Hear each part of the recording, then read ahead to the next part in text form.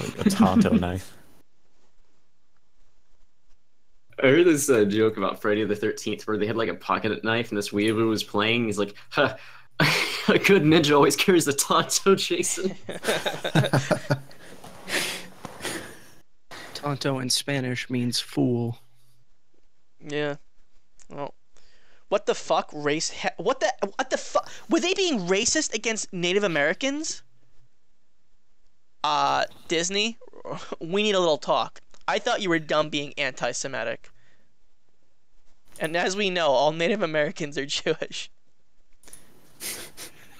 I mean, yeah, you can't totally blame that one on Disney because that's like a show from like the 50s or 20s or whatever.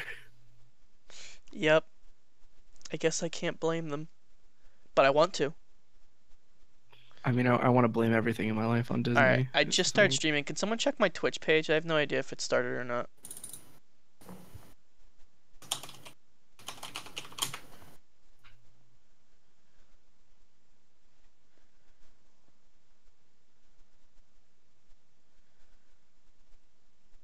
Oh yeah, it's going. Okay. Yeah, it appears to have started. Your friend Nitro Cart? What the fuck? More like Nitro Tart, as in retarded. Gotcha. All right, so now that we're actually streaming, this is the time where we say the racial slurs, right? Yes, right, yeah. Let's just make sure. I'm gonna make sure the audio quality sounds good.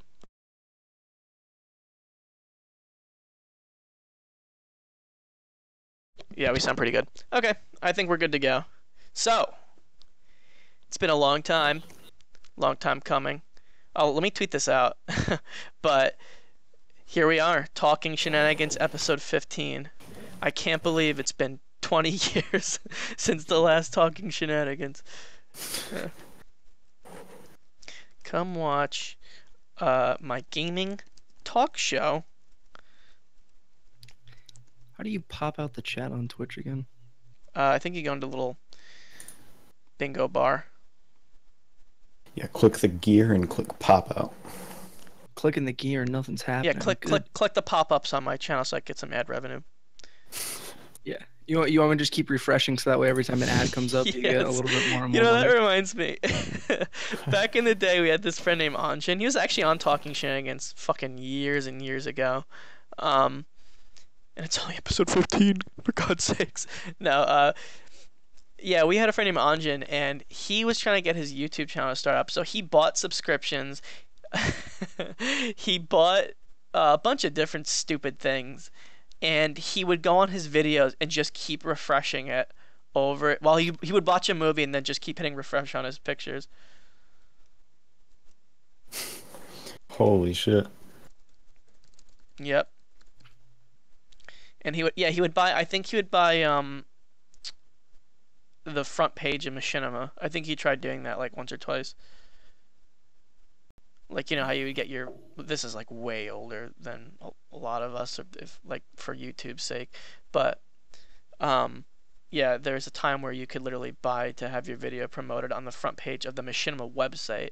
So Yeah, you can do that on Social Blade too. How much did he pay for this? Like, how much was this? I don't know. He was obsessed, dude. I mean, he wanted to be the greatest YouTuber of all time. Clearly, he cares about his craft so much so that he was going to pump money into it. Yep. He was an odd one, and then he gave up on the YouTube channel. So it was funny. There was one time, this is weird, talking about him, considering he's like not really. I wouldn't say he's not my friend, but he wasn't originally my friend. He was a friend of Connor and Gavin, who are usually my co-hosts for Talking Shenanigans, but you know, they couldn't make it. Yeah, he was crazy about literally everything. Every time he would do a video, he had like this horrible lisp, and he also wouldn't check his audio quality. So every video would sound something like, "Hey guys, how's it going? Kamion's right here." So it'd be really loud, and it would be peaking and shit. And he would be lisping all over the place.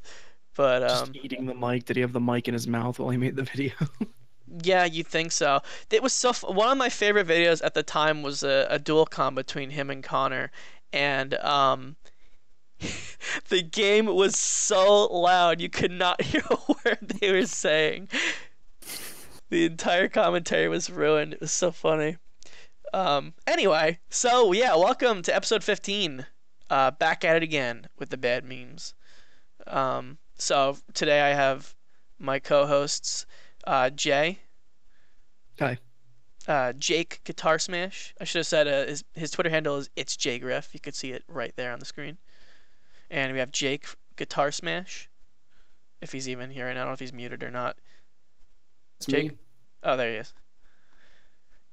Taylor That is me. and me. So yeah, been a long time. It ain't me starts playing. Yeah, it ain't him. But yeah, we were trying. I tried to make these more of a consistent thing, but it's just hard to do these kind of streams and getting people together to talk about topics. But I think it's been long enough, and I think there's a lot to talk about. So we're gonna get right into it with our first topic.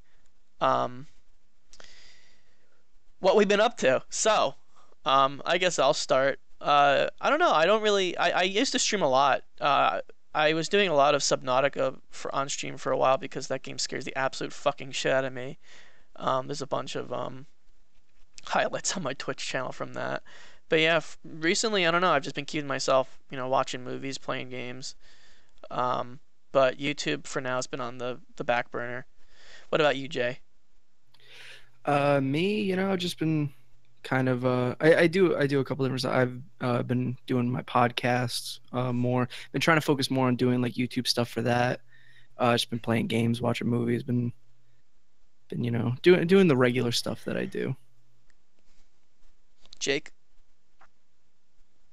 Well, I've kind of just went off the grid on social media pretty much lately. I've been getting more involved with like personal affairs and like school activities and that kind of stuff, so I've had no time to stream and whatnot.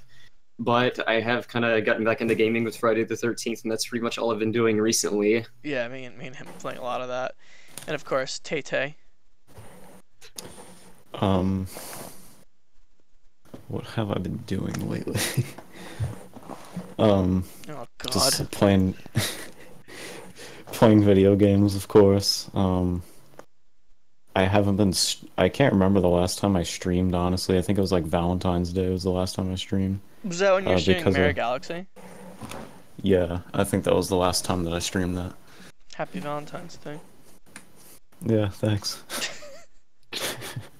Good. Besides that, I've been DJing. Since like February, I've been uploading my own mixes. Oh, what parties So- have you DJ'd? Never done a party. Catalina wine mixer, dude. Have you? You had to have done a bachelor party or bachelor. What's what do the women do like before? Is that a bachelorette party? Yeah. Yeah. Oh, okay. I didn't know if it was called something else. Did you do a bridal shower? Baby shower? I did. I did a baby shower. No, he DJ'd a pre-baby shower, which is when the people have sex. So he's Yes, Kind of set like the ambiance. just Yeah. the two of us. Yeah. That's really great, Taylor. I'm glad you're DJing in such big events. But Yeah, no. So that's I guess what we've been up to. But I guess we should go right into it talking about games. So 2016 has been a really interesting. I guess the big meme. Because we're gonna talk about memes later. I guess the biggest meme was like, 2016 was horrible. Like the worst, dude. But I think as far as games, you could probably say that's pretty true. There are a lot of letdowns in 2016 as far as games go. I can't really think of. I can think of Doom maybe. Doom turned out pretty good. Yep, that was a good one. yeah. Because I remember that was that was like, you know how Crysis is like the what's it called for like PCs to know how good your PC is? Isn't Doom like the new Yeah, Crisis 3. yeah, well, Like a benchmark. benchmark, yeah, and Doom's like the new benchmark, right? Because it's like super crazy powerful and shit like that. Anyone? I would say Crisis is still like one of the worst optimized games that like acts as a benchmark for performance. Metro Last Light's a newer one too, because any video you'll watch on YouTube that's like, hey, here's our gaming build, they'll say, here's Metro Last Light. We can only run it at medium to get 30. So Fucking hell. And I was gonna buy that game. Wow. I wouldn't be able to yeah, run that. no, you'd be better off buying it on like a console if you're gonna buy that game. Damn, I had no idea. Shit. But I don't know. I'm trying to think of like what other games came out in 2016. I guess we should have been prepared for this one. I mean, Mafia 3. What a well, disastrous that launch. was a fucking disappointment completely, just through and through. I actually I forgot to mention for what I've been up to. I've been doing this tiny little thing. I meant to do one recently called Did Swell or Big Hell, where it's just this dumbass rating system to talk about something very simple. It's kind of like it's like semi-serious to talk about it, but like the rating system makes no sense. It's so vague. It's not like on a number system. It's literally did swell or big hell. But yeah, I did one on Mafia 3, and geez, I don't know. Well, I mean, what is there to say about the game? It really shouldn't be called a Mafia game. Um, it shouldn't have been put in that series. It's just kind of boring. The Good story though. Yeah, I guess. I think a lot of what like okay, so I'm not gonna talk about racial shit, but I think an issue that Mafia 3 goes by is that it's like such a race baiting game. Like think of like a movie like Django and it doesn't make anyone out to be the good guy. Like all you hear everywhere in that fucking game is the N-word. Mm. Everywhere. It's like you literally walking on the sidewalk and it's just like this blank that. I'm not even gonna fucking say it. It's like this and that constantly. And it's like god damn, did they really think this was the 60s were like? I mean, I get it was New Orleans, but Jesus Christ, it really is. It's a bit overdone, and I think a lot of the story, it starts out so good, but it falls so hard for me midway. And I think the main character's likable, but by all means, I don't think he doesn't fall into that whole racial baiting thing because he's just a normal guy. It's like even in his character arc that like he just kind of falls in with the crowd because he was in Vietnam. He was a Vietnam vet, right? So like one of the things that which I really liked about his character is that like you ask any Vietnam vet, you spend times running around people when you know you're about to die, you make some pretty good friends. So, there was no racial fucking tension in Vietnam. And then he comes back and obviously everyone's all, fucking crazy. But other than that, the gameplay was so mediocre. Like, It Yeah, but go ahead. by like gameplay standards, I would just call it GTA Light. That's all I Yeah, can define it as. I really would. And it's like GTA has set the standard. Like, you know what I mean? And I hate to say that, but it really has. Like, if you can't compare to what GTA 5 has in terms of mechanics, like, why should I consider you a serious game? You know what I mean? It's just like, if you can have something to make up for that lack in mechanics, then by all means. But, if you can't stand toe to toe with Grand Theft Auto at this point, which came out in 2013, I don't know. Like, it's a bit iffy. You were gonna say something, Jay? that game has such a boring gameplay loop is the thing. It's like go to this new area, take out this underboss, then that brings out the other underboss, then that'll bring out the big boss, which is like kind of like the story mission, I guess, if you want to say. Yeah, but it's the same shit. Like Yeah. it's barely any different. And the thing is like that game would be so much better if it just had like those big story beats in it. If it was just a linear third person shooter, it'd be so much better. Yeah. Because I don't as it is, like the open world is really boring and empty, and there's like nothing to do in it besides drive from mission Yeah, to and mission. that's something I always like to talk about. Like something that really upsets me is like it's a boring open world, but the world itself is beautiful. Like they couldn't have done a 60s New Orleans better. I really got immersed in the world itself. But like what you can do, it's just so barely interactable. You have all these restaurants, all these stores, and literally all their purpose is for you to steal shit from them. And they Hmm. come in, they're like, I ain't want no blanks in my store. Get the hell out of here, black boy. Like that's literally every store you walk into. They have no purpose other than that, and then stealing stuff from them. It's fucking ugh. It really is. It's just like it's taste. The entire game's just like Like, really, that's all you have to offer? That's what I felt like the entire game. Um, and the bugs are God. Oh my God, how did they let some of those get through? The skybox glitches out literally everywhere you go. You turn the camera and the whole world turns dark sometimes. Yeah. The lighting in that game is probably the most fucked up I've ever seen in a video game. Like even in things that shouldn't be fucked up, like cutscenes, the Yeah, lighting just constantly shifts and will go like really dark, and then like every light will turn on, like as if the world's rendering yeah, in the in the middle of the cutscene. cutscene. Yeah, Yeah. it's fucking horrible. It's just it doesn't like I feel like it plays all right. Like it doesn't feel clunky. Maybe the driving's a little bit clunky, but I can almost let that go because it's 60s cars and they're shitty, you know. Hmm. Um, but other than that, like the mechanics aren't too bad. It's just like it's just there's so little to do and it's such a repetitive thing. It feels like it suffers from, I mean, we talked about this in the last Talking Shenanigans, the open world meme that really just has to end. Um, I just like it's like, all right, so we can't make up for stuff in terms of quality. We don't have anything to put here. So just stick some artifacts there or just stick some pictures there that are collectibles that you can get and look at. Um, Instead of actually putting something interesting there. Hmm.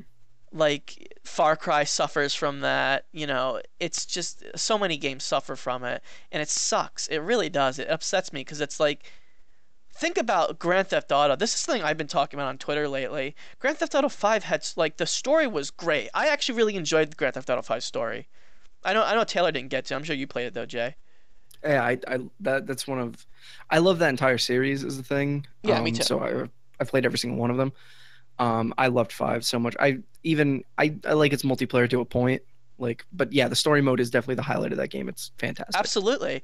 And one of the things that I think is just criminal is that they didn't release any DLC for it. Story DLC.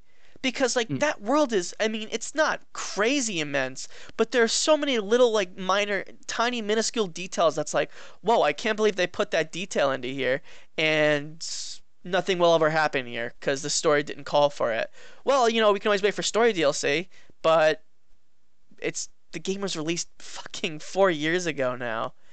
Even like shit in that game that's in the open world that feels like it's supposed to be setting up for something. Like the big YouTube mystery of what does the mural on the wall mean? Like that feels like something that was supposed to be a sort of like Red Dead Undead Nightmare sort of thing with aliens instead. Yeah, there was Or something also like that. a mine in the game. Do you remember that? There's like this mine Yeah. that was in the game that's like so secret you have to blow up with a grenade, and then like all that comes out of is like spooky little ghost. Yeah. But that's it. There's nothing else to it. It's like, oh well, that was interesting. I just don't get it. It feels like they were setting up for something so big and it's like, well, nope, that's the end of it. There's the story. And there were all these little like tiny things that you're seeing on like Instagram and Twitter where the voice actors were coming back in. So Hmm. what's the word on that? I just don't understand it. Like what went wrong? I guess multiplayer did. Like, Yeah, ugh, go ahead. I think they make way too much money on like shark cards and crap like that. Yeah, That it's too multiplayer became their fucking focus. profitable. It's too It profitable. it was kind of like the thing of it, I mean there's been a lot of news lately about Red Dead 2 and about how that's going to have microtransactions in it Oh, too, kill and me. the CEO of Take-Two saying like, yeah, we're going to have more in that than we did in GTA 5. Yeah, And you I'm can buy a Bugatti horse. yeah, it's like it's the kind of thing of like, what do you do for microtransactions in that game? Like shark cards make sense in the universe of GTA. Like, what are you gonna do? Like, I can buy a bindle full of money. Yeah, I guess so. I really don't know. I'm tired of it, dude. It's like this like I complain about RNG microtransactions, but like it makes me upset with GTA because it's like okay, whatever. They have those things where people want to spend it, but it sells so well that they don't have to do anything else. Why even bother with story DLC? Why put in the effort for that when they're just making thousands and thousands and thousands off of little kids buying money in a game where you can earn money just to get like cars that are super expensive that you just play on an online server that will just get destroyed anyway by a bunch of random trolls. Well, I mean, and here's the thing of why it's so profitable is because they make earning money in that game so slow. Missions pay out so little. Even the missions that do pay a whole lot of money, Yeah, the like heists. heists, you're not making a whole bunch because it's like you have to split the money between certain amounts of people. It's really, yeah, it's so scummy. It's such a scummy practice. And it really makes me upset because I really love GTA 5 and it's like they could have done so much more with the story. Because I always harken back to the what was it, Gay Tony DLC for Grand Theft Auto 4, which was one of my favorite DLCs of all time. It was just so enjoyable. It was really well written, and it helped open up the world more. Yeah. You know, and the map was smaller there, but it felt so big because it's like, oh yeah, you're actually going to different parts of New York, and you're doing, you know, you're going to the South Street Seaport to do like these crazy missions, but like you'll never get that in Grand Theft Auto 5. You'll get heists every now and then. That's like the little nip. You're like, oh, it was so good. Please more, please more. And they're like, nope, sorry, just buy a shark card and buy a nice car for us. Why don't you? Their last like 3 online DLCs too have been just basically the same thing. It's been like, Tron, oh, right? here's yeah, well, there was the Tron one, which was like a little add-on game mode, but like even like the big ones, it's been like, oh, a CEO, you can run your own company and you get a warehouse and you buy stolen goods and sell it. And then it was like, oh, you can run a biker gang and get drugs and sell them. And now this new one's like gun running, so it's like buy guns and then sell them for more money. It's like the easiest thing for them to copy and paste new stuff onto, and it's like that's made even their online stuff, which sometimes was like fun little distractions like heists or the Tron mode or whatever, Yeah. it's made them really boring. Yep. I tried that. I had to say when I was playing with friends a few months ago, we were doing the biker one, and it's fun for a few minutes, and it's like, wow, you have to put some real time in this for this to actually be fun at all. And Yeah. you don't make it. You don't. There's no payout. It's like, okay, you get some good money, but then it's like, wow, this will buy me like a few clips of ammo. It sucks. It's like I just want more. You know, you want more from that game because it's like, oh, it's so good. Please just give us something good. Please give us something good. Oh, did you say you want to do some weed farms? No, I didn't say that. I said I want the story mode DLC. Oh, did you say you wanted to be a biker gang? No. It's just Oh, yeah. did you look in the game files and find some like cutscene dialogue of Trevor saying he's gonna rob a casino? Well, guess what? Here's some stunt races. Yeah. And those Now are that I fun think and all. about it, Yeah, go ahead.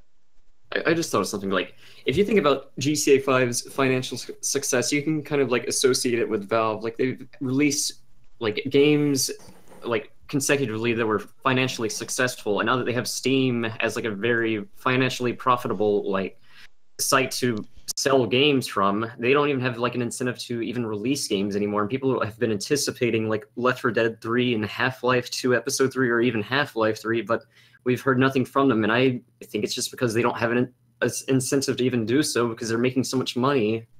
Yeah, definitely. No, you're absolutely right. Valve has evolved from a software company into a hardware company. You don't even see appearances from them. They used to be like our guy, you know what I mean? They used to be our company. Gabe was like this cool like figurehead, and now it's like even his meme is worn out because it's like where is he? Where is Gabe? You know, it was a joke back then of where the hell was Gabe. Now it's like, man, I hope he's not dead. It's sad because it's like we're probably never gonna see. I'm pretty sure the people who wrote Portal, the main writer, just finally quit Valve a few days ago. Or is it Valve? Yeah, I guess they just quit Valve a few days ago. So forget Portal 3. I mean, even their games though too that they have done that have been recent, it's always been the stuff that they can make money off, like Dota and what is it, Team Fortress. Like those are like the newest Valve games that are out, and it's because like you can just constantly buy things in that. Whereas like Right. with making Half-Life, it's like, oh, here's a one-time purchase thing. Like, what's the incentive for us to do that? And I mean, CS:GO as well, right? CS:GO as well, yeah. At this point, though, like, people want it, but do you really want it? It's not going to be what you want it to be, is the thing. Like, I don't think, I mean, even as good of a company as Valve is, Half-Life 3 is never going to live up to the hype. No, well, it's gonna be a Duke Nukem forever. It's just like I don't know. I want to go back to the time when Valve was like our company. You know what I mean? It sucks. Like a Portal 3 would have been awesome, but it's like that's not gonna happen. You know, Left 4 Dead 3 would have been awesome, but we saw what happened to the company that made it. They made Evolve, and that holy shit turned out bad. Um, it really sucks. It's like we fall into a period where Valve is not gonna come back from where it's at. It's just gonna stay the way it is. Um, because you're right, it's too profitable to do anything else. You want to hear something sad? The last game they made was 2 years ago. The cookie cutter game that they made for the fucking Steam Summer Sale. That was the last game that Valve developed. And they actually made a Steam VR test. It was like Portal themed, but that was it. Oh, that's true. Oh, Yeah, they yeah. did. Ugh. Yep. And I don't know, man. I'm sad. They're working on 3 new VR games. That's what they've announced. So, I mean, we'll see what comes of that. Yeah. What are your thoughts on the whole VR gimmick, like PlayStation VR? I just It don't kind of even fell under the see radar, point. didn't it? Like, I just think it's too niche. Like, there's no appeal to it, in my opinion. Like, there's nothing that makes me want to buy it. coming from problem with someone who it- got to try it, it Yeah, really well- is so niche. It's just it's a gimmick. It feels like kind of what Nintendo always does. It's like, oh wow, that's a neat little concept, but I can't really see a good way to implement that where everyone's gonna really enjoy it. You know, I just feel like like we were saying, like, okay, it's not there yet, and we're still saying it's not there yet. So when is it gonna be there? You know? Go ahead, Jay. So as I own a PlayStation VR, I've played a multitude of different games on it. I like it a lot. I think it's one of those things of like in practice using it, it feels a lot better when you can put some time into stuff. But I think what the problem is of now, as it being just kind of a gimmick, is the headsets are too expensive and the games being made for them are not full enough games. Like Resident Evil 7 was a good push forward for Yeah, making absolutely. for making something that's like in VR and is like a full game and not just like I mean, Job Simulator is a fun VR game, but like Job Simulator is not a fun game. It's just like, It's like oh, a look, I phone can- game. Yeah, it's like it feels Yeah. like, oh yeah, neat. It's a little tech demo. yeah, exactly.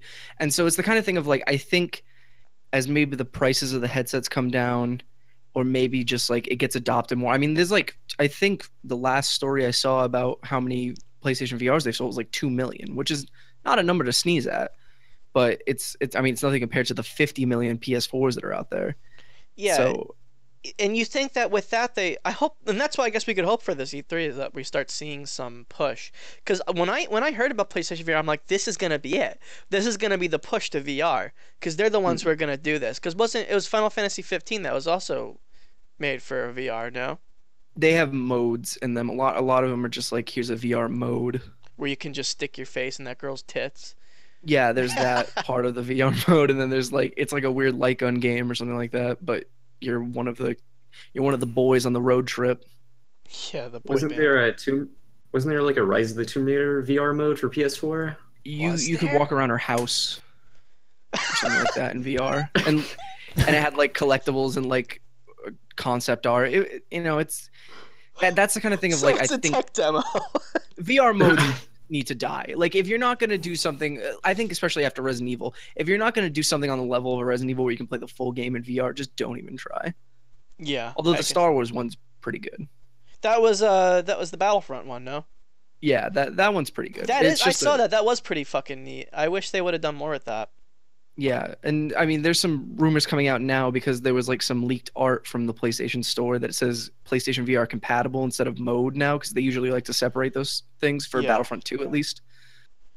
So people are thinking like there might be more VR-ness in the second one, Oh, neat. which would be really cool. Like this is kind of shooting for the stars, but I'd love if the campaign of that game was fully playable in VR.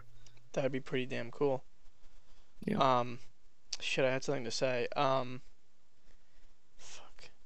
Yeah, I tried it out. It was pretty neat. There were some issues with the headset was all right. If it's the most comfortable VR experience, like it feels very natural. But you're right. That's just a lot of it's just tech demos right now. There really isn't full games to work at, and it's like everyone's always saying, yeah, it's not there yet. But like we've been waiting for a while now. You know, the Oculus Rift has been out for how many years now? You know, I mean, if you count like the dev kits, like a while. Yeah, fuck. I And the think I Oculus just came out with the two little hand things now, didn't it? Yeah, so every major VR headset has a like a motion controller now. I think the Oculus Touches are the best ones from what I've seen in practice. They seem like the ones that feel the most natural to use. The Vive wands seem really good because the tracking's good on them. PlayStation moves, I mean, they're fine when they work, and the thing is, when they don't work, it makes the experience real frustrating. Which is, I mean, a lot of the times because the problem with the way the tracking is on the VR headset for PlayStation is the camera tracks the lights. So you have one sensor that's tracking both the motion controllers and the headset at the same time. So if you move your hands in front of your VR headset, it can mess up the tracking on either the headset or on the wands, and it can really ruin your experience. Was oh yeah, they were gonna say that wasn't Fallout 4 gonna be in VR? What the hell happened to Yeah, that, Todd? that's coming to Vive. I probably this year, I would think. I mean, that'd be something to announce at E3. I can't imagine really who's looking forward to that because that game's pretty fucking empty. Yeah. I really I'm not even getting to Fallout 4. What a disappointment. But that's past us. That's like what 2015 now.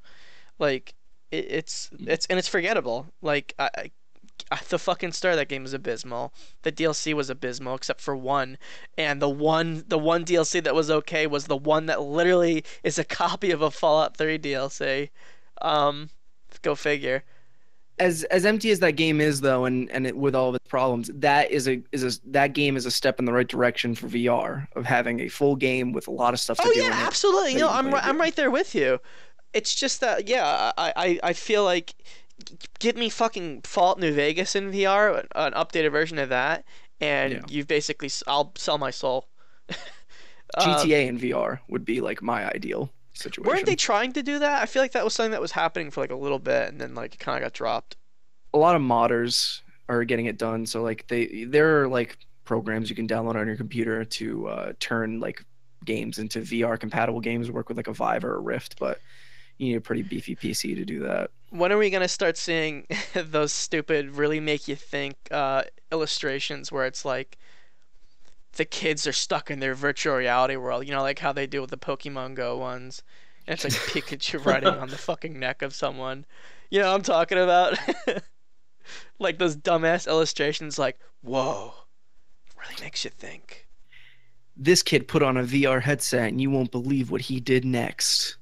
Oh yeah, the nice Facebook clickbait Like titles. some BuzzFeed article. Yeah, exactly. Yeah. I don't know. I really hope it does get somewhere. I think what I was just talking about Pokemon Go is just like I think augmented reality for a while there really seemed like that was actually gaining more headway than real VR was. And what are your thoughts on that? I mean, Augmented reality is interesting. I feel like a lot of the uses for it have been really lame lately. Like, I think Pokemon Go is so lame. It's such a lame experience. It's not like it's not a yeah, game. no, As it isn't. They're actually releasing Pokemon battles this summer. I just heard. then So, that'll make it a little bit of a game if it's better than their gym battle system.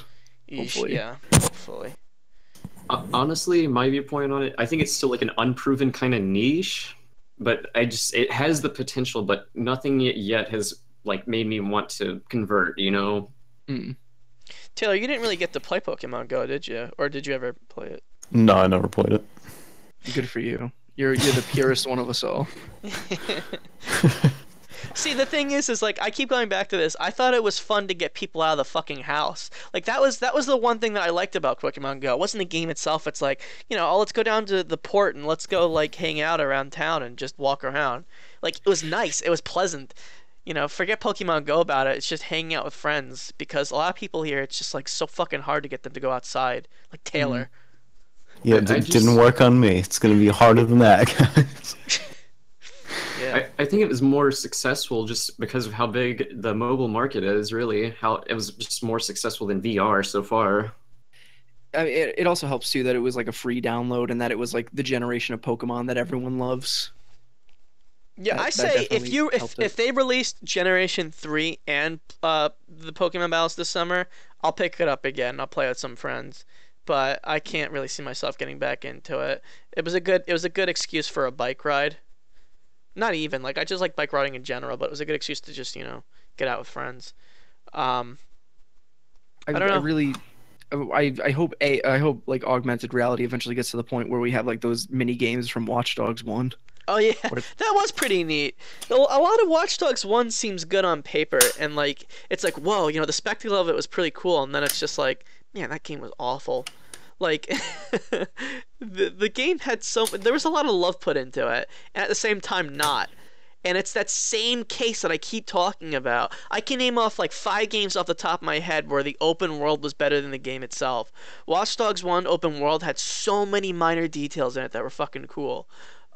Watch Dogs 2, holy shit. That's like, right now, that's like the most beautiful open world in the modern gaming, any modern games right now. I'd say that Watch Dogs 2 San Francisco is absolutely gorgeous. But the game itself, fucking just boring. It's boring. Um, Mafia 3, beautiful. I love the scenery. I love the 60s New Orleans. It's fucking boring. yeah. Um, yeah, what else? I mean, really, just off any open world. Sometimes it I, works, sometimes it doesn't. I think the same could be said about pretty much every Ubisoft game released as of late. Like they can create a beautiful world, but it's just not fun to play. It's great to look at, but I just cannot get invested in it just because of the gameplay structure. It's just go here, do this, get this side. Yeah, yeah, absolutely. And by no means, I always rip on the Far Cry games. I always think that the games themselves look great. Far Cry 4 looked beautiful. Hmm. Like I just always think about think of like the animals, the physics on those things. It's just like, whoa, the hairs actually have physics. Like that was pretty neat. But like the game itself was just a carbon copy. And I mean, have you seen the new one? Jesus Christ, I can't. All right, I was just gonna ask about that. Like, what do you think about that? Because we were talking on the show this week. We read someone has a petition going around. That's Oh, like, that's fake. oh, it is? Okay. Yeah. Because we on the show, like, we couldn't decide. We were like, is this a satirical piece or is this real? Because, like, it was the way it was written. I was like, this could go either way. This is either an idiot or this is just brilliant satire. It's viral marketing.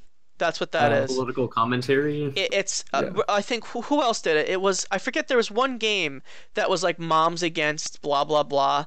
Um, Well, EA's done it multiple times. They did it. They did one where, like, they dressed up a bunch of people as, like, fake priests and made them protest. What was it? Dante's Inferno. yeah, that's what it was. And Yeah, then it's viral marketing. they had the marketing campaign too for Dead Space 2 where they'd show Moms hate Yeah. Dead Space 2. I the fucking game remember your mom's that. gonna hate. Well, that was so lame. I remember, dude. I had the top comments on that video. I said, "Is this really what goes for marketing nowadays? Moms hate the game." And I had like, I think it was like 1,000 thumbs up when that trailer came out. Yeah, I remember that, dude. Ugh. And this is what this is. It's viral marketing because it's like, oh, it's a political climate. You're right now, and you're in such a bad, like, everyone's like, oh, them versus them. Race war. It's about America. And it really, I think, if you ask me, I think it is kind of dumb, the concept of it. Because, like, think about every Far Cry game that's come out. They're always, like, there's no ideology attached to them. And this is, like, really the first one that has that. You know what I mean? I like it a little bit because at least it's just. I think I like it mainly for the setting, honestly, because it's just, at least it's not another fucking jungle. Like it's like a small town in Montana, and that's interesting. I like too that, like, the bad guy is just not another dictator or crazy person, like Really? a crazy Because he native. looks like it. It looks like that. He does. I mean, the cover art looks very similar to Far Cry 4. And 3. And well, three's a little different because it's not just the villain head on. It's kind of like he's sitting there at like an angle, and it's just you see the Yeah. island and stuff like that. It's but it does look like a carbon copy of 4 while also trying to do the Last Supper thing. I'm interested in it tentatively because I really like the Far Cry games a lot. But it's interesting, and just thank God it's not another jungle, or at least the same map as 4 like Primal was. Fucking hell. I cannot. Oh, crime. I cannot believe people fell for that. To this day, I cannot believe people fell for Far Cry Primal. I seriously don't get it. How did you not see a mile away that game had nothing to it? Like, That game should have been priced at a level like Blood Dragon. yeah, it should have been a DLC. Yeah. I think that's what the original idea was, but they're like, you know what? People will buy anything with this name on it. Let's release it as a full game. $60. Like, no, I it's feel not like gonna. very little time passed between the release of Far Cry 4 and Far Cry Primal. I think it To was like a how long year. did it take for them to cook that game up? Not at all, because it was the same map. Yeah. I'm gonna be honest with you. I forgot it was even a game until you mentioned it. That's how forgettable it is. Yeah, I only just remembered about it, I think, like a week ago, and someone brought it up. I was like, oh Yeah. shit, that's right. That was awful. Yeah, I do. I think the setting's cool. I think that's the thing, is the settings in all the Far Cry games are pretty sweet. You know, you had Africa in 2, which, in my opinion, 2 is like really one of the best games. 3 was good, because it made sense. It kind of went back to Far Cry 1's setting. 4 was the Himalayas, which was neat, but it wasn't really like it made no. The thing about the jungle was like, it was like, okay, yeah, it makes sense that this is all happening here, but then it was like the Himalayas, and it was like, I don't really think that a lot of this should really go together. There's no point in it being here. And even then, like they didn't really do nothing with the Himalayas setting. Like it was mostly you were in that like jungly area, and then every couple missions they'd be like, "There's some guns up on the Himalayas, go get Oh them." yeah, and you'd go on the fucking mountains. Yeah, and then they Yeah. released the Yeti DLC, and it was like, yeah, these people really aren't trying, are they? I like how they tried to introduce like verticality into the map, but like it was just so inconvenient. You wouldn't even try to like climb mountains. Yeah. Yeah, you were Oh better yeah, off just wasn't that the flying first everywhere. game that had like grappling and shit? Yeah, but it was so like there was nothing really to it. It's just like, okay, Yeah. press the R1 button and then yeah, jump. But if you think about it, didn't Black Ops 1 have that? They had a mission with that. Yeah, they did in Black Ops 2. Oh, it And was Black also, Ops I 2. mean, there's the king of grappling hooks, which is Just Cause, and you're never gonna hit that game. Oh yeah, no way. Can't go toe to toe with Just Cause's grappling. That game kind of fell under the radar. I was hoping for more out of that game. It was just kind of very arcadey. I love 2 so much, and I really like 3 a lot, but like that's another game with an example of an open world that's like dead, but it's so fun to blow it You up. would have think that after the multiplayer mod that they themselves recognized and made official on Steam that Far Cry 3 would have had a multiplayer, but it didn't. When mean I say Just Far Cause Cry, 3? I meant Just Cause 3. Sorry, Just Cause 3 would have had a multiplayer, but it didn't. I can't They- believe they did that. They hired that dude who made that mod, so you assume Just Cause 4 will have it.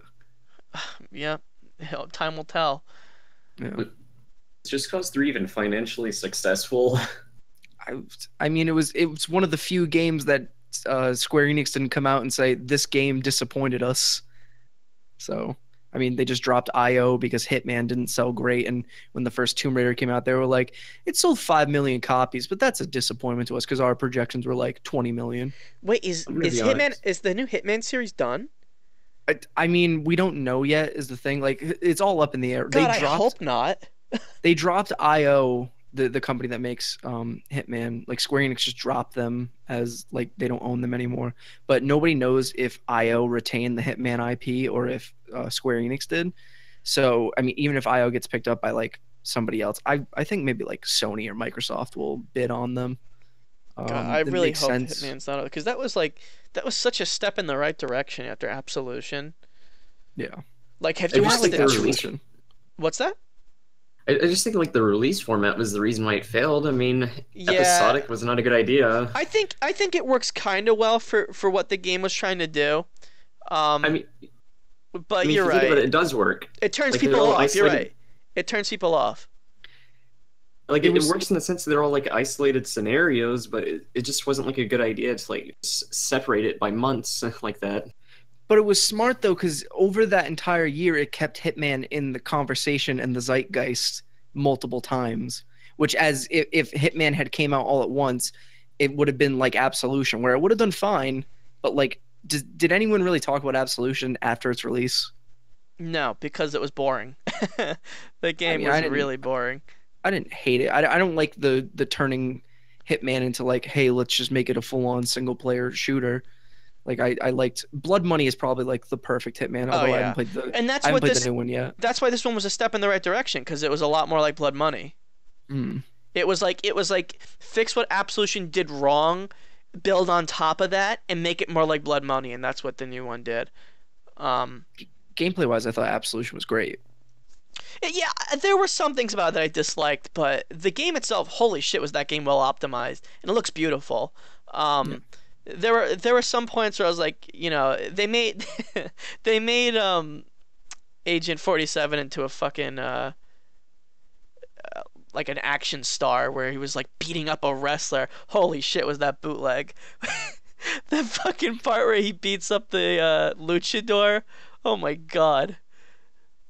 That was so funny. I don't know what they were thinking with that, but it was a really silly game. It's like that game is like what I like to think that like Agent 47 tells to like people when he's at a bar. It's like, yeah, so I beat up a luchador. I beat up a luchador. He's trying to pick up some chick at the bar. He's like, "Did you know I'm the greatest assassin? I beat up a luchador and I blew up a small town in Kansas." Yeah, I killed a guy in a church, and I killed his son in the desert, and I threw an apple at him. Yeah. You know what that reminded me of? Remember Absolution's like trailer where like Agent 47 was killing nuns and that caused like a lot of controversy? That's what that's what game companies try to do. That I mean, getting back to what we were talking about, viral marketing works. It really does because it gets it. You use the word zeitgeist. It makes people like whoa, whoa. Like think of fucking what was that stupid ass game? Hatred. Yeah. Oh yeah.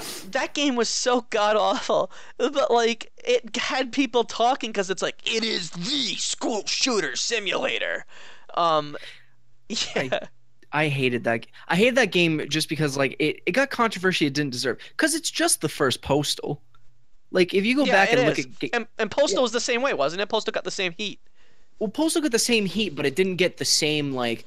It wasn't like oh man, Postal's gonna ruin the world. Let's give an AO rating to Postal. Like Postal is rated M. Like it's not any different from Postal other than like the graphics are better. Quote unquote. Well, Postal was so long ago. I feel like that's why like you see a difference in that because we've had so many shootings since Postal 2 that it's like this is the school shooter simulator. And like that edgy ass opening cutscene where he's like, "People have to die. My name is Fucking not important." maggots. Yeah, exactly. It was trying to be very edgy.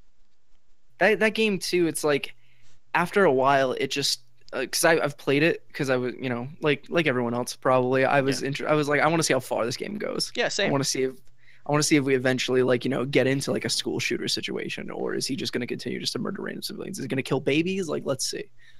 It doesn't get any crazier other than the fact of like spoiler alert if you care. At the end, he just like turns on a nuclear reactor and nukes like half of New York City. I can do this. I can't do this. And the code to turn it on was 666, which was just like the best thing. What a fucking game, dude. Yeah, the cutscenes in that game were great. Yeah, because the guy was like, turn on the nuclear reactor. I can't do this. I can't do this. I have to do this. and then too like that team is so edgy of like even in the end credits it's like the special thanks section most of the time it's like thanks to fucking no one except for our fans. And then they made a game where you're on a turret and you murder ISIS. Like that was their big second release. Wow. Well, that's really controversial. I guess it is now because ISIS is the good guy, so I hear. But anyway, yeah, we've been talking about that for a while. We didn't even get on some of the worst games. Like, I mean, what is there to say about No Man's Sky at this point? That game has a great opening hour. Yeah, and then nothing else. Exactly. It would never live up to the hype it built up. No. And I knew was that. no I chance swear for to it. God, I don't mean to fucking talk myself up, but when they showed that awful VGX, we were talking about VGX the other day, me and Jake. When they showed that at VGX for the first time and Joel McHale was making fun of him for it, I was thinking like, you know what? For once, Joel's right. This game is not gonna be as good as this guy fucking makes it out to be. They have a team of like 10 people working on this thing. It's supposed to be a universe. Like, are you kidding me? I was Especially- like, yeah, go ahead. Like the game before that they made was Joe Danger. Like which is like a little like Excite Bike like Trials ripoff. Yeah. You were not gonna make a good universe, Sean Murray. I'm sorry. Yeah, and he fucking disappeared off the face of the earth after that game released. He was I looking mean, at that noose for a while.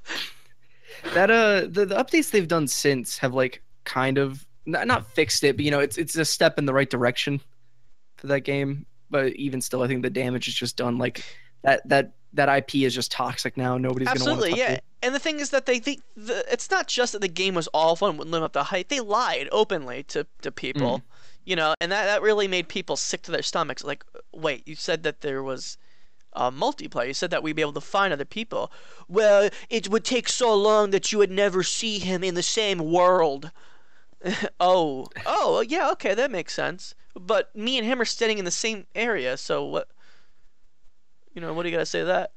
I think that game is a classic case of too big for the team's britches. Like they had all these immense plans for it, and they never once stopped to think, hey guys, instead of keeping running our mouths saying what we want to do with the game, maybe we should really have realistic expectations for our 10-person team. Yeah. Yep. I don't know. I Do you feel like think they could have thought? Sorry, Oh, go ahead. sorry. No, you. Do you think from a financial standpoint, when it gained like momentum, they just thought like, let's go along with it. Like this could be like a breakthrough to become like a AAA company, but they just, I don't know, like they just didn't think it through, and it just failed and tarnished the reputation. Yeah. Yeah, they just really fucked with people's expectations. That was their grave mistake. Yeah, I don't know, man. It's like they thought if they didn't say yes to one thing, like the multiplayer, like they wouldn't be disappointed because they didn't come out and directly lie to them, but they were being vague, so it was like they misled them. Yeah. Yeah, it still makes me laugh every time. Like, I can't remember exactly what the question was, but it was just like, "Oh, will you be able to play with your friends?" And he's just like, yeah, yeah." Yes. I mean, they can play it at the same time as their friends. Like their friends, they could be in a party chat while their friends play it too. You can both sit in the same room with two Xboxes and both play No Man's Sky together. Oh yeah. Yeah. Thank you, Sean Murray. Great guy. He and Ty would make great friends. It just works. Oh yeah. Peter Molyneux would also be in that friend group. Yeah, the Great triple minds fucking think alike. threat. The trifecta. What if we built a game where the dog really knew who you were? Okay, yeah, let's work on that. But you can also climb mountains. All right, so let's work on that. But it's a universe of mountains. All right, let's go. Just a whole universe of mountains. With dogs that know that you can build relationships with. Yeah, and you can fart on the dog. Yep, great game. I think we've made it the perfect AAA title. But yeah, then there was Mass Effect Andromeda, and I'm still hold the opinion that just shouldn't have happened. Period. Like I don't know. I feel like I get it. It's Mass Effect, but like I just feel like you can never make it better. You can never come back from what you had. It was just like leave it there. You guys are done. Throw in the towel. Create a new series. And yeah, you saw what happened. What a mess. But I don't know. Like people say, oh, it's not as bad as people make it out to be, and it's like, okay, yeah, sure, the dialogue is god awful, horrible. If you ignore the facial shit and all the weird ass animations and the clunky ass gameplay, yeah, it's pretty bad. It's still pretty bad. I think the only thing I heard about that was the multiplayer was semi okay, and that was about it. But other than that, I don't know. That game really just fucking fell on its face and had a lot of bad press. And it's like they tried to be progressive in a lot of different ways with like, we're gonna introduce a and it's so funny. They said it was like the first trans character in a video game. Like you guys are talking yourself up. You don't even know what you're talking about. And like the first thing she says is like, "Hi, nice to meet you. I'm trans." Watch Dogs had a trans character. Watch Dogs 2 did. Yeah, I know. Yeah. I know. That's the thing is like they're like, we're doing a revolutionary thing, having a trans character in a video game, and it's like, no, you aren't. And then literally their first fucking line is, "Nice to meet you. I'm trans." We don't discriminate. Yeah, we don't discriminate here at fucking BioWare. They were just trying to get those positive headlines from like I don't want to say SJWs, but that kind of crowd. Yeah, Where they're well, like, what's the fucking one goddamn stupid ass news LGBT? site? No, no, no, no. I'm I, talking about I, the yeah. talking about the news site. Oh fuck, it's just an N. Oh, I was gonna say BuzzFeed, but No, some of the oh, well, it's not an N. Kotaku. Why was I thinking N? Um, Kotaku. yeah, Kotaku gives them the good headlines. But Polygon too. oh yeah, good old Polygon. Isn't that part of the whole? Polygon was part of what's it called? The same people that Hulk Hogan took down. No, No, that was Kotaku. that was Kotaku. Oh, okay, Yeah. good. Polygon's all right for new, like when we for our podcast, when we gather news stories, we use Polygon just because they're so easy to get through, because most of their shit is just gaming, whereas like most other gaming sites are like, here's some movie news in there too, and it's just like I just need to get to the gaming news, please. Yeah, that's true. Yeah, I don't know. I really don't read a lot of articles. It's just I'm kind of done with it. I was done with it years ago, man. You know, the most I'll ever do now is read Game Informer because it's nice shit material, but that's about it. I don't really like to go on those websites anymore. Um, I get everything from, just various websites and YouTube, That's the best Mm. source for things now for me because it's like a lot of times it's more unbiased than fucking news sites, and that really should say something. Um, but yeah. I don't know. There were a few. What were some other really shitty games that came out in 2016? Look it up really Dead quick. Rising 4. my I my threw it heart, out there. I pulled the pin and threw it. Oh my god, no, my heart. dude. Yeah. Jesus Christ. What is there to say about Dead Rising 4? That game is probably a bigger disappointment than my life accomplishments. That's how bad it is. See, this is what I'll say about Dead Rising 4. The game that was the most disappointing thing that ever happened to me in gaming, that had to be Metal Gear Solid 5. The thing about Dead Rising 4 is I'm really disappointed. I'm really upset at what happened. But the second I saw that trailer at E3, I knew it. I was like, wait a second. You're not going to Something's ruin wrong. my life, are you? I'm not doing this again. See, Why didn't Frank speak? in that when I first saw that trailer that they showed at like Microsoft's press conference or whatever, It I was was just at so, E3. It was at E3. yeah. I was so blinded by the happiness that it was like they're making a new Dead Rising. That's And great. it's got Frank, yeah. Yeah, exactly. That I didn't. Wait, Michael, Oh, sorry. it's Michael DeSanta, dude. Exactly. He does look just like him.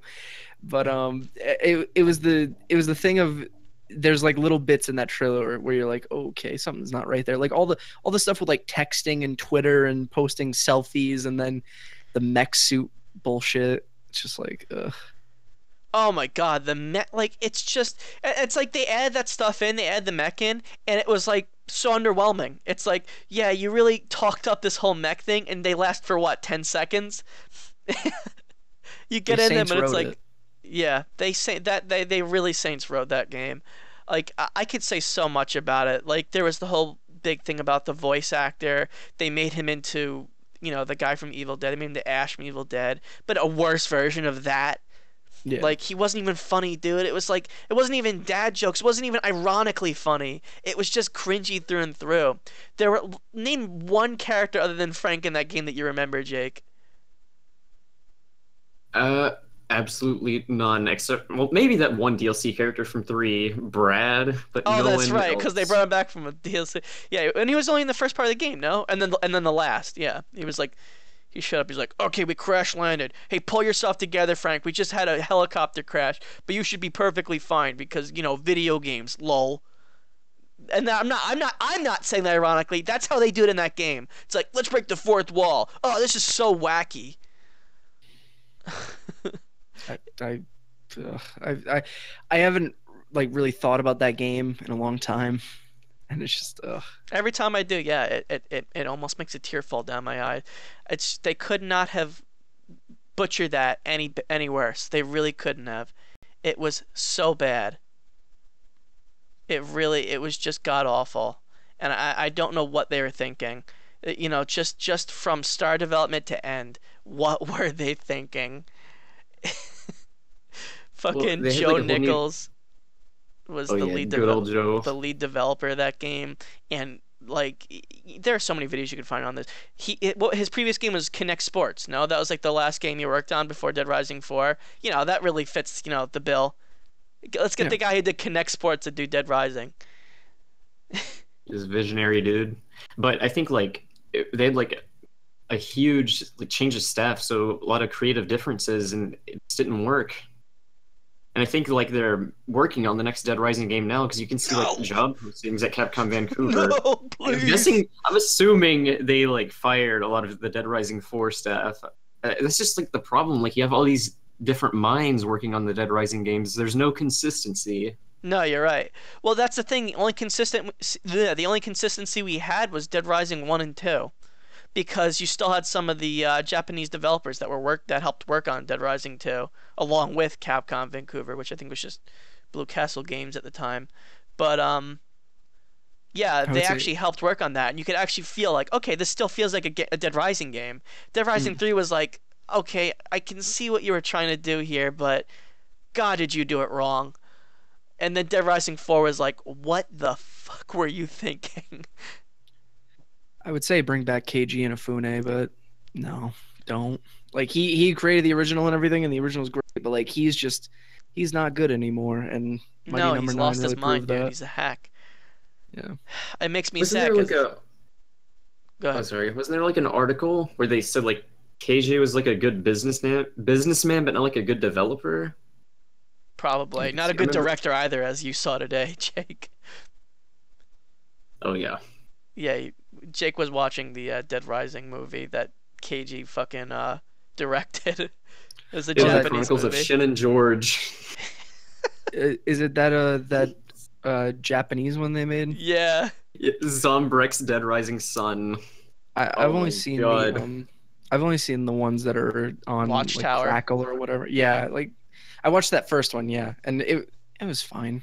It was okay. Yeah, it wasn't too bad, but I don't know what they were going for.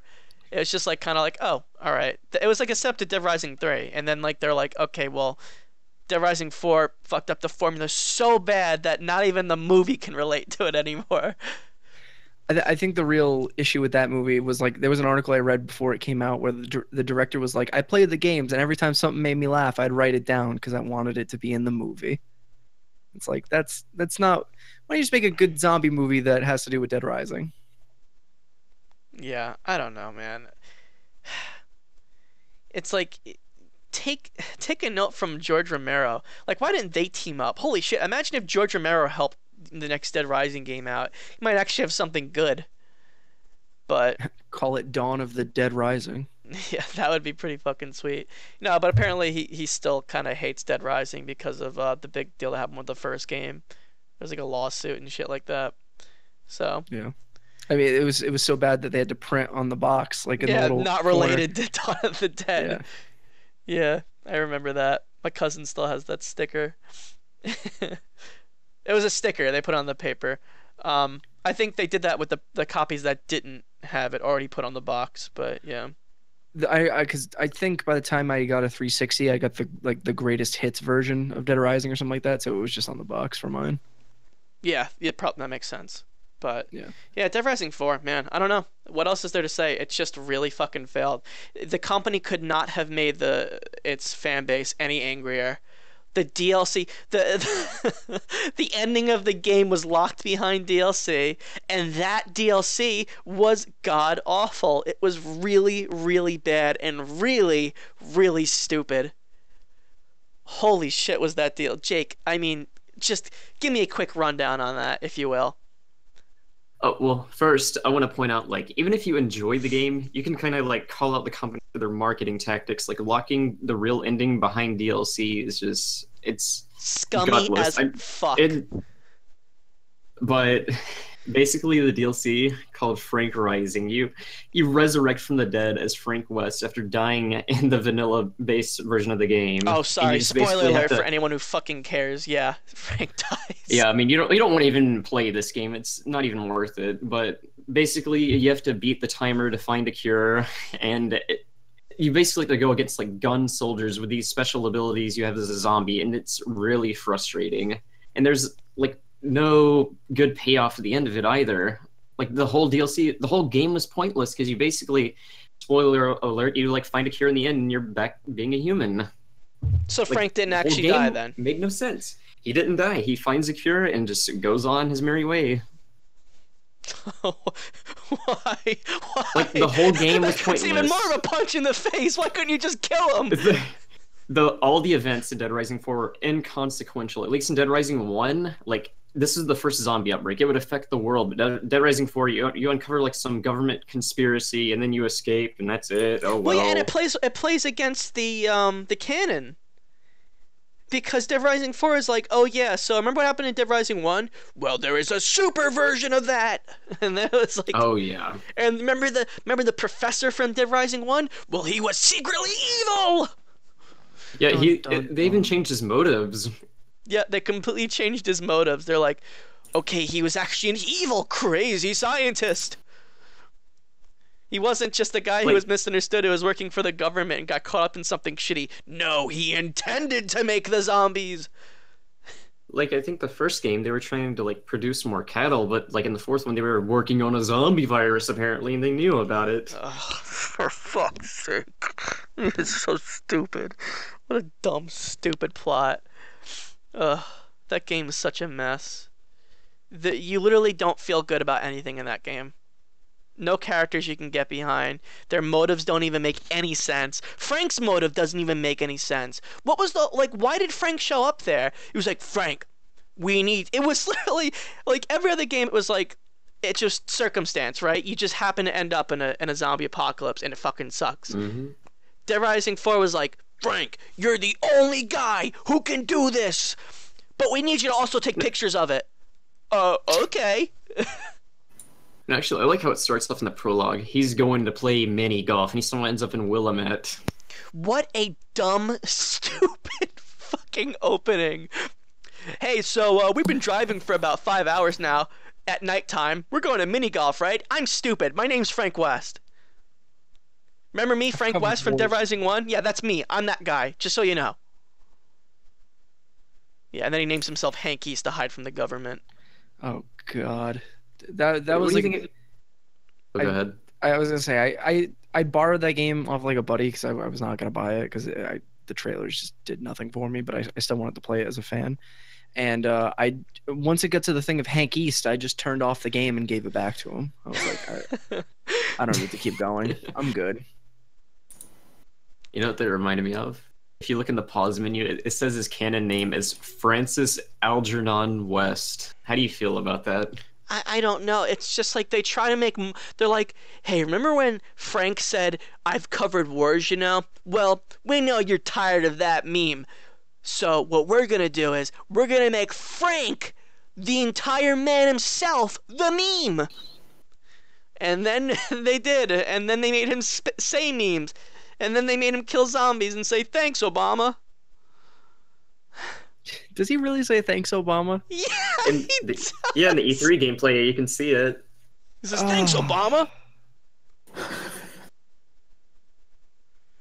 Yeah, he says memes. Hey, do you think the new Frank West would be a Trump supporter? No, absolutely not. Because for some, I don't know. It's like you don't get a good feel for how this Frank is at all. It's like he's like, I don't give a shit about people. Really? Yeah, he's very inconsistent. It's like I don't give a shit about people. No, he that's the thing. He's inconsistent from how Frank the character is, because how can Frank West, the man who saved an entire mall full of people, not give a shit about people? Oh, he's become jaded. He's older now. He's jaded. He hates people now. They're just like zombies, man. I'll kill them. It's funny. I always made the connection. In Dead Rising 2 off the record, there's you play as Frank West. You play as the actual Frank West. And you come up on a psycho version of Chuck, right? And the whole thing about Chuck is that it's a satire of the game. Like, you know, you're killing psychopaths, but Meanwhile, you're having all this fun doing all these creative ways of killing zombies. It's almost kind of fun as like he twists the zombie's head off. It's almost like a game, you know? And like it's meant to make you like kind of have like a look at yourself from the inside. It's like, wow, you know, now that you really think about it, this game is kind of fucking gruesome. You know, these all used to be Really made me people once, think. and you're killing them in horrible but fun ways. And it's supposed to make you like I hate to say it, but it's supposed to make you think. Um, and in Dead Rising 4, it literally goes against that in every single way. It's supposed to be, what is the most radical, coolest, tubular way of killing zombies? Hey, think about this. Combine a light pole with a stick, and you get the gnome pole, and you can summon a gnome army! Quite literally is a combo weapon. I wish I was joking. Let's make a dildo gun. Well, that was in Dead Rising off the record. That was like, they were playing off the fact that it was like, ooh, dildos in games. And then they're like, yeah, let's just make that into a combo weapon because it appeases the retards. At that point, they had already given the entire game over to Capcom Vancouver. But at least at that point, the writers were nice enough to make Frank West actually be Frank West and look like him too. I like Off the Record. I do too. I think it's the perfect way to play Dead Rising 2 if you don't care about the story. Mm. Because as everything you want, you can play as Chuck in game if you wanted to. It's a lot of fun. If I had to recommend any of the Dead Rising games, obviously do one, but get Off the Record if you don't care about the story. So, but yeah, that's enough about Dead Rising 4. I might want to shoot myself in the head if I think any more about that fucking game.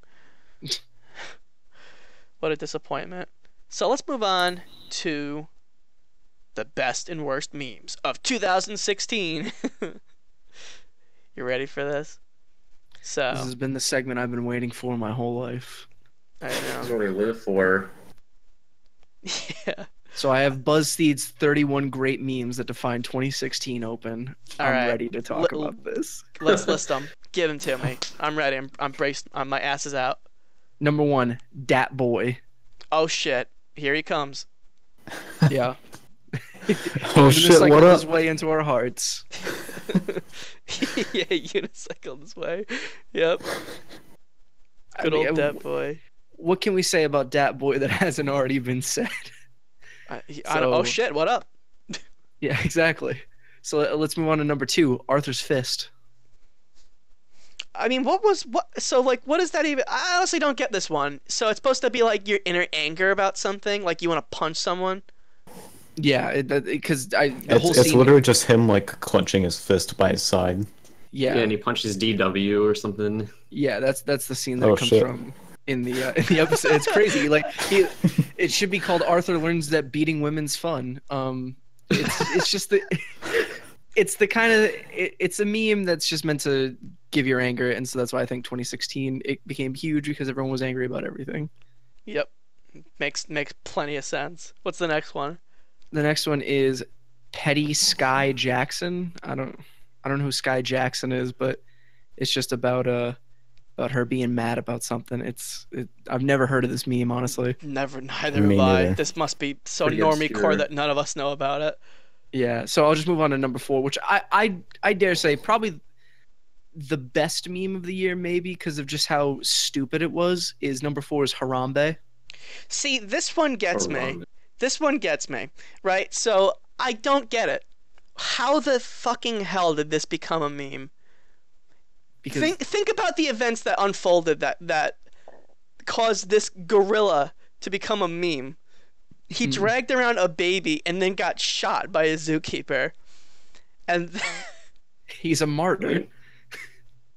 You can kind of like associate it where they say like Hitler did nothing wrong. They're like Harambe did nothing wrong, and it just kind of like ascended from there.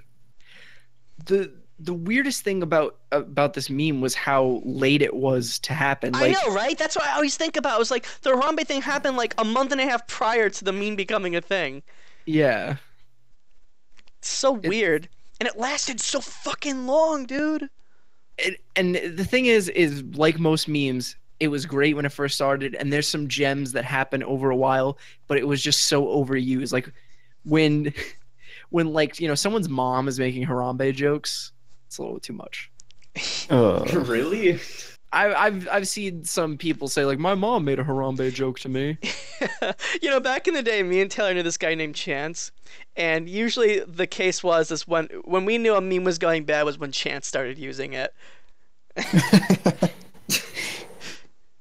Yep. So that's usually how we knew.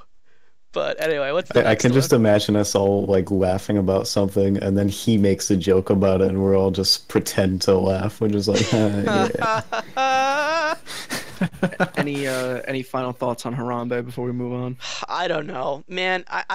The thing about Rest this is in like peace. I don't mean yeah, I don't mean I'm not gonna get political, but I remember when I was at my college campus and like the whole election was happening.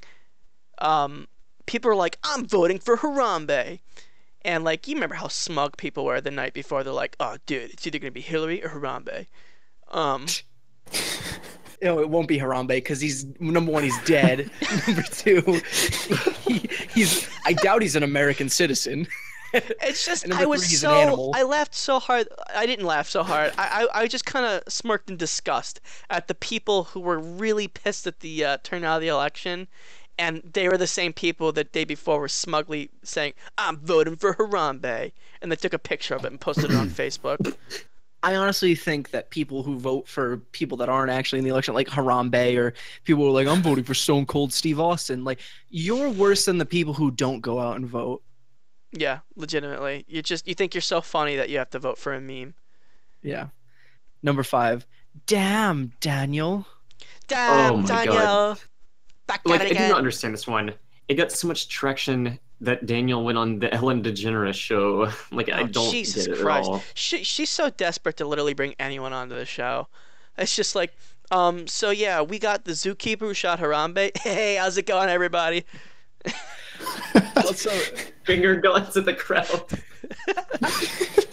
also too, like, in that Ellen bit, like, his friend, the one who kind of started the meme, the one who does the voice and everything, Daniel did nothing but look good and wear nice shoes. Like, he's the one who's doing all the work of the damn Daniel, and he got screwed out of it. He got a surfboard. Daniel got free Vans for life. Wow. Yeah, so my friend just did some vines of me, wearing shoes and shit. So thanks for the free shit. Yeah, for life. Also, too, I'm honestly shocked that Vans didn't jump on making an ad campaign with him. I know. I know. Well, I guess you can't say damn in ads, but they Yeah. did the remember the honey badger dude? Didn't he get something with like Animal Planet? I'm pretty sure or some other ad. I'm pretty sure he did. Yeah, but it was super toned down for Yeah. TV and all that stuff, obviously. So Yeah. it wasn't as good as the Honey Badger thing. I'm sure we don't have anything to say about Damn Daniel other than we were perplexed. Well, why it like became I said popular. earlier before when we were listing these down, I was thinking like, remember like it's just kind of like a repeat of the what are those? So I was Yeah. thinking like, what if they teamed up and made a sitcom? The what are those guys and the Damn Daniel guy.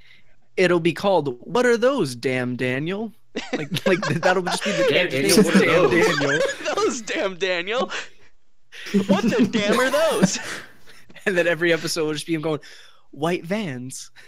That'll be it. Yeah, You they know, drive a created white. by They Dan drive a white Schneider. vanner. No, they're gonna have like a laugh track where they go like, "Damn!" And then you hear fucking applause. Yes. So funny. Yeah. This summer after The Big Bang Theory. The Damn Daniel theory. Yep. Number 6, the Running Man Challenge. Okay, I don't know about this one. Fill So me this in. was like people. I mean, I don't know if you know the song "My Boo." It's like at night. I think it's big people who just do the Running Man to that song. That was the Well, whole- that is so normie core that I seriously have not a clue what the fuck you're talking about. Taylor, any Yeah, idea? I've never heard of it either. Jake? Yeah, I Never heard of it. I saw like a couple videos of it. Is when people actually did something with it, it was kind of funny. Like if they did it in the middle of just people at school, kind of funny. I guess it's dumb. I see. The thing is, I remember the fuck. What was it? It was the one where they were doing the freeze frame shit. Oh What the hell? Mannequin challenge. Yeah. God, that was so dumb. They made us do that like 6 fucking different times in my studio. And I was like, can we not? Anyway, what's the next one? Blurry Mr. Krabs. Oh, right. Yeah. Okay, so this one was kind of funny. I Yeah. liked it, but the thing is, it's just there's so many of these that you could just tack them down to like overdone, Mm. right? Because this is on the same level as SpongeGar. You know what I mean? And Yeah. if me and Taylor know anything about that, that was not a normie meme to start out with. That was something that No. 4chan was propagating for quite a while. And they didn't use it in the way that it became popular. It was just like Exactly, a funny yeah. picture. Yeah. Exactly. And it was a reaction picture, and it was like, usually the thread would be something like, objective, survive, and you'd have SpongeGar. Yeah, so that would usually be what it was related to, but like, yeah, SpongeGar became literally just like, holy shit, what are they thinking with this one? I don't know why I don't know what they're trying to go for. That's what a lot of them, like, the Mr. Krabs one, I was like, okay, I get it. Like, it's kind of being in a situation where it's like all these people are angry at you and you're in like a dazed state. But the Yeah. SpongeGar one didn't even fucking make any sense half the time. Uh, Anyway, what's the one after that? The one after that is Bone App the Teeth. This was a meme? Yeah. This is one that I would say, like, I didn't even know this was a meme. I would say bone apple teeth. It's it basically from what I'm seeing from because they have examples for each one here. It just seems to be like take like something that isn't nice food and then also just say bone app the teeth. Also, they're saying that bone apple tea was another one that people used. Wow, I didn't even know that was a normie meme. I thought that was like limited to CK Taylor. Because that would always get people really that and saying voila, but spelling it WALA.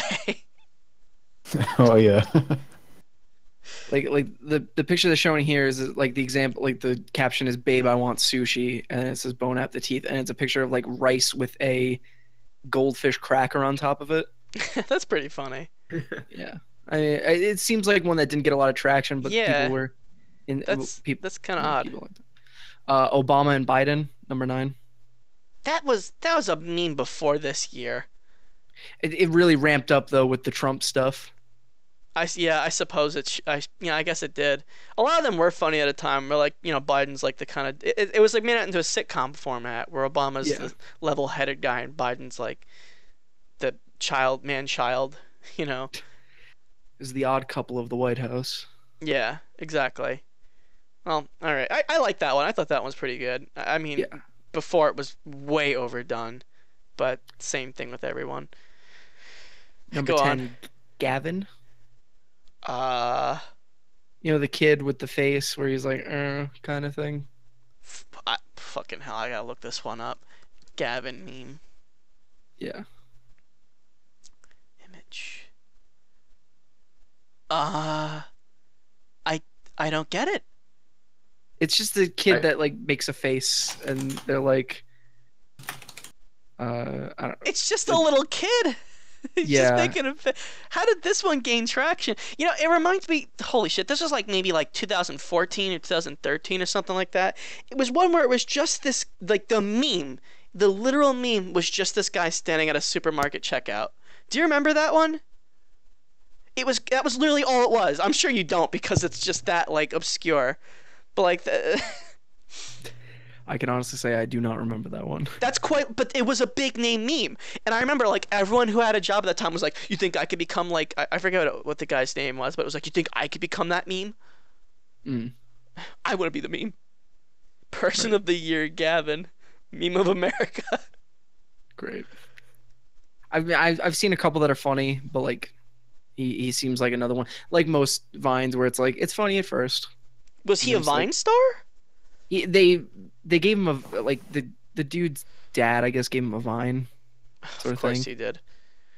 And so I think that's where a lot of the initial pictures came from. Nothing like, he's better just than like- to release your fucking infant into the internet world. It's like David after dentist, where like that was funny because it was a video of a kid really high after a like a dental surgery, and then it was like, hey, let's get him to keep being cute and do cute things, and How nobody fucking cared. old is that kid now? David after dentist? I don't even know. I gotta look this up on Google. Oh While, no. while you How look that up, old is David after dentist now? I'll move on to the next one of number 11, Evil Kermit. He was Anita 7 years Meme old in 2009. So there you go. I realize I keep saying Vine when I mean meme. What's the next one? Evil Kermit. Oh, You know, where right. it's like, My fucking friend, she fucking loved this one. She would not stop posting it. This was one of the ones that honestly I was seriously sick of. It just like it was endless. It was like so the format was like normal thought in your head, evil thought in your head. So it's like Yeah. old lady's taking too long in the grocery line. Kill her. Yeah, Yeah. real fucking creative. That's literally that's what they got to after a while, and I was like, oh my god, are people even trying?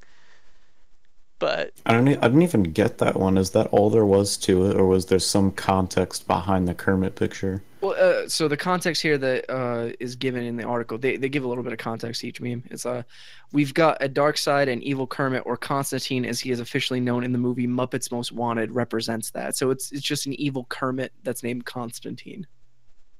Oh, okay.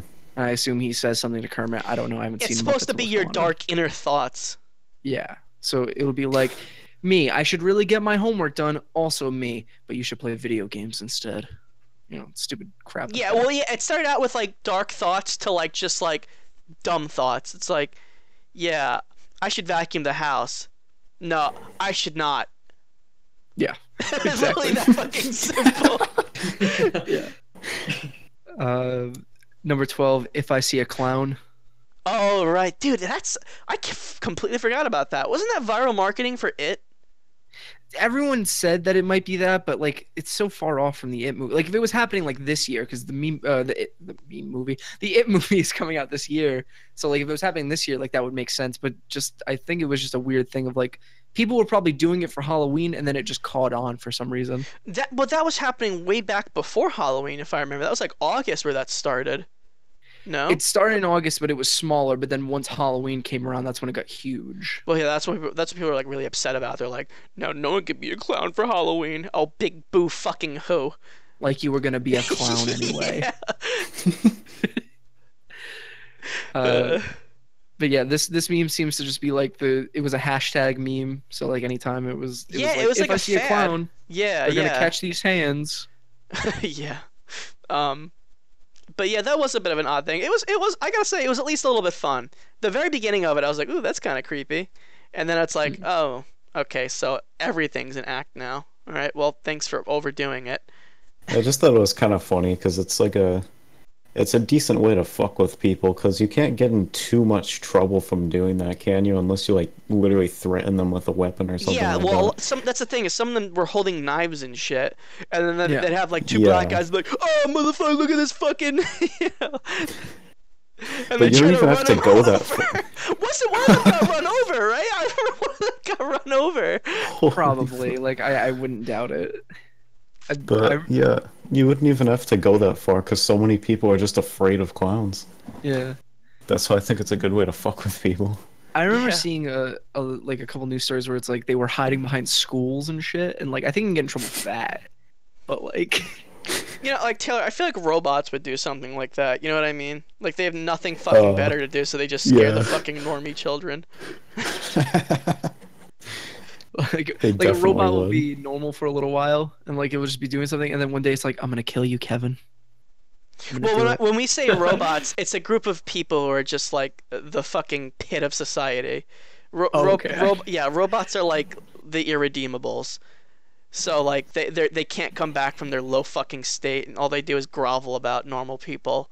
So when we say robots, it'd be like this fucking like grungy ass fucking guy wearing a clown costume by a normie school, literally because he knew it was a meme that now they can take up because now they get to scare normies away.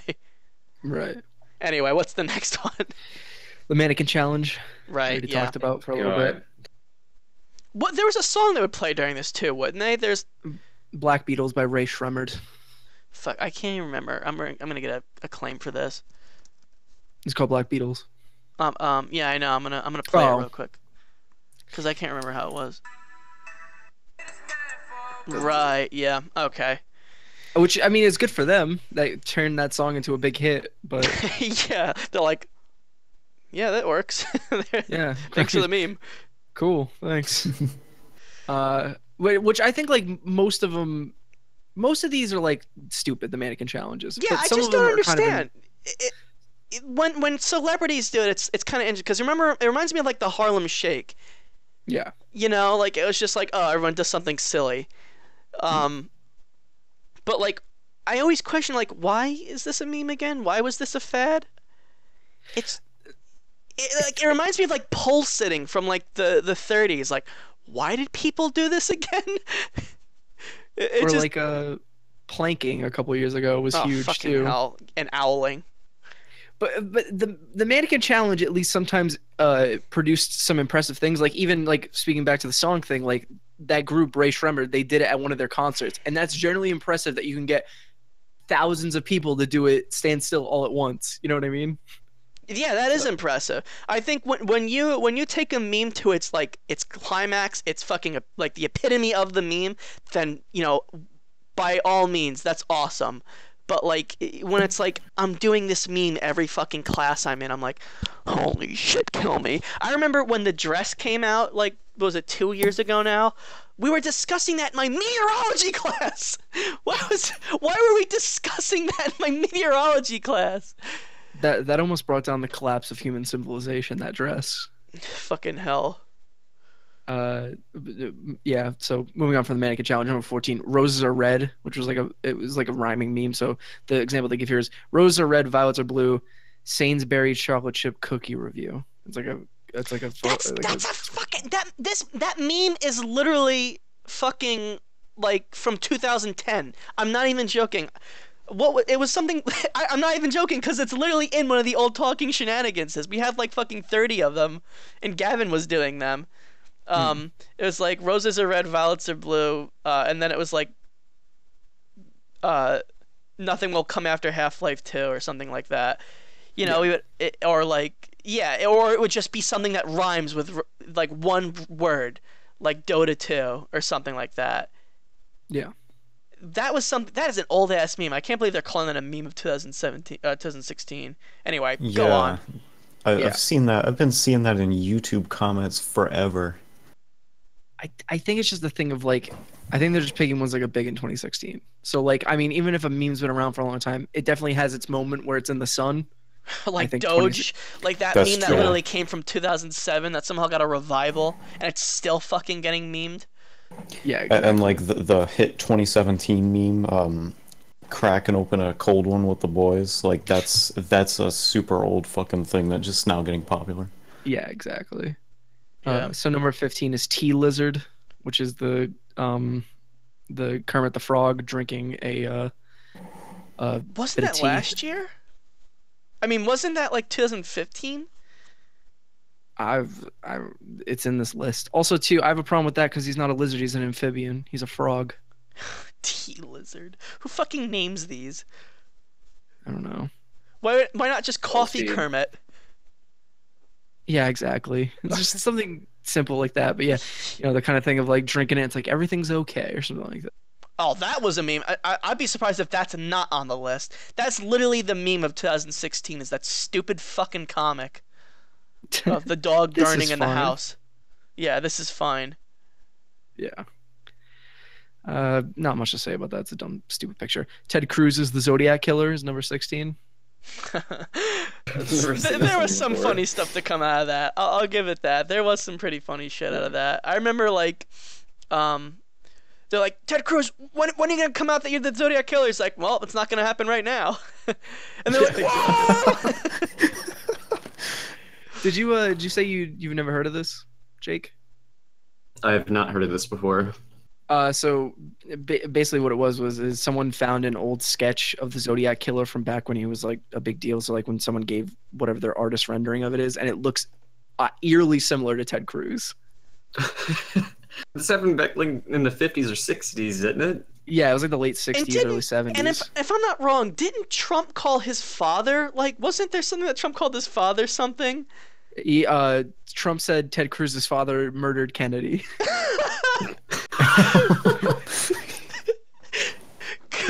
Good old Trumpy. What's up next? Conceited. Huh? It's a picture of a black dude with kind of like duck lips going on, and the caption is me spends $200+ plus online shopping, shipping $5.99, and he's like I don't know about that. Oh, this is probably one from Black Twitter. I really did not. It's funny you say that. The Twitter page that tweeted this photo called @CommonBlackGirl. Yeah, there you go. Probably a thing. Number 18, don't talk to me or my son ever again. So this one was kind of funny, I guess. I honestly don't remember a lot about it. It's just it's just one guy and then a smaller guy, right? Yeah, it's just take something and then give it the smaller version of it and say don't talk to me or my son ever again. It was funny for a while. I think the one on that one lasted a week for me where I thought it was funny, and then I was like, I just couldn't understand why it had the longevity that it did. Yeah, it went on way too long. 19 Pepe. Now this is definitely one for the ages.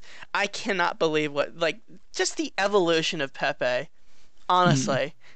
So coming from that comic, I think it was like Boys Club or something like that, and then he was a meme on 4chan as like the feels bad man, and then he became the infinite sign for just everything bad and despair, and then he was smug, and then he became Smug Pepe. And for a while he was I think this was 2014, it became a normie meme. Pepe was everywhere. Every normie was using Pepe, for lack of a better word. Like every fucking person was using Pepe. Like Katy Perry tweeted a Pepe picture. And that's when I remember 4chan was going nuts about that. They're like, no, they're appropriating our memes. They were really upset about it. And we thought Pepe was lost. So that's when I think the poo-poo pee-pee era of Pepe came around, where they just try to make Pepe this reprehensible fucking figure. That's actually one of the sponsors, Jake. That's one of our sponsors. Yeah. Yeah, the poopy pee pee Pepe was just doing really disgusting shit involving piss and shit. And that was trying to get the normies to be disgusted about, but nothing was working. And then the election happened, and holy shit, you had literally Hillary fucking Clinton mentioning Pepe as an alt-right symbol on a fucking speech. At that point, if you still took that woman seriously, I can't imagine what you were thinking. He got co-opted by the neo-Nazis. Oh, yeah. So now Pepe is dead. They literally killed him off in a comic. I don't believe he's dead. I love Pepe. Pepe will always. Somebody made a Photoshop of that picture, because he was in a coffin and it was at his funeral. Somebody made a Photoshop of it, it was dark that night or whatever, and then part of the coffin opens up and then his eyes are glowing. Pepe will rise up in 7 days, like Jesus, probably, or something like that. Oh, he's definitely not dead. He's everywhere still. Yeah, so he can't be killed. Exactly. He's like a Terminator. Yeah, I know Shadman Taylor drew a picture of Pepe. Yeah, I think I have it right here. Oh, that's awesome. Yeah, Shadman's fucking great. Here, I'll post that in chat. Number 20, confused math lady. Oh, right. That was actually pretty funny. Yeah, I like that one. But that one wasn't just the woman. You could literally do that with anybody. Yeah. Yeah, that one actually made me laugh. Because that originally came from that one movie, the one where the guys went to Vegas. Oh, The Hangover. The Hangover, yeah. Yeah, they did one with him, and then now it's this lady, which I don't know what this picture's from. It looks like it's probably from some daytime soap opera. Oh no, actually, it says right here it came from a Brazilian telenovela. So that's funny. Yeah, I actually like that one. I think it's actually pretty funny. Yeah, it's got some good stuff. I don't know what this is. TZ Anthem challenge. What is it? It doesn't ring a bell. Set to 16-year-old Zay Hilfigers. What the fuck kind of a name is that? And Zayon McCall's Juju on That Beat. The TZ Anthem challenge is one of the year's biggest dance crazes. After the artists made a video dancing to their song, teens everywhere began posting their own attempts at the dance. Am I getting too old? I honestly don't know Teens what the everywhere. fuck this is. Teens everywhere. Yeah, I guess I don't qualify. It's probably something like, you know, when Hotline Bling became a meme, stuff like that. Because the dance was stupid. This is probably better than Tinder's like tagline. It's like real life, but better. Yeah. What's next? Ken Bone. People got so pissed about this one. That was the evolution of Ken Bone. I think was really funny because he started out as just like this kind of like just like this cartoonish man that showed up at that debate, and then people found out that he fucking liked, like, wasn't it Lolly, Taylor? I remember he went on this Lolly Reddit and he was looking at a bunch of fucking Lolly pictures, which if you don't know what that means, it's underage anime girls, usually in explicit poses.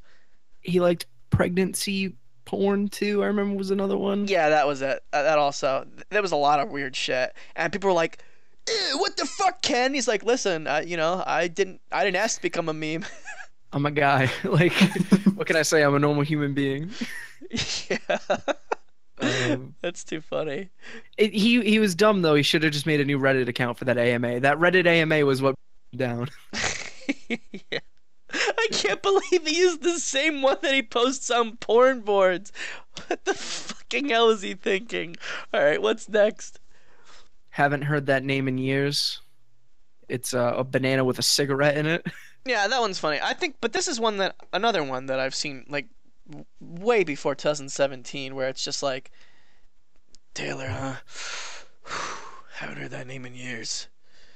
Well, yeah, it's like a classic film trope sort of Yeah. thing of like dude smoking the cigarette. Haven't heard that name in years, sort of thing. And I think like this picture was just kind of the perfect meme version of that. 'Cause Yeah. it's a banana with a cigarette. It's ridiculous. I personally like the banana that's holding its banana peel and he's naked. Yeah, that's funny too. Yeah, I really, really like that image. Anyway, what do you say? Number 24, record scratch. Think of like a picture where a bunch of people are having fun and there's one dude who's just like staring blank off space and it's like record scratch, freeze frame. Yup, that's me. You're probably wondering how I ended up in this situation. Yeah, so this is Club. Yeah, sort of. Yeah, so this is another one. Yeah, that originally came from Fight Club, but the meme itself, I hate it because a lot of the time they actually evolved from 4chan. It was a big TV meme because it's a dumbass trope that they always make fun of. And I think it was like 2014 or early 2015 that was like really big on there. And I guess like after a while, those pictures that came from that started ending up on places like, usually what the evolution of things would be like, the meme would go from way back, it would just come from 4chan and then nowhere else. And then they started leaking out into like different little outlets, and then Tumblr came around, and then that was literally, it's like all memes came from Tumblr, even though originally they were from 4chan. But now I guess it's more like from 4chan to Twitter. But yeah, the whole record scratch freeze frame, yup, that's me. You're probably wondering how I got into this situation. Because I remember uploading pictures of that like fucking 2 years ago. Yeah. Because I really fucking loved that meme at the time. That one actually cracks me up still. I'm not saying I hate it. I really fucking love that meme sometimes. Number 25, primitive SpongeBob. What is this one? Oh, SpongeGar. Well, no, it's not SpongeGar. It's I don't know. Is SpongeGar the caveman SpongeBob? Yes. Yeah. Okay, I wasn't sure if We SpongeGar was already that new touched one. on that. Yeah, yeah, exactly. It's it's just sort of the thing of like, oh, it even says SpongeGar right here. Look at that. Get you a man who can do both. Number 26. Yeah, that one's too normie for me. I know what this one is. Yeah, But this was like a Yeah. Facebook meme. This was mostly Facebook, for me at least. it's got some good ones, but like most of them are just like boring and dumb. Yeah. Yeah. Number 27, wholesome memes. I don't understand. What could that even mean? This one here is a picture of Pepe looking at reasons to live, and then it has like a reason written out. It's too small for me to read right now, and then it's just a button that says I want to love and support you. So kind of like instead of it being a meme that's, most memes are about like stupid shit or like hating on something. Like this one's just like a hey, here's a nice picture. Oh, so it's like Yeah. okay. It's like this. It says when you're in an argument, but then you realize that you love the person unconditionally. It shows the Arthur fist, and in the second picture, he unclenches his hand. Yeah. How nice. How wholesome. Number 28, the one that probably I mean I get it, but it's so dumb is bottle flipping. I don't understand why that even became a thing. It's just like a thing that middle schooler, like I've been doing since elementary school, quite honestly. I don't understand why it even just became a fad all of a sudden, because it's like these are just things that you do in your off time. Why now that we have the internet, it's like we have to put it in a spotlight? I just don't understand it. You can't, it's like you can't, this is my main issue with a lot of memes and a lot of fads. It's just like you can't like something without obsessing over it nowadays. It's like everything that you like is like, okay, now, yeah, let's obsess over what the fuck this is. Pokemon Go, you can't just enjoy it. You have to obsess over it. You know, Twitch plays Pokemon. Every fad, like, you know, it's you do something to an excess. Everything, it's like there's no limit. It's always excessive. So like fidget spinners, like what the fuck? I mean that this is so brand new, it's not gonna be on that list. But like fidget spinners, it's like what's the appeal?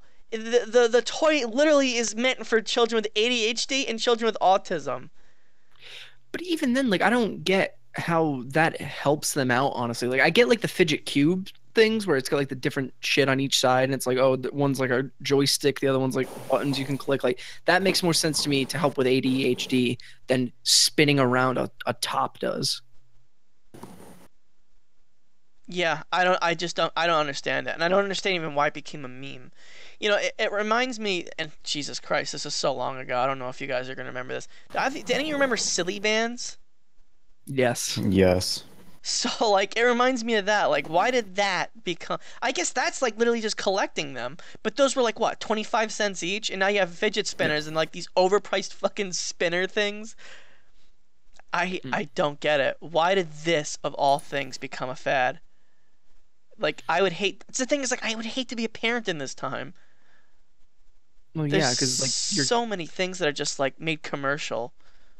I mean, like the thing is, like, I guess it just became a meme because it's like the hot new toy, right? Like, I mean, if we had the internet back in the day, like, Is it a toy though? It's like this. It's as prune as a fucking ball in a cup. Right, but it's meant to somewhat be a toy a little bit, even if it's not like, you know, as good or in depth as other toys. It's meant to be something that you kind of just play with. But like I think if we had the internet back in the day, like something like a Cabbage Patch Kid or a Tickle Me Elmo may have become a meme. You know what I mean? It was Tickle Me Elmo. I believe it was. If at the time, it really definitely would have been a meme because it was all over the news. No, you're absolutely right, but I think that but this is like such a big difference because I don't see the toy factor in fidget spinners. It's quite literally just something that spins. It's not a Beyblade. Yeah. It's not a fucking yo-yo. It's quite literally something you just hold in your hand and spin.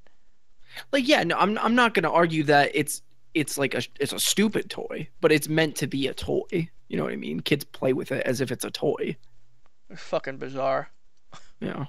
Number 29, Honey Bun Baby. It's a baby that's one picture he looks concerned or like oh no, and the other one he looks happy. So the example caption they give here is when you drop your phone, pick it up and your screen isn't cracked. Oh. Seems to be like it was like a Twitter thing. Yeah, I don't remember that one. Number 30, B Movie. Oh well, yeah. This one was more of a YouTube meme. Definitely. This one was one that stayed on the internet, even if it was really big. Yeah, I think this one was okay for its time. It got way out of hand way too quick. We Are Number One. Was that this year or was that last year? That was this year as well. Last year. I think it was last year. I remember it being around the same time as like the B Movie stuff. Like B Movie came after, but I remember it being not too far after We Are Number One. Yeah, because it kind of went hand in hand, right? You have like, you know, every time he says one, you know, the song plays over again. Or the B Movie B Movie trailer, but every time they say B, they just read the entire script, something like that. Yeah, or every There was time they that. say B, it gets faster and faster. Yeah, Yeah. exactly. So that's stupid shit. I don't know. It was such a weird movie to apply that to, though. Like a movie that didn't even make a splash when it came out.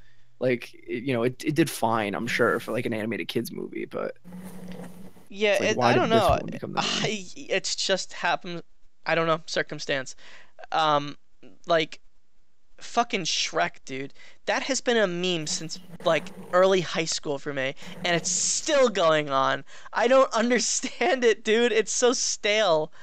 There's some every now and then there's something that might make me chuckle, but it Mm. just seems so tired. So many memes are just like put it to rest. Like the Doge meme, dude. I can't understand why that's still a thing. They still reference that in games, wasn't that? I'm pretty sure that was in Watch Dogs 2, no? Yeah, so was Trollface though too and stuff Oh like that. fucking hell, yeah. Yeah. It's a bunch of 30-year-old Frenchmen what they think the internet's like. Yeah, that could explain that was Life is Strange as well. That's why you got fucking lines Yeah. like hella. Oh, that's hella rad, brah. No, you got something like, are you cereal? Yeah, Taylor Yeah. thinks it's funny because Taylor actually says hella. Do you really? On occasion, My not God. often. Go fuck your selfie. Oh yeah, That that was was in the game, also a too. line in the fucking That's- game. I like Life is Strange too, but they really try hard to make me not like it. Yeah, Yeah, I it's know. like what adults That's- would think kids would say. Yeah, a bunch of Frenchmen who thinks what tween girls would say, or teen, I guess. I mean, Yeah. it's just like that picture of what's his face? I know you're talking Um, about. How do you do, fellow children? Hello, fellow youth. It's just like Yeah. that. Yeah. And the last meme on the list is 2016. So me at the beginning of 2016 versus me at the end of 2016. And how You know, horrible every was this time I year? fucking think about this whole 2016 horrible meme thing, there was one guy. I went to a New Year's Eve party, right? And everyone was like, "All right, let's all talk about like 2016 was the epic worst year in the world," and Yeah. we're all just like, "It wasn't. Like, it was just another year. You know, some bad things happen, but everything gets so blown out of proportion that it's like it seems that way." You know? I think it was just like the weird quick succession that bad stuff happened this year.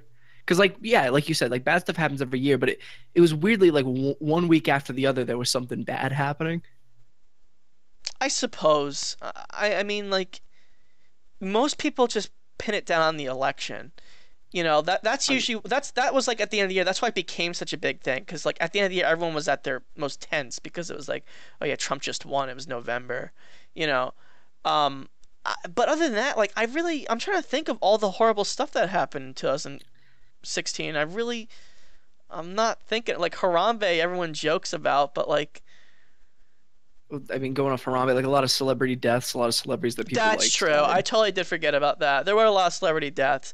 That was a big thing that played into it. But there's a lot of fun stuff about 2016 as well. I think the most fun to come out of it was just the phenomena that was Pokemon Go.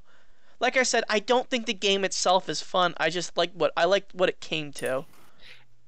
It was kind of a nice feel good thing to happen in the year. It was probably the most feel good thing, even though yeah, like I have my problems with Pokemon Go.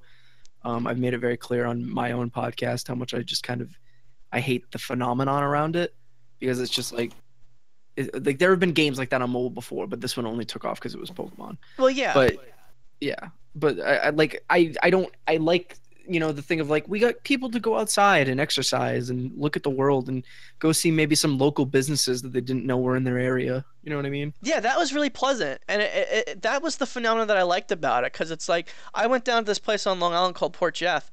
It's a pretty famous place, and it's just like it was packed, dude, and it was so much fun. It was just like it was a camaraderie that you don't see very often.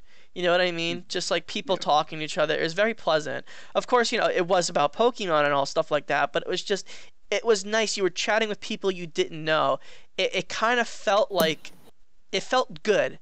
Like, it felt good to start talking, like, to have people just chatting in the spot. Because, like, especially in New York, you gotta understand, like, you go through New York City, it's quiet. Like, the streets are the loudest thing because most of it's just people bumping shoulders and walking past. You know what I mean? Mm-hmm. There's no spatial awareness. You don't care about anyone but yourself.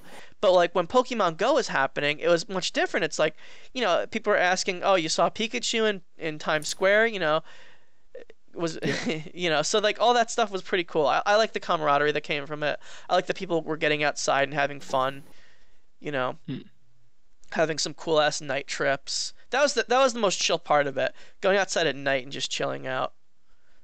I'll never forget. We Yeah. went to this building near my house, and in the parking lot there was this fucking like car, and there was a lure, and we're like, oh boy, what is this about? He didn't have his lights on. It was just a silhouette in the car. And we're like, dude, we're gonna get mugged. Yeah. And so we went by, and as soon as we came, his lights turned on. We're like, all right, let's get out of here. He put his high beams on us. It was so fucking weird. But yeah, there is some the coolest part of that was just the chill nights that came from it, where we just hung out at like parks and shit like that and talked about the world. Because we weren't always just talking about Pokemon Go. It was having fun with friends. Yeah.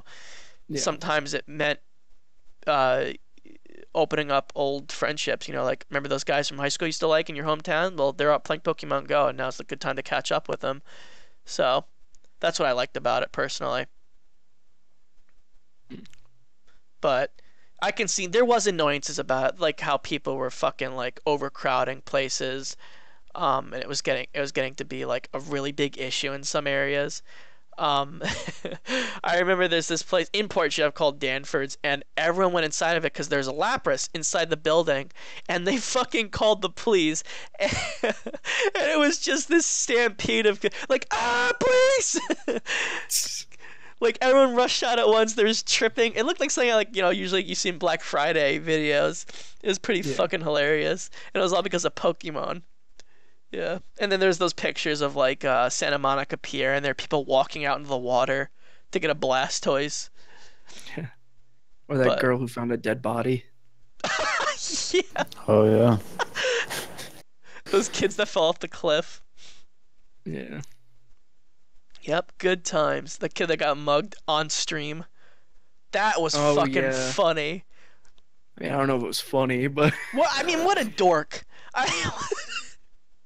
What a fucking dork, dude. He's walking with all this like stream equipment. He looks like this fucking Poindexter walking out at night with his fucking Pokemon Go setup, and he gets fucking mugged by this dude. He's like, look at this fucking weirdo. I'm gonna go mug him.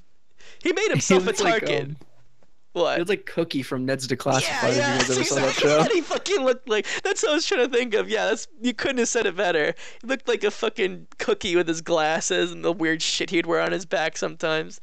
Yep, I'll be back real quick. I gotta go take my dog out. He's like freaking out on the side. no of me. problem. Yeah, he couldn't have painted a bigger fucking target on his back. That was pretty funny.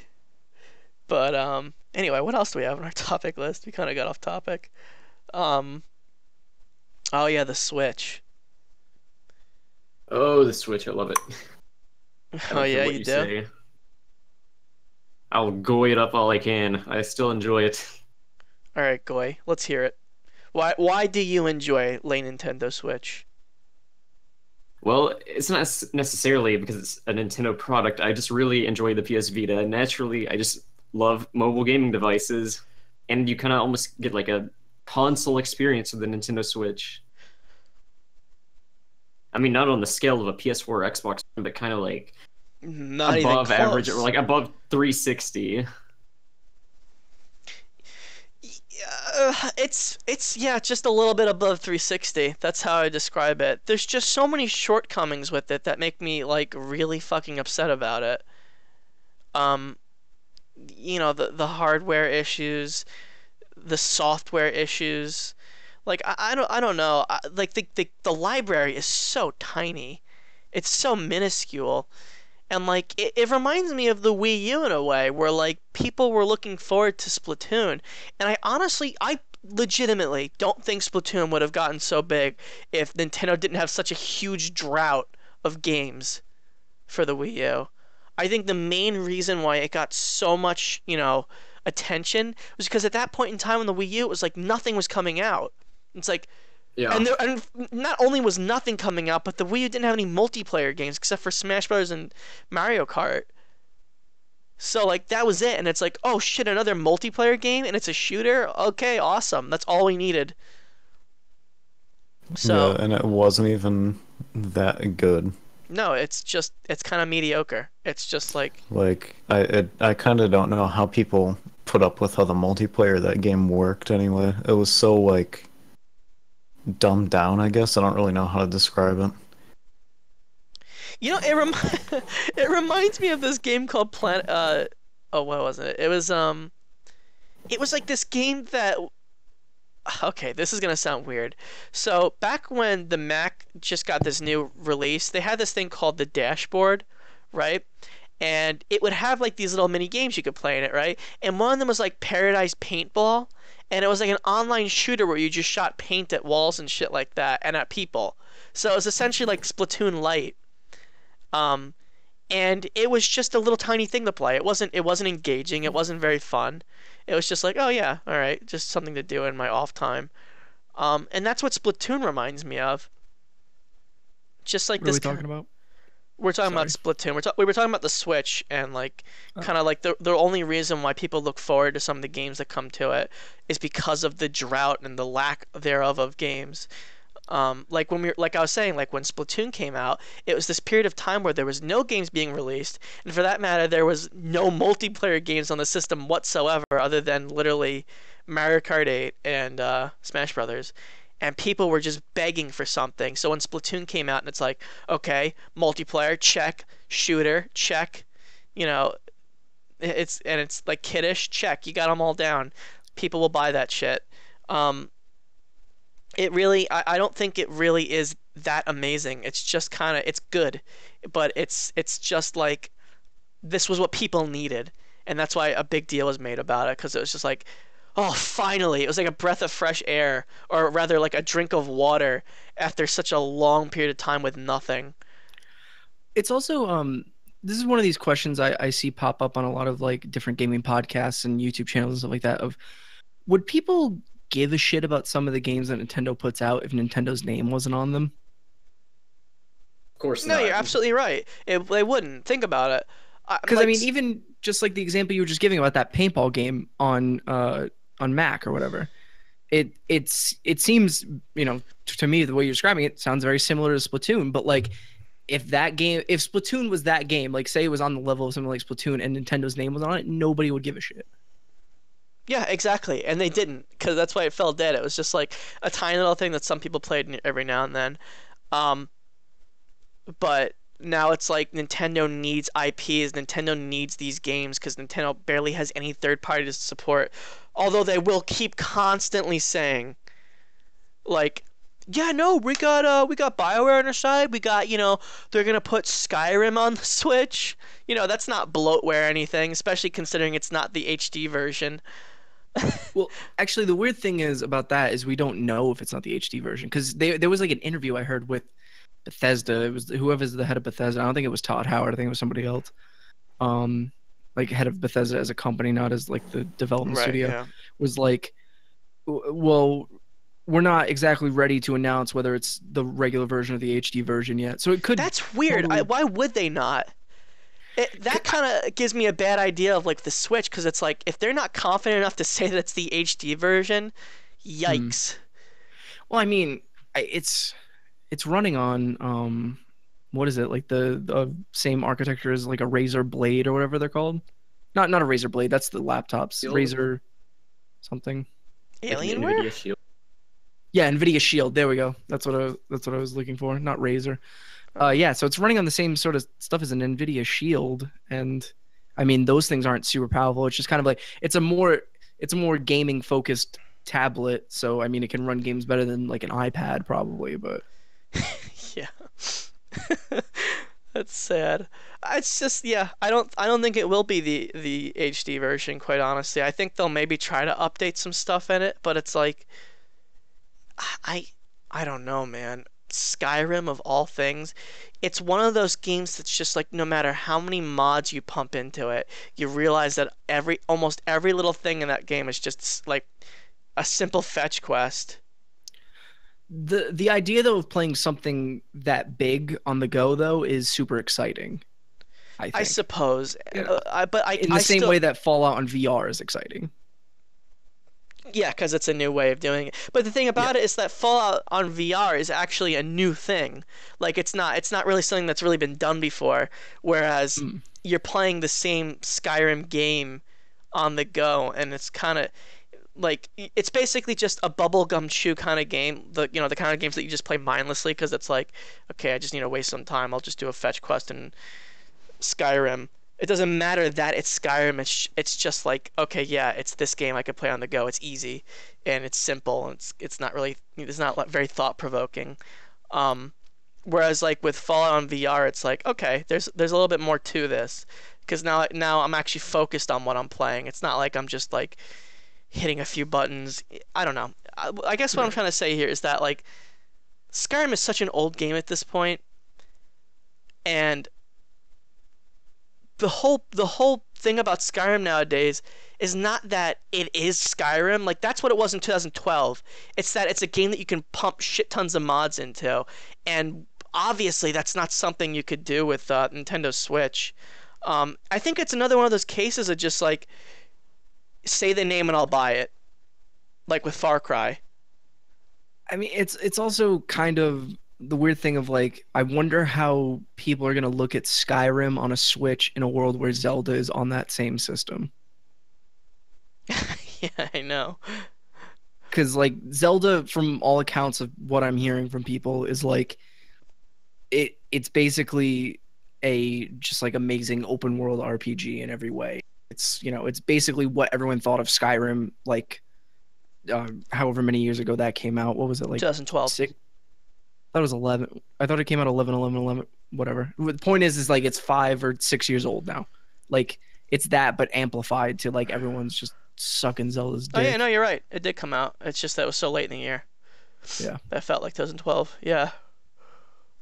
But yeah, you're right. And the thing about Zelda is that it's not incredibly a visually impressive game. Um like if I had to give it, it's like on the same visual impressiveness as like Shadow of the Colossus was. And that's like what, a PS2 game? Or Yeah. it is? PS2. Yeah, 2000. So- It came out like 2005. And that's what I kept hearing about it. Yeah, it's just like it's not a visually impressive game. It's just like the kind of vastness of it.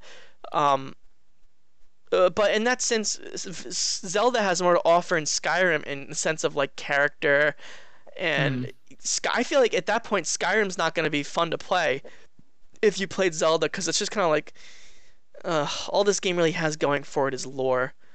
And the thing is, like, if you have a Switch, you have Zelda. Like, Yeah. there's no. I mean, Exactly, and that's kind of the way that Nintendo does their shit because it's like, okay, like I have to buy this game because it's like, what else is there? I think the exciting thing about the Switch going forward is I think it's a lot of the same promise that something like the Vita had. Because like the Vita is like as much of a joke as it is now, it's a great handheld and it has a lot of great games on it. It's just the thing is like Absolutely. halfway through that thing's life cycle, Sony just abandoned it because it wasn't doing as well as PS3 or PS4, obviously, when that launched. So they just abandoned it. But Nintendo can't abandon the Switch. Exactly, you're right. So I think it has the same promise as something like that did of like giving console quality games on the go, but it has the added benefit of this is the only system Nintendo's probably going to have because I mean we'll probably get a couple more 3DS games and then they'll just kind of move over to the Switch being their handheld, and obviously Wii U's dead. So I think and that's that something I wanted to touch on is like I still don't, as I'm 100% with you on this. I think it's awesome going forward because but like it just disappoints me on the launch of this console itself because it just had such a weak launch. Yeah. And the Wii U, even the Wii U had a pretty good launch, I'm pretty sure, right, Taylor? I'm pretty sure it had a lot more titles than the Switch did. Yeah, it started off fairly strong, I think. It started out with a Mario title, a new Mario game. weren't a lot of its launch titles though like ports of games that were a couple years old at that point? Yep. Like it had Mass Effect 3 and Batman Arkham City. That is Yeah. correct. I forgot about that. Apparently, the Wii U version was like kind of the definitive version, though. Of what? I mean, Of that Batman game. Like apparently, it was really good, and I think it came with all the DLC and stuff too. It on Wii U. was yeesh. I heard that it was the definitive version as far as DLC goes, but in terms of graphical quality, that game looked like Garbo. Did you ever see the pictures of the Catwoman on PS3 versus Wii U? No. Let me see if I'll post that in chat. Oh, Assassin's Creed, another one. Yeah, Ubisoft supported it for a super long time, which was weird. Like they had that zombie game on Wii U. Oh yeah, Zombie Zombie U. U. Which then eventually came to everything else anyway, and I played it because it was like a PlayStation Plus game, and it's fine. I feel like it would be much better if I could use its cool gamepad integration. Oh wow, yeah, she does look a lot worse on Wii U. Although that's compared to Wii U, so I mean it's not a super fair. But look what they comparison. did to her fucking. Why did they give her such a big jaw? Why did they give her What the that weird hell? like? Why did they give her those weird bangs on Wii U? Yeah. I really don't know. She's like recessive hair. She has like a crazy widow's peak going Receding. on. I don't know what Also, that's recessive. about. This feels like a weird family censoring of it too, because like they got. I mean, I assume because I can't see the lower bit of it, but they got rid of her cleavage by putting like some armor over it. Yeah, that's They're friendly. consistently happening with Nintendo. What can you Weird. fucking do? I'm not. I mean, they're giving every character a big ass now, though. And, Oh like, yeah, like, isn't that an Zelda has arms? one, and an arms lady. Yeah, that's interesting. See, that's what I was getting at. Is that Arms is another one of those games where it's just like, yes, please, something, give us something. I mean, arms does look fun though. It does. I will say that Arms looks fun. I heard someone who bought it on my Twitter was like, yeah, this game's great, but I feel like it's great in short bursts. Like that's Yeah, that's they're what everyone doing kept their, saying. They're doing their betas right now, the test punches or whatever the hell they're called. Yeah, the global Yeah. test punch. Taylor, have you played it yet? No, I haven't. I don't know. I'm not really into it, honestly. Yeah. I haven't seen that much gameplay of it, but They just did a big direct like 2 weeks ago, and they showed off like a lot of the characters and stuff. That's where a lot of the Yeah. images of that girl with the big ass came out of. yeah, that's where they showed off Twin Tail. And it's Yeah. funny, I read an article recently where it was someone who worked on ARMS, like, basically coming out and making an official statement on Twin Tail's popularity and, like, why he thinks she's so popular. And I it's, know like, why such a non-statement because he obviously can't say why. It's the same reason why Widowmaker's popular from Overwatch. Yeah. She had a much bigger ass in the beta. It's funny. I mean, yeah, they that was a whole big thing coming out of the beta. That was why they dropped the ass size because everyone got so up in arms. Well, no, about that it. was Tracer. I think they just did it to everyone. Quite honestly, Yeah. they were like, "All right, none of these girls can have any features." I don't We gotta think they nerf the nerfed asses. I don't think they nerfed Tracer's ass. There was just like a victory pose where she like No, slapped her apparently- ass no, or something. Apparently, no, that is She's something flat else. as You hell no. holy shit, I- Taylor, you couldn't I have don't gotten that remember. any more wrong. You're thinking of fucking Street Fighter. That one girl with the pigtails. Oh yeah, that's Cammy. Armika. Yeah. Yeah, Or no, Armika. And there was Cammy too. she slaps her ass. Holy shit, if Tracer slaps her Oh, ass. But Tracer had something like that, like a slightly risque like think victory pose that they I think removed. she like bent over with her ass towards the camera. Something No, like but her that. ass was actually bigger. There was Yeah, it was. comparisons. It's- And so it's was much smaller Widowmaker's. now. There's actually, it's fun. Never mind. I'm not gonna go into it. But They didn't. I just remembered something. They didn't nerf asses in Friday the 13th. They actually made them bigger. Oh my god! All right. The real highlight of Friday the 13th. Put all the bugs and all the weird connections to the side. The asses in that game are 10 out of 10.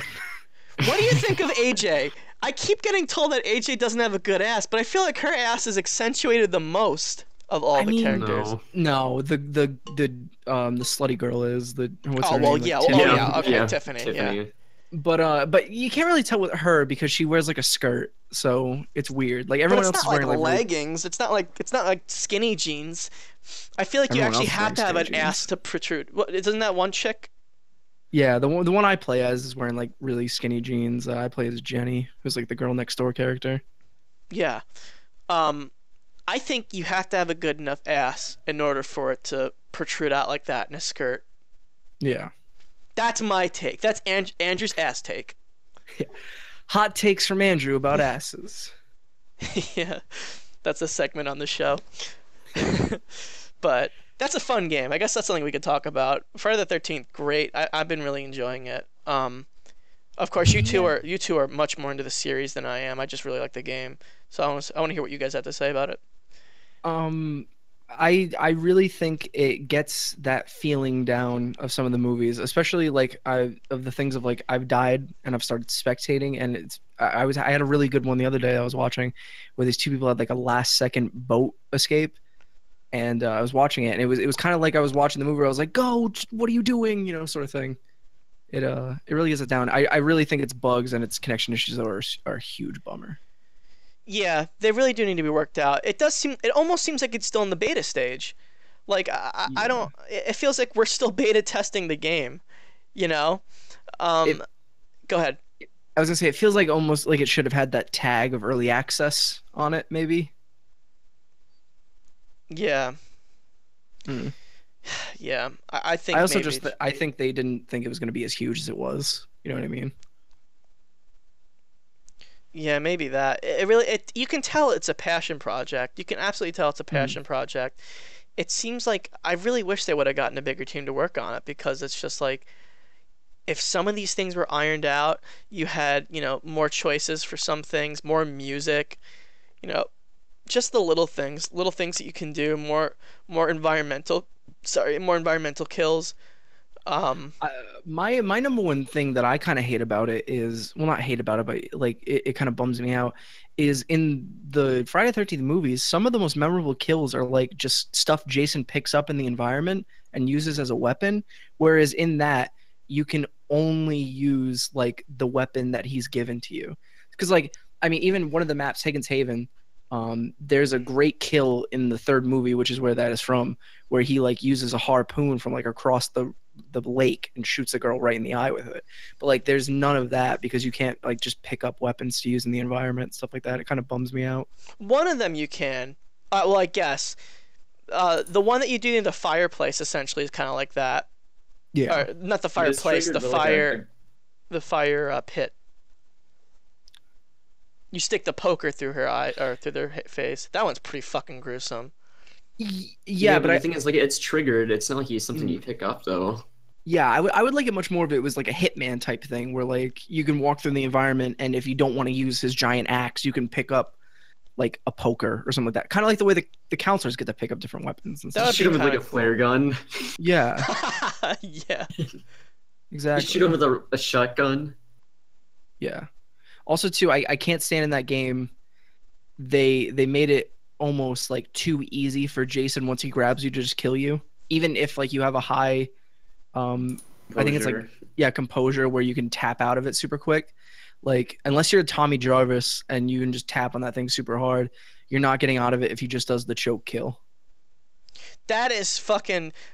There really is an issue with choke kills.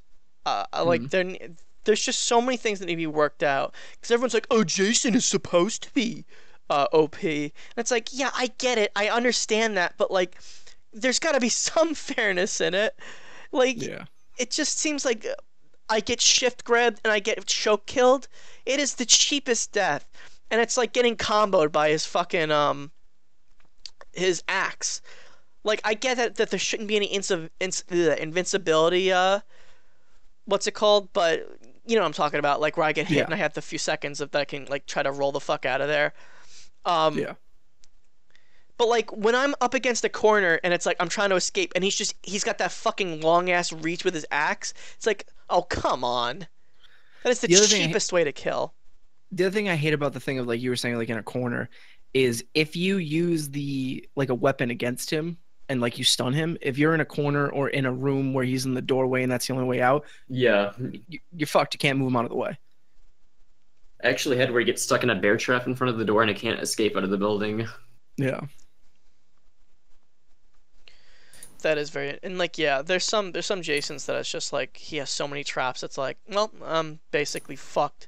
And that's another thing. It's like getting fucked at the beginning of the game. There's nothing worse, because it's like once he's chasing you, that's it. There's no losing him. When you get a good Jason, though, spectating is not that bad. The problem is when a Jason is just like, let me run around the woods for like 20 minutes. I can't find anybody. And I'm almost like, are you even using your like sense abilities or anything? Like you're just walking around. Yeah, and there's a lot of issues where people just fuck around, and that is so annoying. Yeah. But I'm also getting I was gonna say I'm getting an issue now lately too, where if a Jason can't find anybody, they just leave, and then that ends the match. yeah, damn, dude. People leaving the match makes it really fucking boring because it's like, oh great, now it's just me and this other guy. Well, might as well Yeah. leave. The game's over. It's like I feel bad for the guy because it's like you get Jason so rarely. It's like, well, this guy. I'm sorry to say, but I just wasted this guy's Jason turn because I had to X out this because everyone was fucking leaving. It's just so underwhelming sometimes. And then you get cases like Bungus Main. That was fucking funny. So it was my first night playing with Jake. He convinced me to buy it, and all of a sudden this fucking guy comes into the server, and we kind of ignore him at first, but he's like, and we're like, okay, what the fuck is this, right? And of course, our luck, when we spawn together, we're like, yes, we spawn together, and sure enough, Bungus here Man comes through the fucking woods. Bungus. He's like coming out of the woods like, hey guys, like shouting And he won't shut up. I'm like, oh my god, this is really bad. Jason is going to find us immediately. So I'm like, Jake, I'm gonna shoot this guy. And he's Okay, like, so- he's like, do it, give me the gun. I'm like, all right, I'm Jake, gonna elaborate shoot on him. this. Okay, go I'm gonna ahead. elaborate on this. We're finding parts to escape on the boat, right? And then we come across a gun to defend ourselves against Jason. And then Andrew starts putting the propeller inside the boat, and I'm guarding him with the gun. And Bungus comes around going like, and then Andrew's like, Jake, shoot him. And he was just joking about it too. And then Andrew just hears like a gunshot. He's like, Jake, did you actually do it? And then He you killed just see like Bungus, a man. dead body. Oh yeah, and all the counselors react like, oh, is that a dead body? Yeah. You shouldn't react to the fucking dead body if you were the one who killed And it. That wasn't the best part. Okay, after we beat the match, we escape and live, right? And then we get in the lobby where we can talk to the dead people, and then we're just like, "We're sorry, Bungus. We didn't mean to kill you. You're Okay, just no being hard really feelings, right, obnoxious." Bungus? And then he's like this, and just leaves. No, he was like, and then he left. What a sad guy. He's like a sad, like ear rape. The legend of Bungus, Maine. That's kind of that's been the one thing I've kind of liked about this game's connection issues a little bit, is that it's forced us to go into like that looking for group thing, or like a, hey, here's this match, and it's kind of like brought back that old kind of camaraderie of Xbox Live, of like Hell meeting yeah, people. I was thinking the same thing today. Yeah, Go on of with like that. of like meeting people in lobbies and like getting to know them and like, you know, laughing and having a good time and then making friends that way. It's been like a really fun sort of like blast from the past. Yeah. Yeah, absolutely. I've added like probably 5 friends by now. Yeah. One of the kills, I just fucking remembered, one of the kills that Jason does, he quite literally pulls you up over his head and just tosses you, and then you're dead. Yeah. What the fuck kind of kill is that? Tosses you through a window, that's another one. No, well, yeah, I mean, sometimes I would understand maybe if, like, I feel like that should just injure you if it's on the first floor. Well, that's even the thing too, of like, if he's doing, like, it's stupid to think that like I can do that myself when I'm running away from Jason, like jump through that window like the way he just threw me through. Exactly, and then you Probably don't die. with more force, honestly. Maybe, I don't know. And Or but through, like, an because he open did it, window. that guy. And another thing is like, yeah, with that same kill, it's like, or I can maybe understand if it's through a full window because maybe he's trying to get glass shards in my neck. But when the window's already broken or already open, why is that killing me? Landed on your head, dude. Yeah, I guess it'd be much better if the kill was something like he breaks the window with your head and like slits your throat on the glass or something like that. It'd make Yeah, more that'd be sense. cooler. Like he slams your neck into like the glass shards or something. Yeah, exactly. Like something that would make a little bit more sense than, hey, I just threw you through this window. Yeah, I love the Jasons that killed with environmental kills. I hate the ones that just do the chokes, man. There's nothing cheaper than that. It's just so unsatisfying. I get why they do it because most of the time, like getting to the environmental kills can be super frustrating because then they just kick out of it. Right. But Yeah, it's we actually had a super problem good. with that. Yeah. Yeah. Andrew had like a guy, and he couldn't get him to like a tree stump. There was no other place he could kill him on except for choking him, but he kept escaping the grab, and there was no chance for him to escape either. So he just basically forced Andrew to choke him. It was in my defense, it was in the last 5 seconds of the game, so I was like, I gotta do this. I would have kept going if I had more time. The first time I got to play as Jason, I got a pretty sweet environmental kill for like my first kill, which was like I did it by accident, honestly, because I was kind of like, oh, what does this do? I grabbed the dude by the lake, and there was like a folding chair there, and I put him in there, and I like pulled the chair up and like folded him in half in the chair. It was Oh, it was damn. really, I've never even seen that one. yeah, it was really cool. I liked it a lot, but a lot of times now too, because of the environmental kill thing, I don't do the choke because I think the choke is boring. But I've been buying like the other kills that you can do that are on that quick wheel. Yeah. So it's at least a little bit more of a visually entertaining kill, even if it is a little cheap that I just hit a button and then I killed him. Yeah, I feel okay. This is my take on it. What if, you know how like you have to repair shit? What if you're Jason and you have to do like quick times to get like the full kill thing to go through, and you have a chance of missing? Like, so like you hit a thing wrong, and Jason like stumbles or something, and they have like the button press like break out, and then they can run. I'd even like it a little bit more if Jason had a way to slow down the breakout. Like if he could like punch him or something and just at least slow it down, because then that would lead to more of the environmental kill stuff. Oh yeah, sure. Yeah, okay. I think that'd be cool. There's a lot of things I think they could definitely improve on. It's got it out there to be a really, really fun game. And it already is. It's just you gotta work out some bugs. You gotta work out some balance issues. I can't wait for the DLC in the game though, dude. Like Yeah, that's they got what I'm excited for. They have single player coming later this year at some point. They haven't said when that's coming, but that's gonna be you play as Jason and you go through scenarios from the movie, so that should be kind of fun. And then from there, I'm assuming it'll probably be things like adding new maps, adding new Jasons, maybe just some yeah. new I think they counselors. should add new maps first. Yeah, Yeah, new maps would be awesome. I'd love a different so a lot of the stuff is I'm guessing is going to be the DLC is coming from their Kickstarter stretch goals, because one of their stretch goals was to get like the spaceship from Jason X in there, which would be nice because it would be a visually different map than just hey, it's another one in the woods.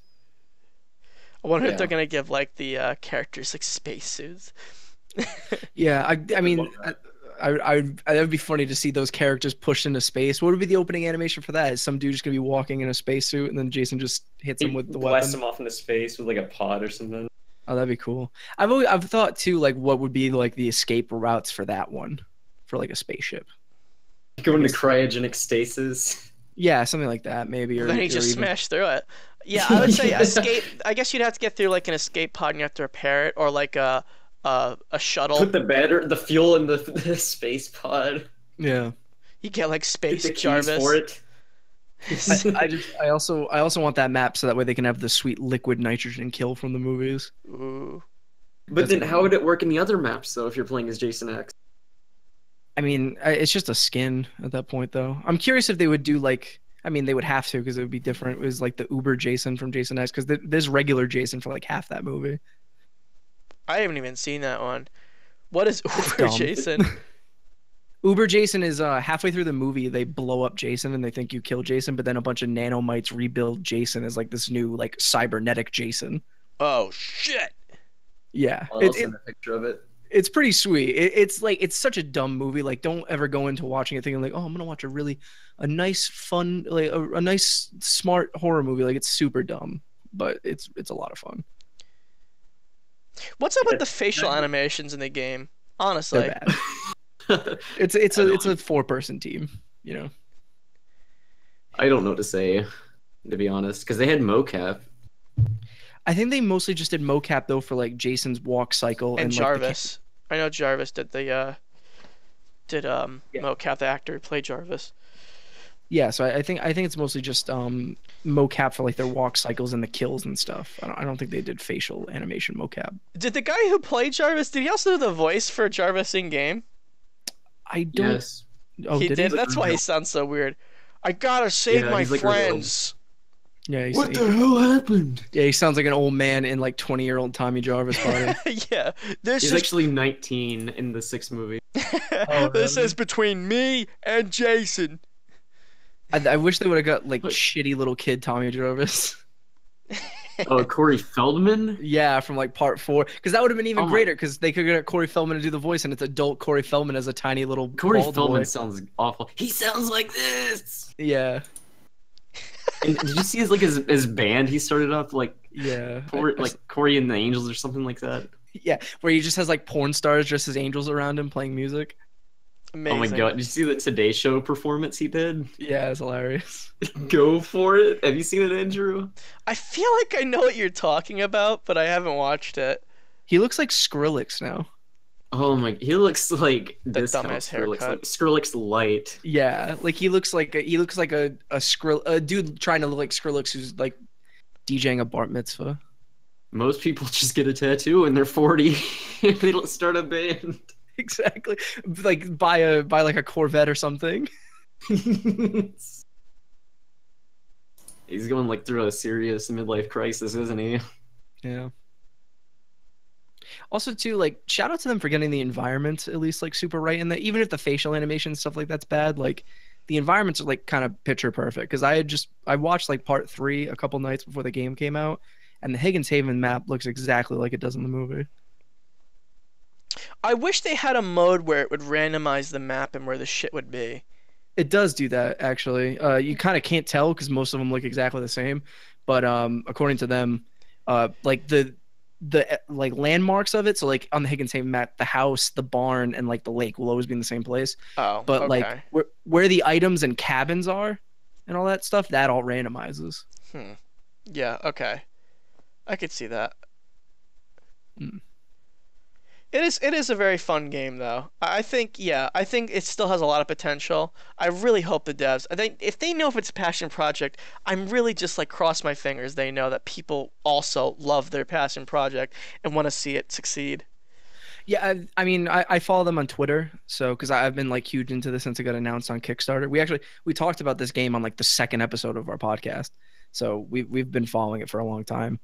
My friend Brad's not into like these kind of movies though, so like it's mostly been a lot of excitement on my part.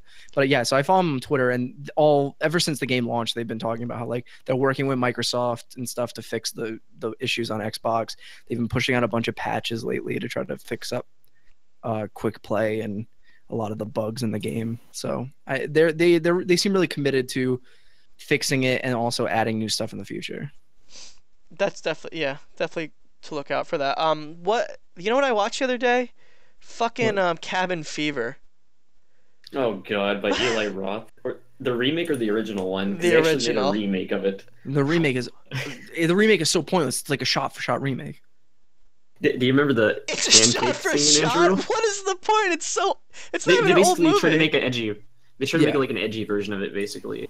I mean, they've made like 7 straight to DVD Cabin Fever sequels anyway. So like it's like weird that then they just decided, hey, let's do a remake. Yeah, of all the things we could have remade, let's do Cabin Fever. I really like the first Cabin Fever. It's like it's fun. Yeah, it was really campy. Yeah, the pancake scene is great, like you just said. The little girl- Pancakes. It's so good. She's like doing like karate poses and shit. Yeah, it does like a cartwheel or something. Or like a Yeah, flip in the it's air like in the slow fucking motion. judo kick. Pancakes! What a great fucking movie. That last scene, dude. Oh my god, yeah, when the black people come in the Yeah. What's that gun for? Oh, jeez. What a I fucking claimed movie. it for you, and we just like start drinking like lemonade on front of the store. Yeah. What a great movie. Mm. Yeah. Oh my god. Why are camp movies so endearing? Like what is it with like that like summer camp or just camp setting? I think it's a lot of people have fond memories of that kind of thing from when they're a kid, and when you can do something that, Nostalgic. yeah, exactly, and when you can do something that number one plays on your nostalgia and number one can like turn it on its head. So something like Cabin Fever or like Friday the 13th takes that idea of when you went to summer camp and turns it on its head. I think a lot of people resonate with that a lot. Yeah, that's a good point because that's a lot of what horror things do like that really succeed well. Like look at fucking Five Nights at Freddy's for instance. Yeah. Although I think the weird part about that is that's supposed to appeal to people like us, and yet It the appeals to fucking kids. base audience is like children now, like little tiny children that love it. Even though That like totally yeah, comes though from like the YouTube side of it. yeah. Like kids love watching Markiplier and PewDiePie, and so when they see them play Five Nights at Freddy's, they're like, Five Nights at Freddy's is awesome. But like for us, when we first saw it before it even got taken over by the YouTubers, we were like, that's a great idea because like I was scared shitless by those animatronics when I was a kid. So was I. I was scared by the animatronics and the guys in the mascot costumes. It Yeah. fucking spooked me as a child. Like I hated that shit. Um, yeah, fuck.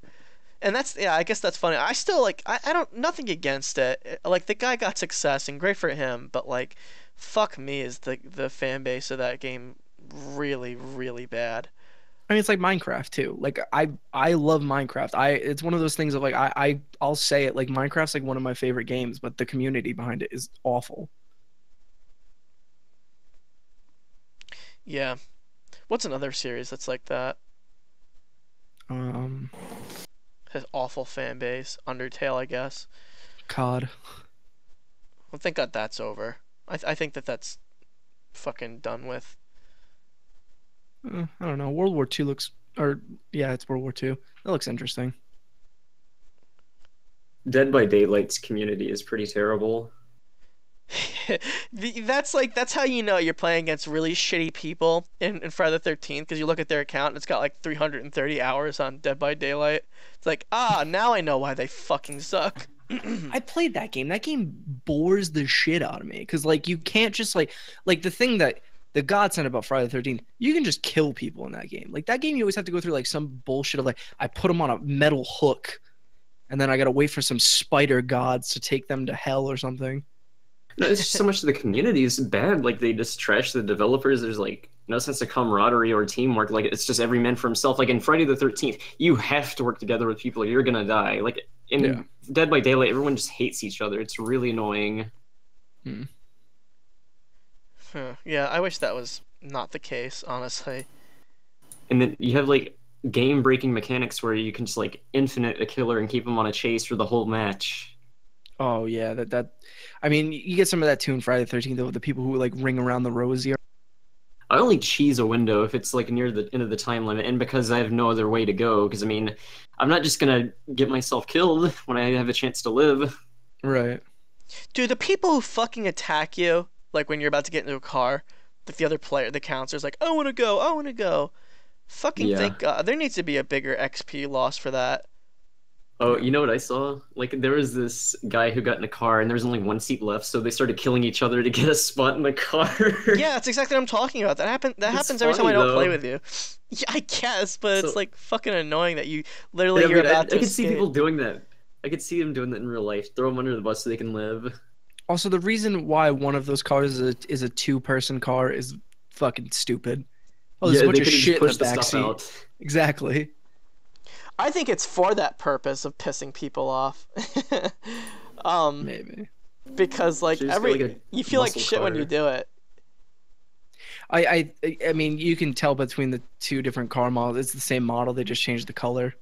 So yeah. I mean, I get why they came up with that, and they didn't just have like a different car of like, oh, this one's like a nice 4-door sedan, the other one's like a Dodge Charger or something like that, like a two. You know what they should have did? Should have made them the same color, and then they find out after the repair. I repaired the 2-seater, guys, and didn't even know it the whole time. Oh man, I feel like what they should do with that is I feel like I'm sorry, Taylor. We're talking about something you haven't even played. Well, that's kind of been the case with most of the stuff you guys have been talking about, honestly. Well, you just stay in your corner. So one of the things that I think they should do with the double-seater is I think that they should have this quick time event, kind of like repairing stuff, where you can clear the back seat. Yeah, it just takes more time. A 4-person. Yeah. Yeah. Because I would understand if it literally was a 2-seater, but like it's not. It's a 4-seater with just shit in the back of it. So. Also, the weird thing is, I always feel like there's only like one set of shit to repair cars in the map. Like I never find like if I find a battery, I never find another one, or I never find. You can find 2 things of gas because one has to be for the boat, but I never find like another battery or another set of keys or anything like that. There was one time. It was the first time I played. Well, no. It was the first time I played the other night, and I was like, "Holy shit! Are both the cars actually leaving?" I couldn't believe my eyes. That was the first time that it ever happened. Right. Yes, I think it's really rare, but I think it's possible. It could also just be another thing of too, like people don't actually look through every nook and cranny of the map, so they Or don't find usually everyone. the big issue with this is people who don't have mics and then they just die in the woods by Jason. They had the keys or the gas on them Yeah. or something like that. It's like, oh, so much for that. They just fucked us. That's a game where game chat is really necessary, kind of, because I've had so many times where it's like I've repaired this car, I can't find these keys anywhere. Oh, some jackass had the keys and he took the car. Yeah, it's so annoying. And I think maybe what they should do is I think when you get the walkie-talkie, a chat should get enabled for the counselors. It does. Is that really? It's just No, I mean like yeah. a text chat because you can't Oh, because well, like people without mics don't there's no text chat. yeah, that's something that could be added into say something like a PC version. I play it on Xbox, so I think the reason they didn't do that is like, oh, it's not fair to Jason. Well, yeah, Jason's not fair to us. that's true. But anyway, we've been talking about that for a while. Taylor, why don't you throw out a topic that you like to talk about? Taylor, talk, give us something. I've got nothing. This isn't Taylor Talks. What about E3, Taylor? Tell us what you think about E3, and is it going out of style? I think a little bit. It's not as exclusive anymore. Obviously, cause can't everyone go to it now? Yeah. Well, this is Yeah. the first year that that's happening. But the first year in a while, like they stopped it. I want to say like 2006-ish was when they stopped letting the public in. Oh, right, yeah. I totally forgot about that it used to be a public event. I guess it just got too big. Well, Yeah, well, I mean, it's meant to be more of a press show, is the thing, right? Like PAX is the kind of stuff that's meant for, hey, you're a person off the street, want to come in and play an early version of, Street Fighter or something like that. Whereas like this, if they didn't have like Jeff Keighley doing like a set of panels, I'd be like, why would the people want to go to this? You know what I mean? Like this doesn't seem like an event for them. Yeah. I don't know. So I think what's going on with E3 right now is exactly what Taylor's saying. It's losing exclusivity because there's so many big, like, all the big names like Microsoft, Sony, Ubisoft, everything they all have individual things now. Yeah. Where it used to be like everyone had their own days at E3. And it's sad because it's like, man, that was like the best way to catch everything. It's like the event. I don't understand why they're trying to make it more exclusive to them because I feel like everyone has their eyes on E3. Whereas, like, maybe only a majority has their eyes on the Nintendo thing or the Microsoft thing.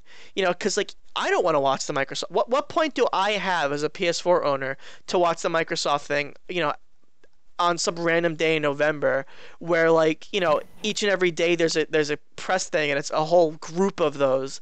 It's more exciting that way. It's like, okay, yeah, I'll watch everything then. I think you see some of that sort of bleeding over into E3 though now, of like everyone's going on a different day now. Like EA is going on Saturday, Microsoft's going on Sunday with Bethesda, and that means that for at least 24 hours before Sony goes, Microsoft can like control the news cycle of what they're doing, and then Sony will control it on Monday. You know what I mean? Mm. Yeah, I still think even though with what I was saying, I still think people are more inclined to watch it still because it's such a big event. It's like a spectacle. Whereas like when it's it just feels like a press conference the other thing. You know what I mean? Because E3 is it's a big thing for everyone, even like big YouTube names. So like your favorite YouTube star is going, you feel more inclined to watch because it's like, okay, I want to hear what my friend has to say about this, or my not my friend, my favorite YouTuber has to say about this afterwards. Whereas it's like, well, my favorite YouTube friend's not getting invited to the Microsoft press conference. That's just everything. Everyone gets to watch that, but most won't because what reason do you have to watch the Microsoft press conference if you don't own an Xbox? Maybe just out of pure interest, but most times than not, that's not the case.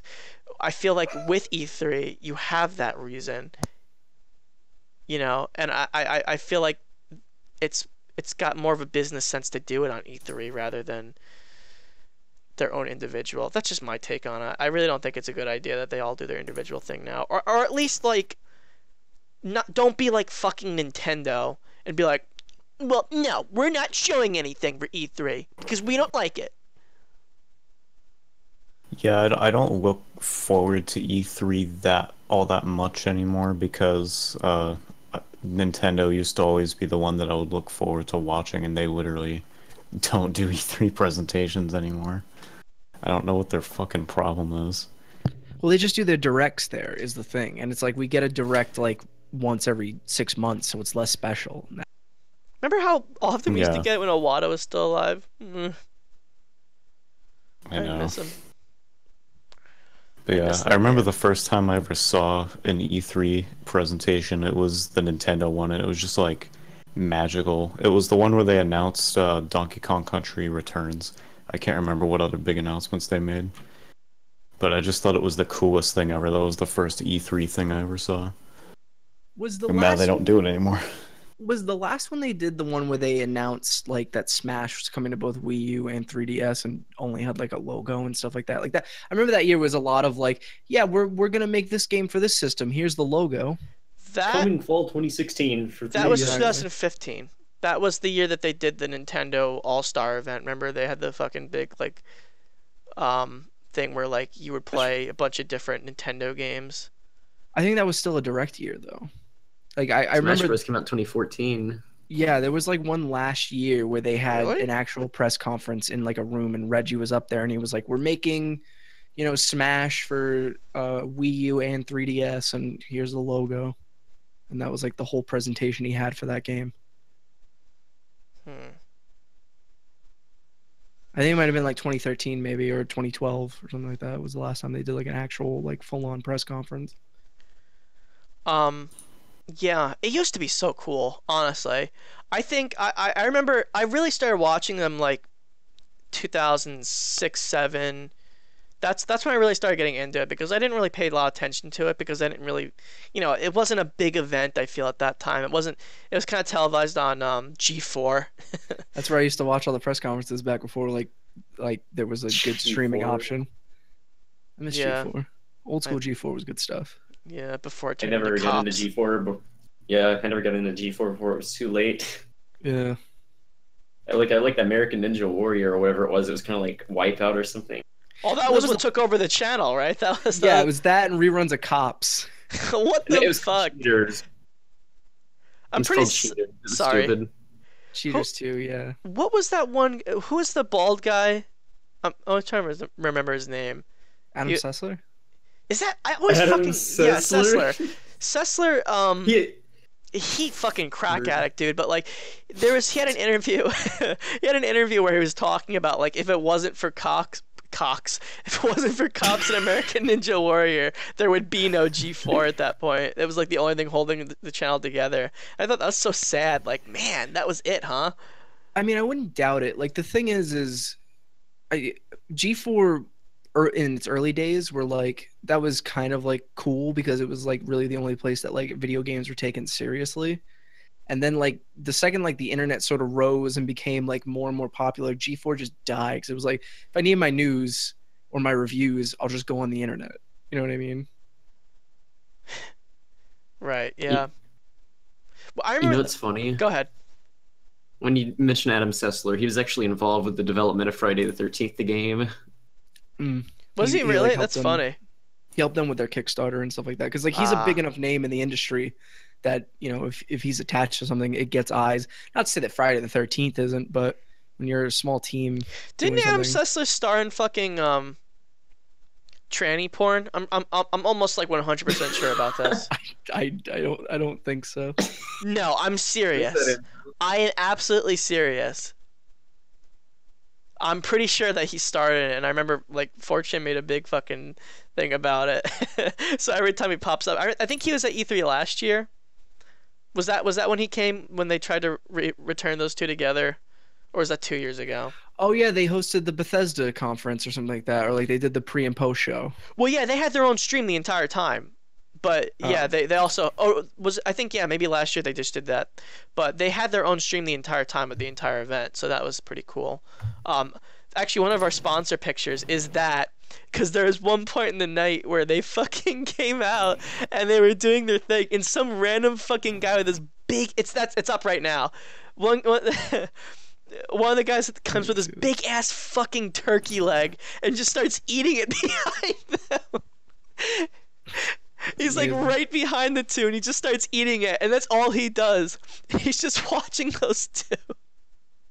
It was so fucking funny.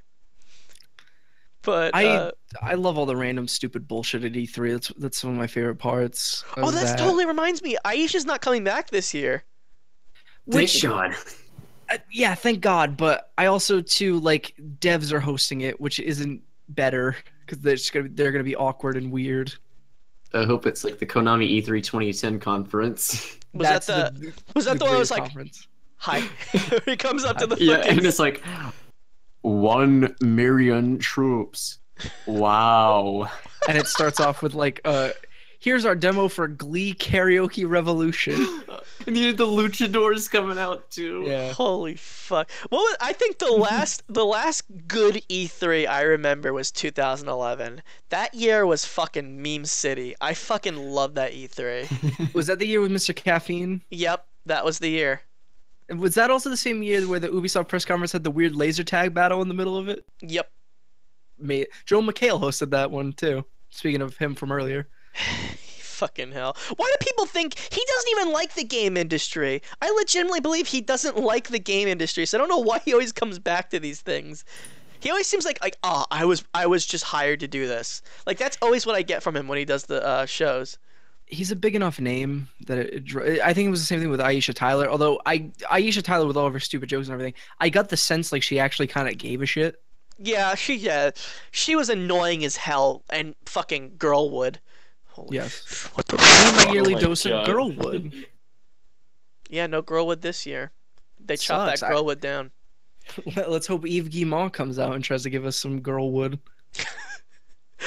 Well, I want Tobuscus back.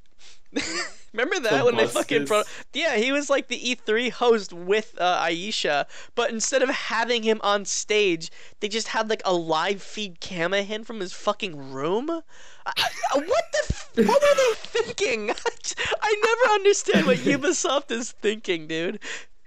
Last year's press conference was so bad. It was like where they'd show a trailer, they'd have a dude come out and talk about it, they'd do the long demo, they'd have like a couch talk for about 10 minutes, and then they'd move on to the next game. Yeah, so long. Was that also the one where Aisha fucking found the guy who was like doing the cosplay for Assassin's Creed in the crowd? She's like, this guy is a living meme. Look at him, a living meme. Sir, what do you have to say for yourself? You are a meme. I he's remember that. Oh my God. But yeah. He's like, what? Yeah, that was fucking so. Aisha's I the worst, remember dude. that. Oh my God. I'm gonna miss her because of like everyone fucking getting upset about her, but it's gonna make it a lot more easy to watch. I don't know, man. I can't I stand guess that Maybe one. they're getting someone even more memey. I can't Bring wait back for Mr. Caffeine. No, don't. Dude, no, Mr. I want him Caffeine? back. I want fucking Mr. Wait, you do not remember Mr. Caffeine, Jake? I don't. You don't remember? Doodly doodly doodly. He did No, the Wayne's I World thing don't. like 6 times. He did a lot more than that. I'll tell you that. He was fucking obnoxious. Every game transition was doodle doodle. Let's go back in time, shall we? Doodly doodly doo. Do it with me, everybody. Nah, never mind. Who wants to see the demo for Assassin's Creed 2? Doodle doodle doodle. And this is what Assassin's Creed would look like if it was made 20 years ago. Ready? Fucking, I feel bad for that guy. I do. It feels like he was giving him the shit end of the stick for some reason, and like he didn't know how. Because the thing was, it's like you looked at the crowd. it actually was just press that time. It wasn't an actual crowd. It was just the press, and he's like doing this shit in front of press, and it's like he's trying to hype them up, and they're just like, "We're just press, dude." Oh, you know one reveal I remember? Do you remember the Peggle 2 reveal in 2013? Oh, the dude who did like the jump where I Yeah, think he's it was like- he he's came like- out and showed Plants vs Zombies Garden Warfare. And he's like, but wait, Yeah. Peggle 2! He does this amazing leap. I love it. I was actually really excited really about this. I hyped. love Peggle. I got really hyped. He Was made me last year happy. Yarny? No, that was the year before. That was 2015. Shit! Oh my god, time's going too fast. Last year's EA was there was like a weird game where you were like a animal going through the woods or something like that. That was their Yarny of that year. Yeah, Yarny didn't even do that well, if I recall. But Unravel? I remember, Unravel, yeah. I remember after the Unravel, it's like this little heartwarming. This guy's like, hey, "Here's my little Yarny. Yeah, he's really happy to see you Oh my guys." god, yeah, he was so nervous. I Yeah. felt so bad for him. I wanted to hug him. That's what I'm saying though about devs. Is like they're weird and awkward. They're awkward as fuck, dude. Like the Microsoft press conference last year with the Minecraft people, where like the Oh dude my visibly God. looked like he didn't want to be on the stage. She goes, she's like, an Xbox achievement on Minecraft on an iPad at E3. Yeah. Like The makes a face. HoloLens or whatever. Oh, that was fucking. That's what's her name, right? She used to be just a YouTuber, and then fucking Notch hired her on. She is obnoxious. I Yeah. forget what her name is. She has the tell you. pink hair, right? No, well, she didn't have it then. She might have had pink hair before, but She she didn't got have short it at that hair? press conference. Yeah, she did. She had Yeah, like that's short her. brown hair. That's her. She's that pink Uh, hair. yeah. Yeah, she's. But I guess obnoxious as she's now fuck. like a community manager on Minecraft because she was also. I watched. There's like a YouTuber that I watch that does like Minecraft cringe compilations, and she's always at like. Oh, Minecon. Kroby Cat. Yeah. Yeah, I love that dude's channel. Yeah, he's a good guy. Yeah, he makes all the E3 shit. That's Yeah, it's always fun. The Ubisoft downgrade video is my favorite one. Yeah, fuck. Krabby Cat. Yeah. He has a weird, great sense of comic timing. Of like, it goes from like this really intense music in the E3 thing to just silence in the actual game. great. Yeah. One of my favorites was the Battleborn one that he did. That one was great. That one's great too. I love Dead the. Rising 1.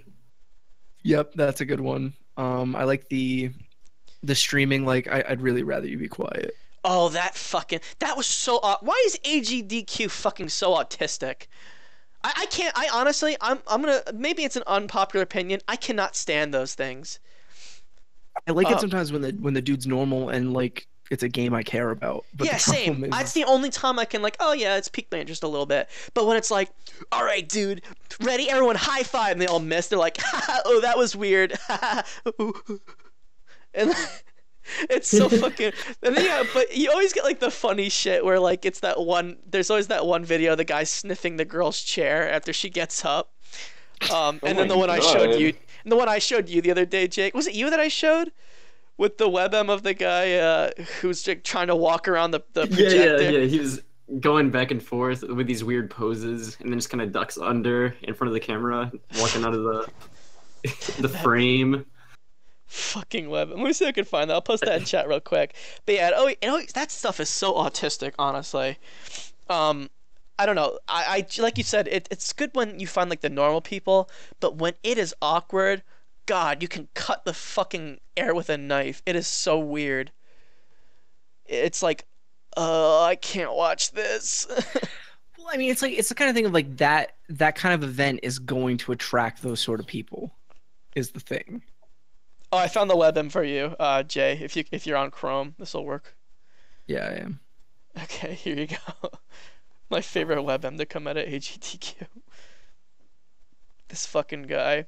But yeah, you're absolutely right. You bring out like the social retards of the world. No offense, but it's true. What is this dude doing? He looks like he's trying to play a Connect game. He's fucking. I don't know, man. You know what I'm fucking referring to right now, don't you? No. That one webm. I posted it in chat. You'll notice as soon as you see it.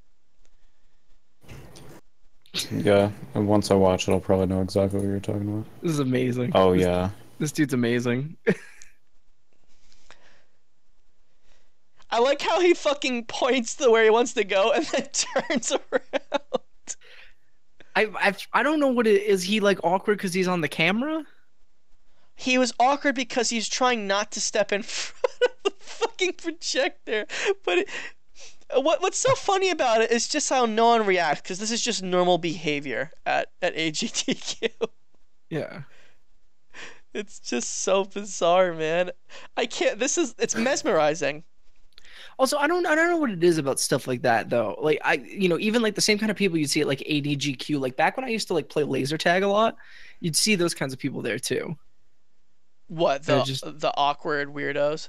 Yeah, like that. I don't know what it is about stuff like that and laser tag, and I'm sure like I don't know. You find them in arcades as well. You find them in arcades. Well, that's probably what didn't help, was that the laser tag place I had a huge arcade in it. So yeah, you usually find them on the DDR machines. These lanky ass motherfuckers, covered in sweat.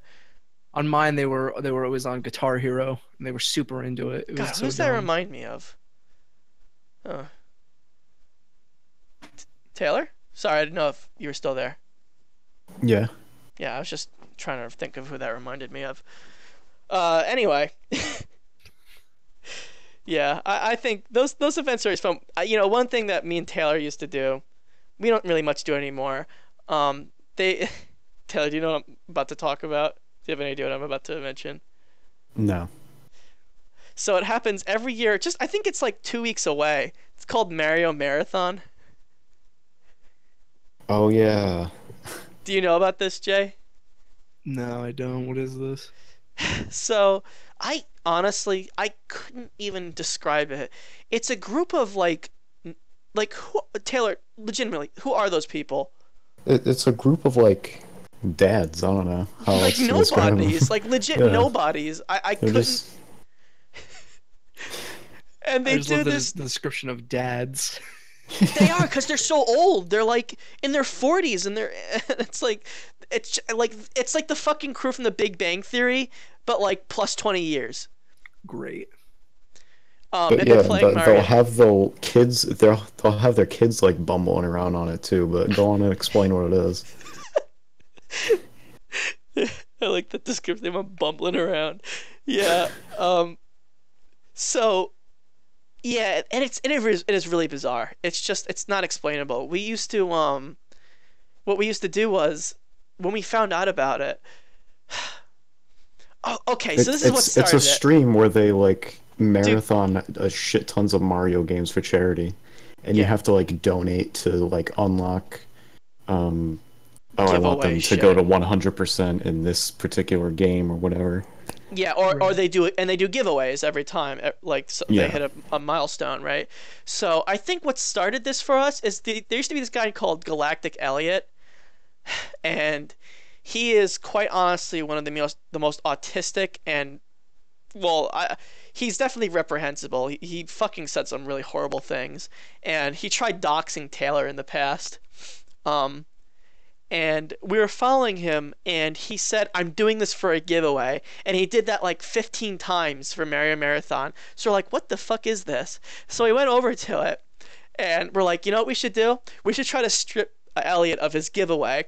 So like me and him just kept going in chat and saying, "I'm doing this for a giveaway, Wim Chow. I'm doing this for a giveaway, Wim Chow. I'm doing this for a giveaway, Wim Chow." And it'd be that, like, literally, I'm not even joking, we'd hit the tweet limit of the day. If you did you even know that was a thing? Yeah. There's a tweet limit, and we hit it. So we got blocked out of our own Twitters, and we would do it a million times, and we'd actually get their attention. They'd be like, "You can only enter once to get into the competition." And they would say like a million times. And I remember even once, one of the kids pointed us out in the chat. They're like, "What's going on there?" And they're like, "Ignore that, sweetie."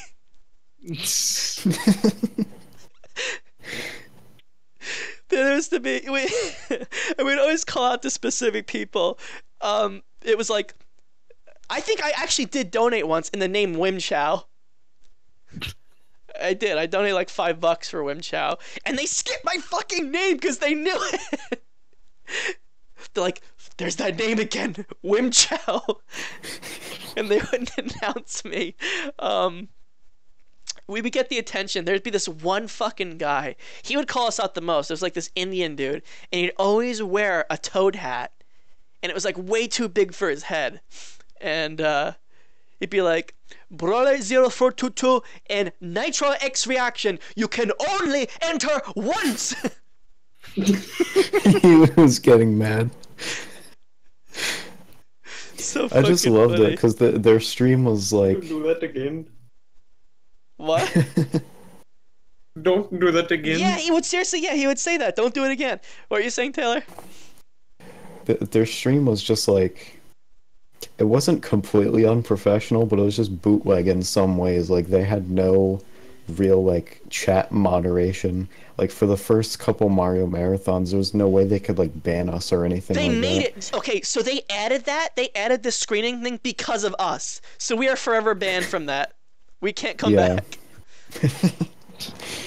Um, But so when no we more were web there, chat. the chats just became, like, unusable. It was so because funny. of us. It would be like 4 of us doing this. Needless to If say, you're we not never Rogue, won. you're Vogue. Yeah, if you're not Rogue, you're Vogue. What was another thing? We'd always gain the attention of these dudes on Twitter as well. They'd get so fucking pissed at us. So we'd always play dumb. We'd always be like, I don't understand. I'm just doing this for a giveaway. And then it was so fucking funny. Taylor always handles random people so well. So I always thought it was really fucking funny when like he'd have 10 people on his ass telling him to calm the fuck down and stop taking away their competition, that they're spamming the chat. Those days were so fun. And then they fucking banned us forever. So much for that. I just always remember hitting the daily tweet limit. That was such like we were just like, wait a second, Taylor, I can't tweet anymore. I think I got banned. No, wait, I'm getting a message. You've hit your daily tweet limit. What the Yeah, I fuck? think I got, like, an email or something that warned me about, doing that in the future. I would get suspended from Twitter.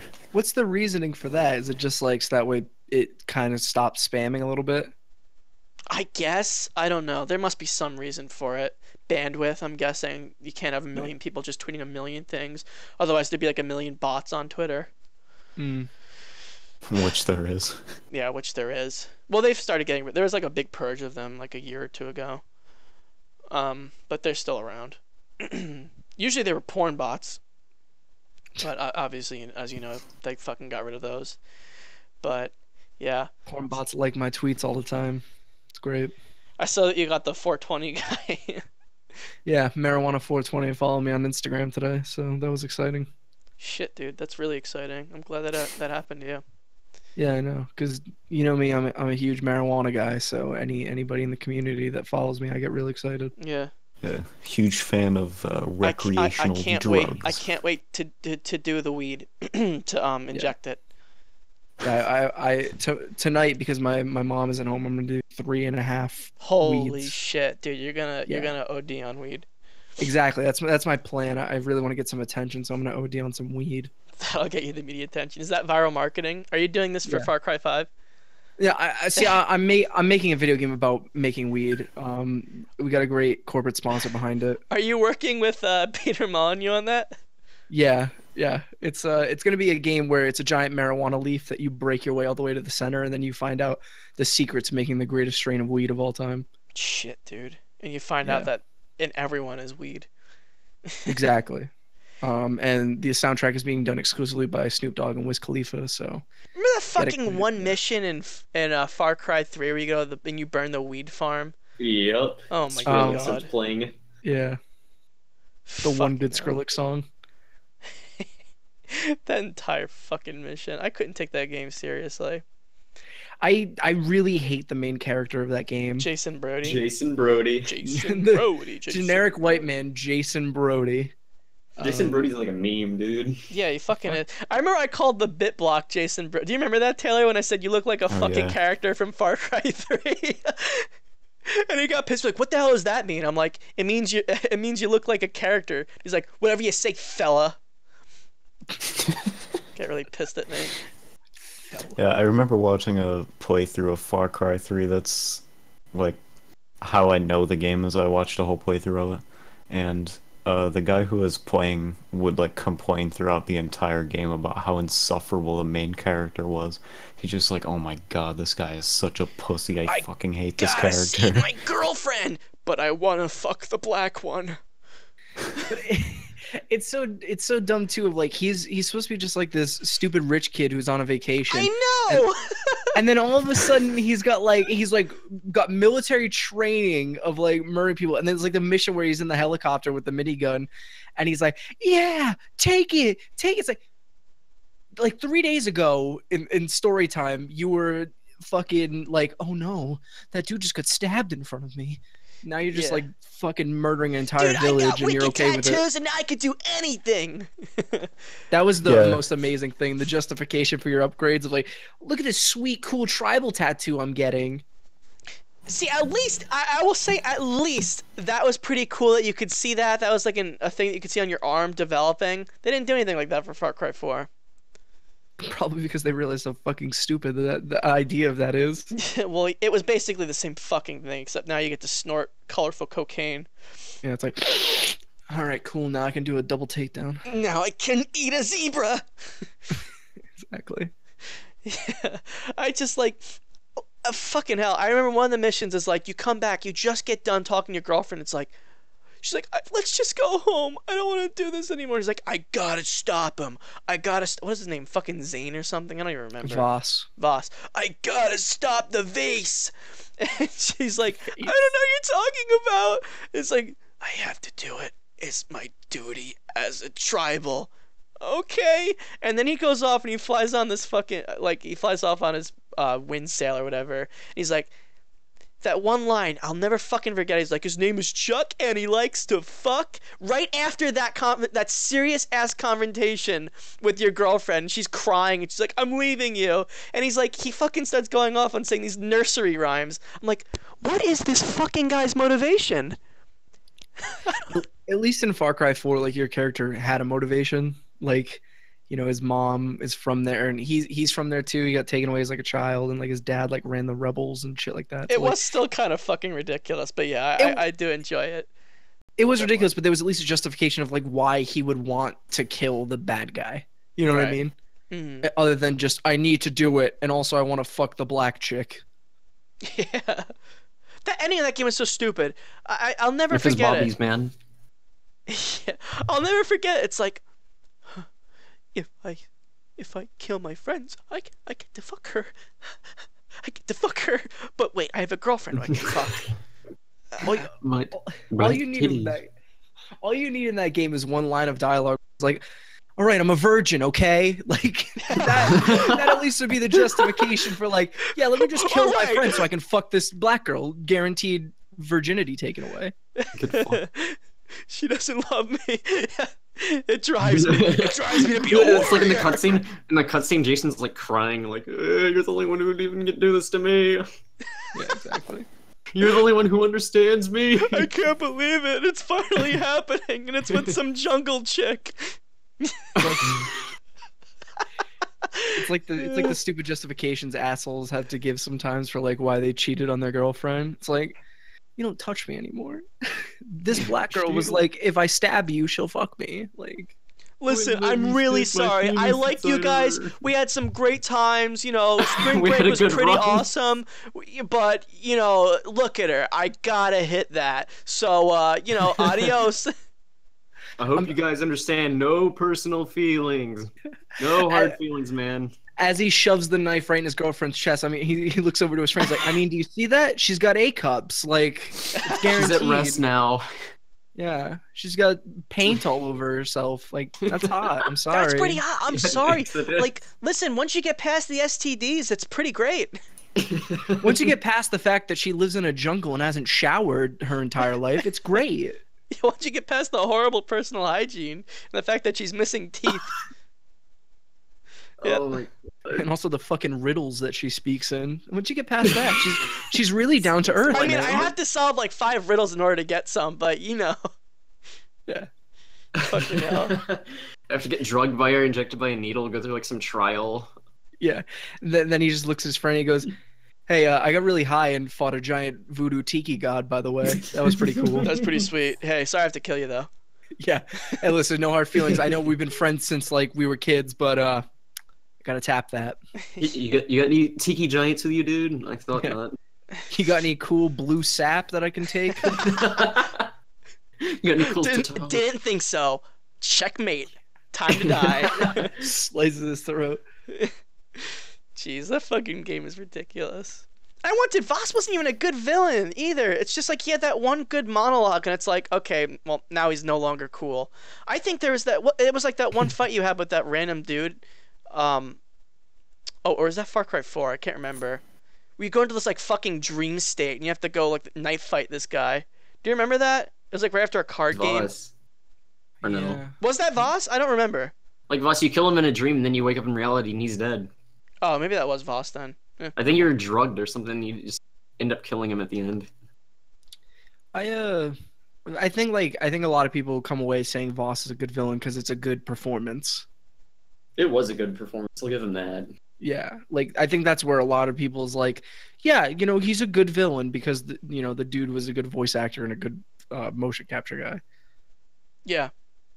And that really just kind of ends it right there. Other than that, the game was kind of mediocre. It was all right. The story was really fucking broken up. The gameplay was fun. Yeah, I like the gameplay of Far Cry, which I think is the number one thing. I can't wait. I hope like this one has some weird psychedelic drugs in it too. Like, I mean, it's in Montana, so like it'll be like you think of like you smoke meth and then he turns. Oh, into you know like... those Montanans when they're fucking meth and shit. Like Hannah Montana. Exactly, Hannah Montana's a huge meth. What if the villain is not the guy in that picture, but Hannah Montana herself? Halfway through the game, he rips it off and he's like, "You're about to get the best of both worlds." I was about to Rips say the off his same face. fucking thing. Yeah. Miley? No, Hannah. Yeah, She's chucked up, dude. She actually thinks she's Hannah. exactly. Isn't she like And then, turning a new leaf? Like, isn't she like totally fucking like, I'm Miley again? yeah, she seems like she's going back to being normal a little bit. Dude, that phase of hers where she was just fucking. Ugh. It was like the weird thing of like when I was like younger and Hannah Montana was, she was like hot to me because I was a child and I was like, man, it'd be cool if she was naked. I never thought that eventually in my life I'd be like, all right, you've been naked too many times. Please Stop it. Please put it back on. Yes. Stop releasing nude photo shoots. God damn it. That oh my god, I'll never forget the fucking one. Well, she did like that song called Baby Talk, and she was fucking wearing like a diaper, and that was it. Taylor, what do you think of that? What do you think of Miley ABDL? That was a thing. Oh my god. Baby Talk, look it up. I'm serious. I don't want to. It's the letters BB. It's not the word baby. BB talk. It's half of it's just her talking about like not liking the guy that she's dating Yeah, and it's wanting so to go back to it's her an ex. awful song. It is an awful song, an even worse video. Who would have thought? The chorus is okay on it. Like when it's an actual song, it sounds all right. It sounds good. The production's good on it, but it's a bad song. I may be misremembering. Didn't fucking her father do a remake of Achy Breaky Heart? It's like a fucking porn video. He did. It was like a rap version of Achy Breaky Heart. Fucking hell. Oh man.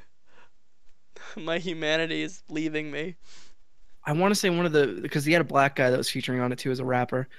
I don't know why I had to mention that he was black. It could have just said rapper and that would have been fine.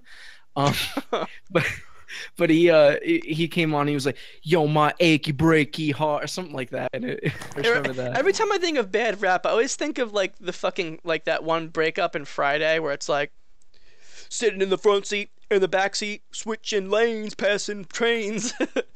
Yeah. Fucking Sucks that was taken out of the iTunes version of that song. a Friday? Yeah. Dude, I still have it. I had this weird ritual. Taylor knows about it, where I downloaded Friday all the way back when it was like popular and whatever, and I put it on my iPod for some reason, or my iPhone, and I'll only listen to it if it's Friday. Like if it comes up, I'll just skip it immediately. But if it's Friday, I have to fucking sit through that shit. I can't help myself. The best part of that song is the breakdown when she explains the days of the week. Yesterday is Thursday. Thursday today it is Friday. Tomorrow is Saturday, and Sunday comes afterwards. Fucking hell. That was like the first big meme. Like that, like, okay, when I say big meme, I mean like mainstream, I feel. Like really big, where like everyone was talking about it. I will say it was big. A lot of people talked about it. It never got as big as Gangnam Style, though. Like, it was never on the radio. Right, but was Gangnam Style, would you consider that a meme, though? I mean, yeah, it went super viral. I don't know. I'm sure a lot of people were like, this video is super crazy. And, like, the song is, like, dumb. Like, I don't know why that was on the radio, because you're missing the best part of it, which is the music video. Yeah, you can't fucking understand it. Yeah, like the thing with Friday. Yeah, I'm really singing along with to Friday this. is, like, the song is funny. So, like, it works even if you just listen to it auditorially. Yeah. But, yeah, with fucking Gangnam Style, it's like, man, I don't know what these lyrics mean, man, but I can just think of the dance. Watch this, Mom. Apparently it means horse style. Oh, interesting. So you is it like fucking a girl horse style? Is that even a thing? Is that a thing? I don't. Is that just when you have a massive penis? Yeah. Taylor, can you shine in? You unsheath it like a sword. Exactly. Shh. Let's do it Gangnam Style. I knew a girl who legit thought, I'm not even joking, she legit thought that, like, on the side of your thigh for guys, you have this, like, sheath for your dick. Like a whole like a kangaroo pouch, but for your dick? Yeah. Like a holster, like a gun. Yeah, like a holster. Like you pull it out like you do a quick draw with some dude in the middle of the floor. Yeah. Like 1-2 switch. She drew a picture for me. I'm like, she's like, wait, so you guys don't have this? And she drew a picture. She was a good artist. I'm like, Taylor. Her name was Taylor. I was like, Taylor, what the fuck am I looking at here? Do you honestly think guys have a pouch on their fucking inner thigh where they stick their dick to hold? What age was this that she asked you this question? This, I believe, was 9th grade. She hadn't seen a dick at this point? Well, I guess Say the not. internet exists. Yeah, I know. Do you think this could be like a? Do you think this could be like a as seen on TV product or something? The dick holster. The dick pouch. Has this ever happened to you? Your dick's just way too big. You have nowhere to put it in your God, pants. I have nowhere to put this dick. It sits in the front of your jeans Like a and just lasso, scrapes like- against the zipper. It's like a lasso within a I circle. hope my mom doesn't see my boner no longer. Yes. It's like Sit in class and you have to answer a question on the board? No worries. No use worries. the dick sheath. Fucking hell. What is it? Have you ever seen the as seen on TV product that's like the golf club that has like a little cap on it? It's meant for like people if you're like on a golf trip and you can't get to a bathroom quick enough, where you just unscrew the cap and piss into the back of it. What the fuck? No! Yes, I've seen it. It's not a real golf club. You're not supposed to use it, but it looks like it, so you can stick it in like your golf Stick your bag. dick into the fucking You golf club. stick your dick into this golf club and just pee in it. Hey guys, just hold on a second. I think I saw a gator or something. Oh, fucking hell, thank God. Hey, what are you fucking that golf club? I would love nothing more than if the dude grabs the wrong one, goes to take a swing, and the cap just flies off and piss goes all over him. Alright, I just gotta get the 9 iron. No, not that one! Hey, can I use your 9? Mine broke. No, Steve, don't! Wait, Steve, that one has It's the like in slow motion. I took a shit in that one! Like stored in there with like a Ziploc bag or something. Yeah. Like stored like He just evidence. shit right into it. Fucking hell. I never heard of that. It's too funny. Yeah, it's great. There's an ad for it. I guess it came with like a little, I think like an apron, but for the front of it. Holy shit, what the hell? So you can't even like be conspicuous about it. Yeah, hold on guys. I'm just gonna make some burgers. Incognito.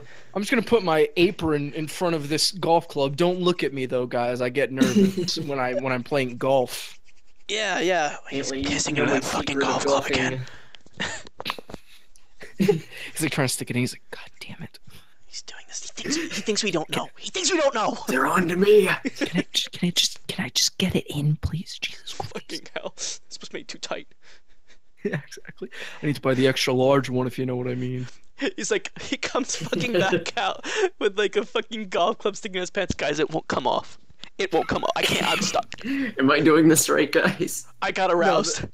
I can only imagine some asshole sitting there seeing that commercial with his friend and being like, they would have to make an XL version if I wanted to buy one. Yeah, the Magnum fucking Yeah. golf club. Yeah, we need a Magnum piss club. And I piss a lot. I piss like 2 gallons, bro. Yeah. Check this, man. So we're gonna have to turn the entire golf club into a piss holster.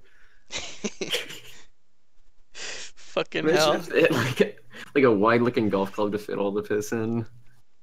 Yeah, just imagine they made a golf club where like a baggie came out the back of it. It was just like full of piss. Like a mulch bag for like a lawnmower. Yeah, exactly. Fucking hell. Dude, alright, you just need to go to the bathroom. This is getting to be too much.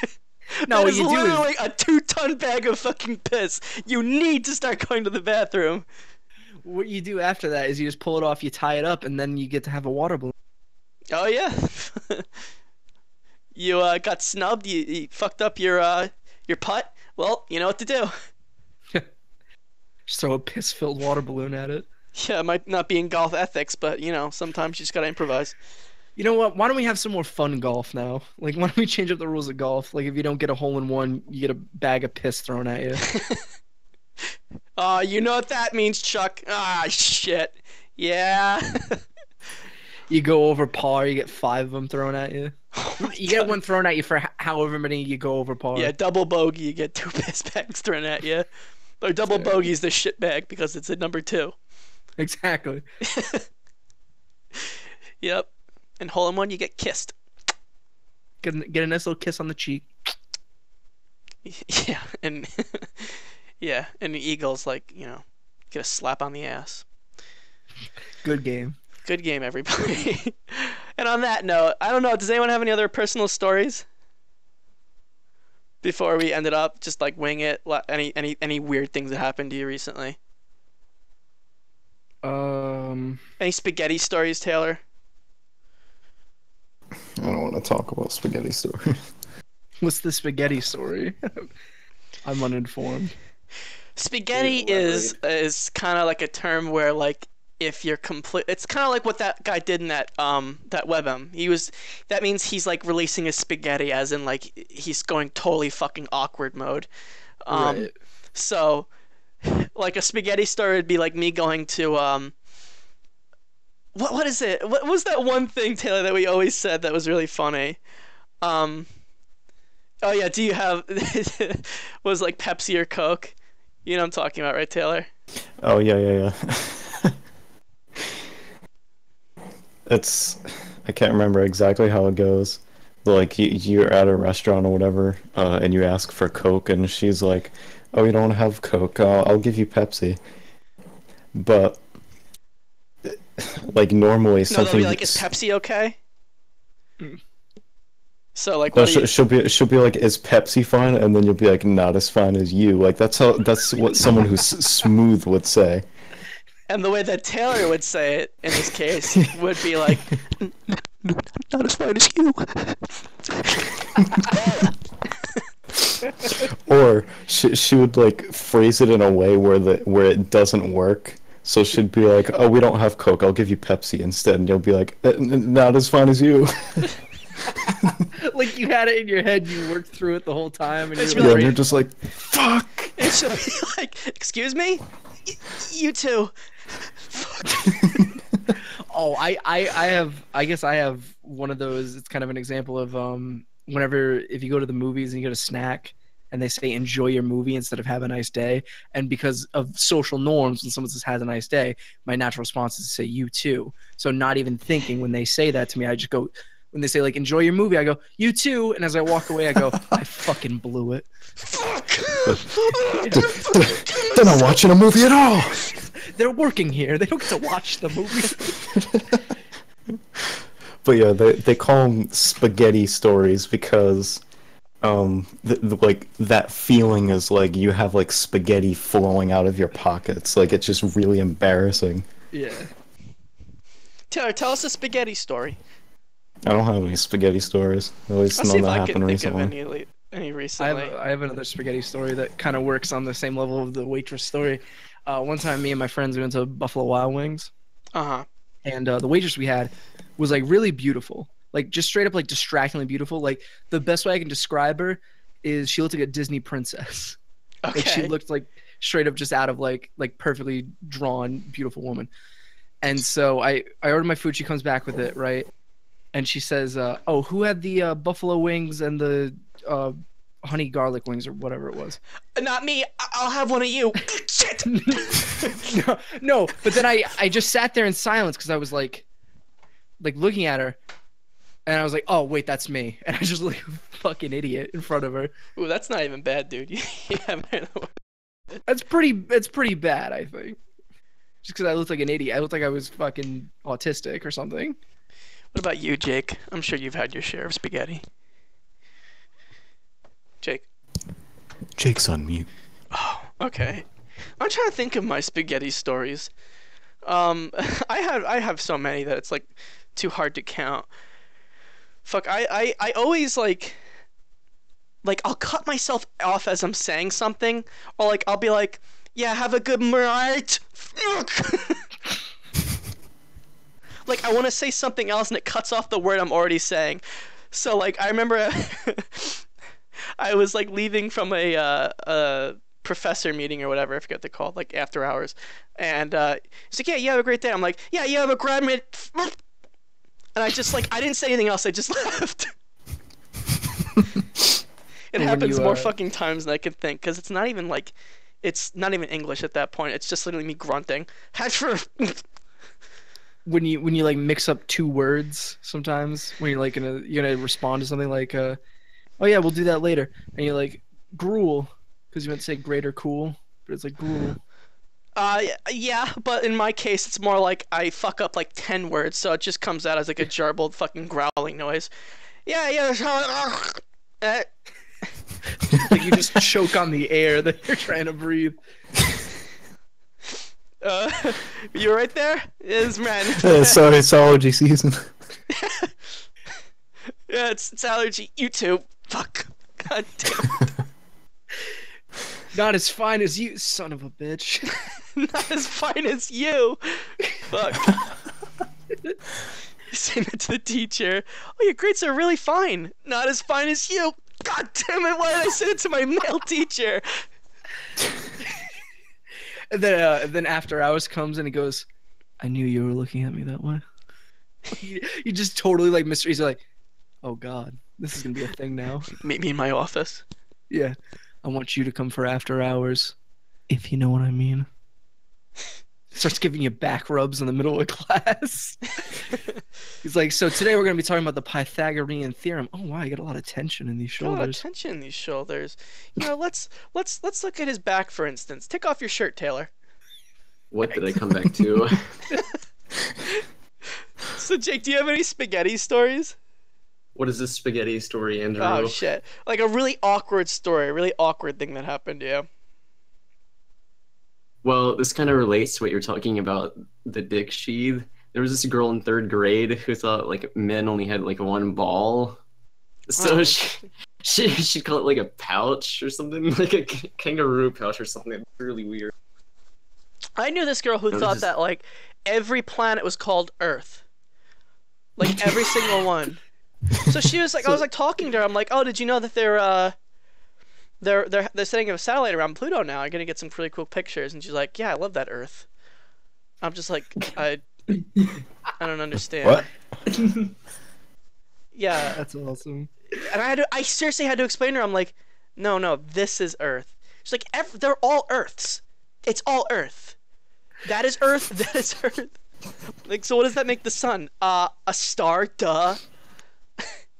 Okay, so The best of me is as you're explaining it to her, she's like, "Andrew, are you fucking retarded? They're all Earth." she seriously, she was treating me like that, and I was like, okay, Rachel, listen. It's called a planet, not an Earth. It's called a planet. There's a ton of planets, not Earths. We are Earth. And it took like an hour to get her to believe me. Because we didn't have any service. I couldn't have shown her my phone. But yeah, we actually asked. It was working, so I asked a customer. I'm like, "What do you call Pluto? A planet? Well, okay. What do you call Saturn? A planet? What do you call our planet? Earth." Well, So that person's wrong. Pluto isn't a planet. So you asked another idiot. hey, it was re-registered as a planet. Is it? Yeah, well, it's fucking constantly back and forth. Poor Pluto. It's like the autistic cousin of all the solar system. Truly, Pluto is the spaghetti planet. That reminds me of a conundrum that's related to that. It's like, if soil on Earth is called Earth, what's soil on other planets called? Mars or whatever planet it is applicable. Insert planet name there. It's it's just No, we called haven't Mars. found we haven't found another planet with soil or dirt. It's usually just dust. Yeah. Well, you get a nice handful of Mars That's dust, soily. and then you snort it. What if every other planet was made of cocaine? Oh god. Yeah, that's why they brought the Mars rover out there. They're like, okay, we need to get a sample of some of that good shit. So that's what the Martian was doing. That's what Matt Damon was doing this whole time, right? Yeah. That's why by the end of that movie he looks really haggard. Like, Mark, why you getting all those nosebleeds? It must have been the atmosphere or something.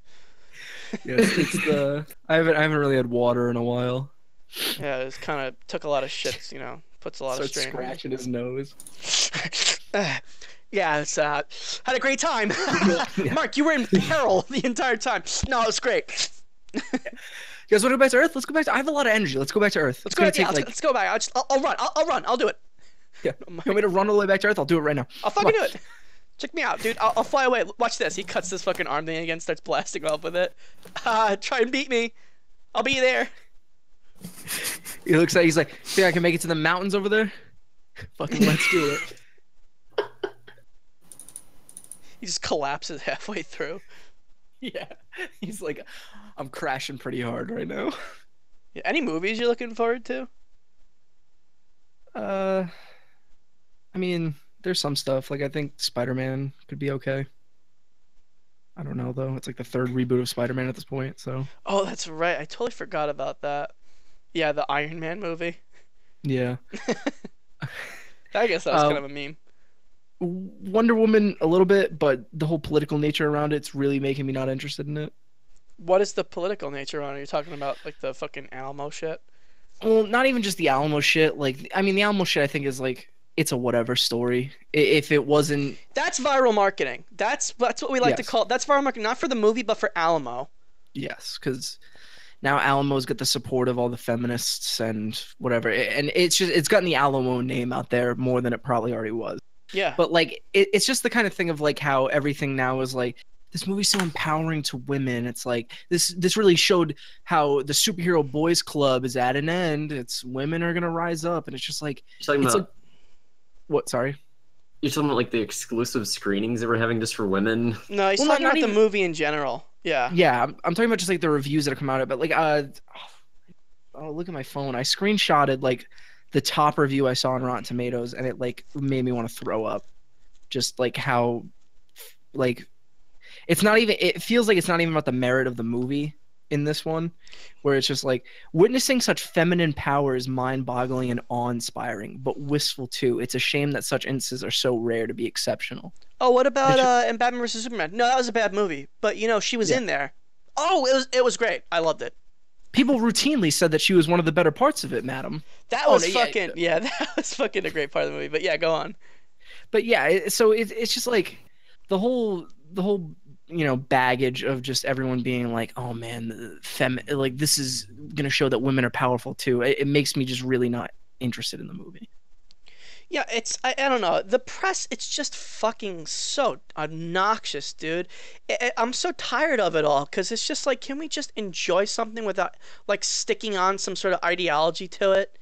It's getting to be so like boring. It's like I can't enjoy anything anymore without having something like that like plopped onto it.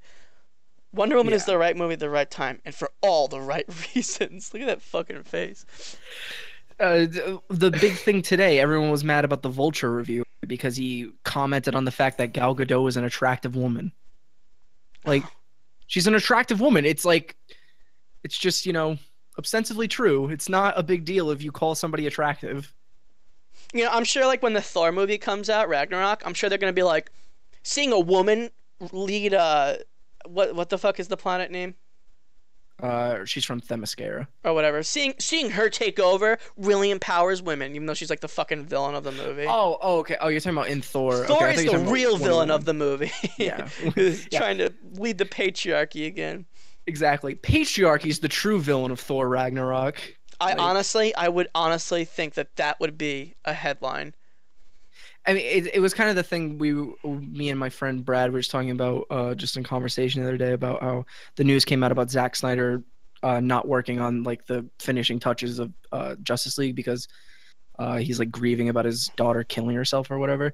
And I can only think that when that movie comes out and maybe gets bad reviews, all the articles are going to be like, is grief to blame for the badness of Justice League? And it's like, probably not. Like, don't get me wrong, like I'm sure it'll have a little bit of a factor of like, hey, this dude just lost his daughter, like that's sucks. But the script and all that stuff is finished way before shooting even begins, you know what I mean? Mm-hmm. So Yeah. they always got to find a scapegoat or something like that, of that kind of thing, of like, if Wonder Woman doesn't do well this weekend, which I'm sure it will because it's a big movie, but if it say doesn't do as well as some other superhero movies, would be like, well, men aren't ready to accept women superheroes. Yeah, and that's the same thing. It's the same thing that happened with Ghostbusters, honestly. And Ghostbusters was just horrible. Yeah. Like there was nothing redeemable. Like for instance, it's just like talk to any person who, like an adult who doesn't fucking give a shit about what's going on the internet and stuff like that, who doesn't pay attention to all this petty shit. Who just happened to watch the Ghostbusters because they wanted to. They'll probably say, God, that was really bad.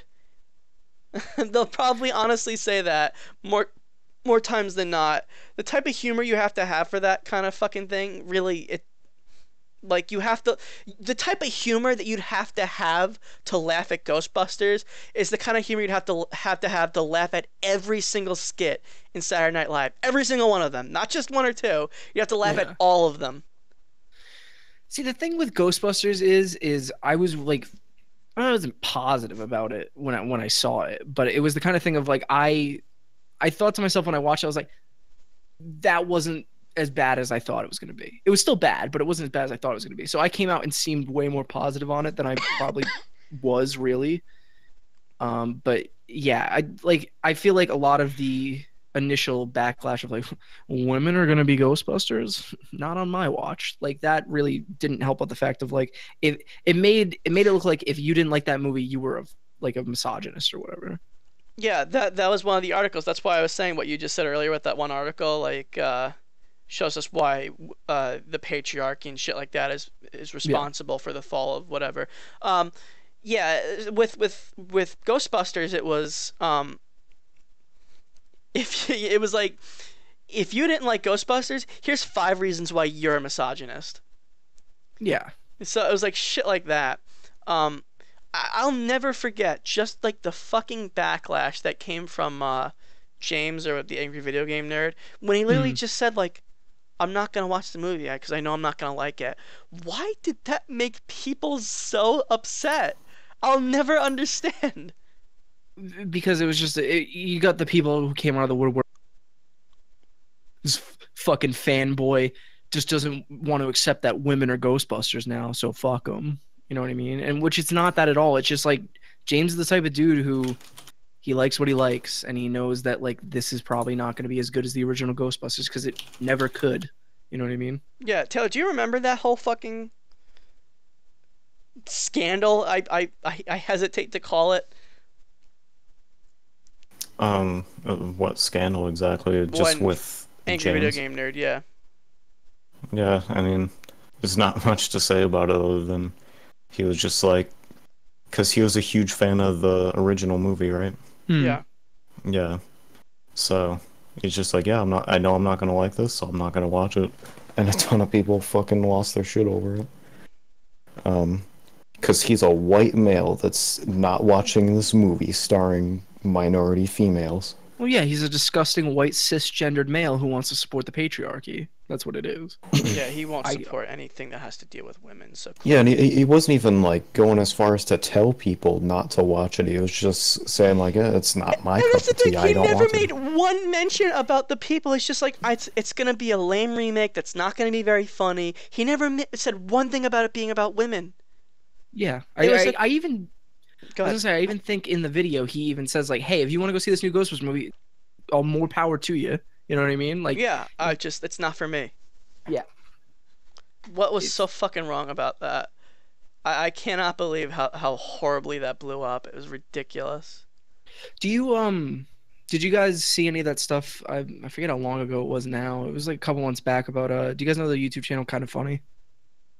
Yeah, They they're part of the Rooster Teeth or whatever, Achievement Hunter. yeah, yeah, one of their founding members, a guy named Colin Moriarty, he on that day without a woman thing that they had, the hashtag going around where it was like women weren't supposed to go to work to show how Oh my society would fucking crumble without god. women.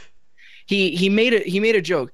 It was like the hashtag a day without a woman, peace and quiet. Something that's like totally innocuous joke, like something you'd see on like a sitcom. You know what I mean? Yeah, it's like literally the joke. Oh, women can't live with them, can't live without them. Literally on that level. Yeah. And that fucking blew up to the point where he just left the company because it was such a big deal. Shit, dude.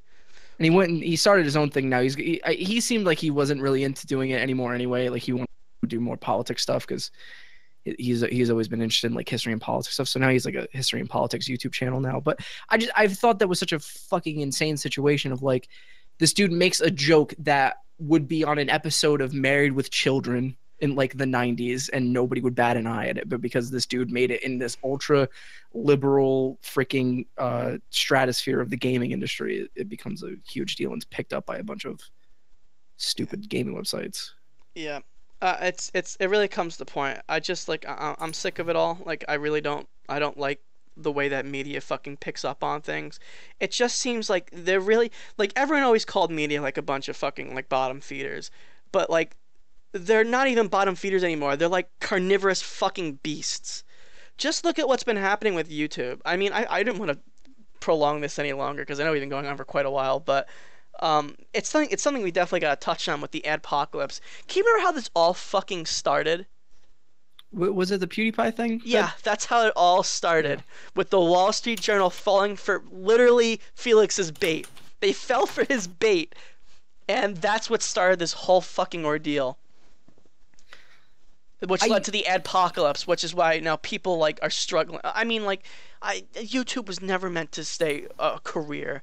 I totally get it, and you ran the risk, but like still, like of all the things that had to bring down YouTube, it had to be fucking something related to social justice. It just had to be. But even then, like some of the aspects of the adpocalypse, I get, right?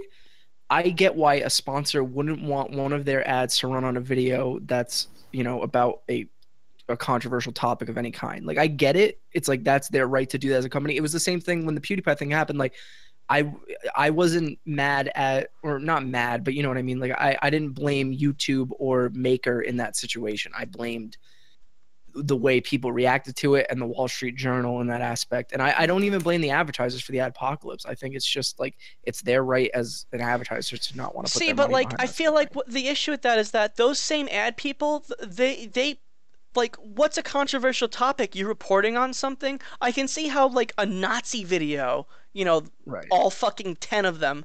Uh, I could see why those would be something you'd want to cherry pick and not have your videos on. But like, literally a controversial topic nowadays could literally just be you reporting on the news. And how does that make it any different from the actual news itself, where those same advertisers are posting their shit during news hours? You see shit like this London, this what's happened in London today. Like you're gonna still see a Coke. You're not gonna see Coca-Cola pull away Yeah. because why would they? They're not responsible for it. They're not like, oh wait, hold on, breaking news, everyone stop the ads. Yeah. You know, like it doesn't happen. It happens always. There's always going to be ads. I get it. Like you can't control it. Obviously, YouTube needed some better system to work out. But the fact that like the whole reason why this happened was because of those cherry-picked videos that people were showing advertisers where it was like Oh, and by the way, they were faked. A lot of them were faked because you can tell like they didn't fucking cover up their issues. The time was the same on each thing, meaning that they just copied and pasted a picture of an ad that they got off of another YouTube video onto another video like this. Because more Right. times than not, YouTube actually does take down the ads on videos before this whole thing happened. It really does happen. It's hard to on everything because there's so many. It's like, what is there, like every fucking 5 seconds there's like 100 videos uploaded or something? Even more than that, honestly. But like, 100 hours of video is uploaded like every second to YouTube or something like that. yeah. So like, it's impossible to sift through all of it. More times than not, like it's going to get taken down. And a lot of the times those videos are reported. But like, you have to think like the I don't know. Maybe I'm going too far, but still, the YouTube needs a better system to kind of like pick out those tiny things. But the advertisers knew what they were running. They knew what they were doing, putting stuff on YouTube. Like all of a sudden, like, oh, I won't buy from Coca-Cola because I saw that they were advertising on one Nazi video. That must mean that Coca-Cola are supporters of Nazis. I knew it. I fucking knew it. I see this more as well now because of this adpocalypse. You're gonna see the rise of Patreon. Patreon's gonna become even bigger. Oh, it's already happening in full force. Every Phil single DeFranco channel. went to Patreon. Like, fucking, why would he need that, dude? He's so fucking rich. well, Discovery dropped him. Like Discovery bought his channel and SourceFed like a long time ago, and then like not last month, like a couple months ago, like they like dropped SourceFed as a thing, and then they were dropping Philip DeFranco, and then he bought his channel back from Discovery and then went to Patreon. So that way he's starting like a news network now or something like that. It's crazy. Not crazy, but you know, he's trying to do something big, which I can kind of respect. Yeah, for sure.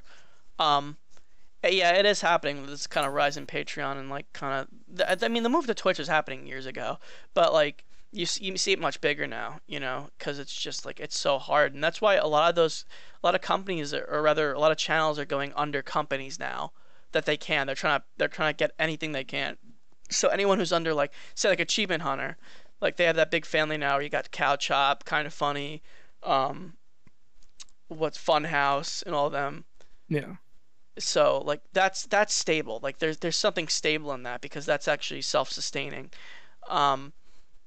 But like if your channel like it's just done for, you can't get ads. YouTube's back to the way it was before everything kind of started. Like you're kind of going back in time here, but you're still under like stringent rules. I'm more right now as someone who's making YouTube stuff, like fuck their copyright system more than anything, honestly, because it's so inconsistent on what's going to happen to your video. Because I have videos where like I've done editing projects where I made like a Titanfall video because I was really into Titanfall 2 at the time, and I just wanted an editing video to kind of like make like a trailer or something like that for it. Just kind of give myself a project to do. I made that and I put like a licensed song in it. That got like it's like, oh, it got monetized by the copyright owner, and it's like that's fine because my video's still up, right? But then sometimes you put in a song and it's like, this is blocked in every country, nobody can watch it. Yeah. It makes me like wish for the good old days where you'd have to fucking put in like that one what was it, Taylor, like 007 sound system or some shit like that. It'd be like YouTube, they still have it. It's not as small as it used to be, but they have this like library of stock music that you can replace the audio in your video. Well, I started doing like mixes and stuff now because I'm bored sometimes and I like music, so I'd like to make like sort of like little mixes of songs I like. And I've started uploading to YouTube because YouTube's like the biggest video platform and it's a good way to get your name out there and stuff like that. And I did one mix, put it up, it was fine. I put up another mix on Friday, made a video for it, got blocked in every country.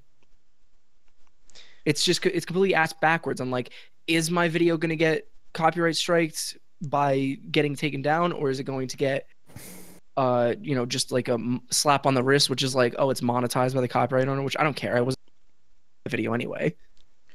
Yeah, the copyright system has been really inconsistent lately, but in one case they've really fucking improved the detection. Holy shit, does that work really well now? Like I'll Oh upload yeah, it's crazy. it really is. Like they'll fucking say like Taylor had like an entirely made song by himself, and then like all of a sudden in the background of one of the songs it had like a sample of like fucking I don't know, All Star. It would Yeah. pick up on that like immediately. Well, I think it even needs to go over 5 seconds in order for it to pick up. in this last one I did, I put in like a remix of a song and it identified the wrong remix, and so that was like the thing that dropped me over the edge. Was that remix was the one that got me blocked? But it's like I didn't even use that remix. Like, Wow, that's stupid. yeah, I don't know. And that's the thing is like the only thing you can really do is either take the video down, which I mean, it's what I have other places where I host it. Like I host it on like some mixed website because SoundCloud did the same shit to me on the last one I did anyway. So I was like, fuck SoundCloud at this point. And so putting it on there, like it's fine. I have it hosted somewhere, but like you want it on YouTube because it's going to get out to its largest audience that it can. And like I could put the video up on something like Vimeo or something like that, but who the fuck goes on Vimeo? I don't know. You know, it's funny you should say that. My, I mean, I was at a funeral for one of my family members like last year, and I met with my extended family, these people that I fucking barely know, right? And you're like, oh, we know that you're in the communications major, like mass communications and all that. And I'm like, yeah, it's something I do. Like, well, he kind of works in that field too. I'm like, oh yeah, what do you do? He's like, oh, I make some projects, I upload them to Vimeo. I'm like, huh? What? Well, I know a lot of people use Vimeo because they don't have as hard of like strikes on copyright shit. So if Yeah, but anything, it's like barely fucking noticeable. You'd never know it was on there. yeah, like you'd have to have a link that you send out to people in order for them to see it. Is the Yeah, thing. you'd have better views on Live Leak than you would on Vimeo. Probably just make the title something like "Teen Kills Himself to Sweet New Dubstep Music." While dabbing. While dabbing, exactly. Yeah. Fucking hell. Yeah. Kid kills himself with a fidget spinner, but there's Killer some fucking tune. Literally kills a kid. yeah. How long do you think it is until like something like that, like a fidget spinner, is used as a weapon against somebody? I don't fucking know. I know Cow Chop did a really funny video on that. On like they're like, all right, we gotta go above and beyond, and they got like compressed air, and they started spraying against like the thing of the fidget spinner, so it would go really fast, and then they'd hit their face with it, and then they do like they'd have like a pause, and they have like a bunch of fake blood on their face, like ah! Yeah, it's a pretty funny video. What were you saying, Taylor? I've already seen one of those memes where it's like someone back in like decades ago was like, oh, we'll probably have like floating cars and stuff by 2020 or whatever, and then it's like 2017 and it shows a video of some guy showing you how to make a weaponized fidget spinner.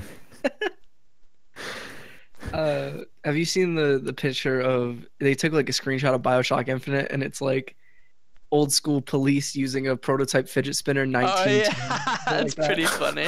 Colorized. That's funny.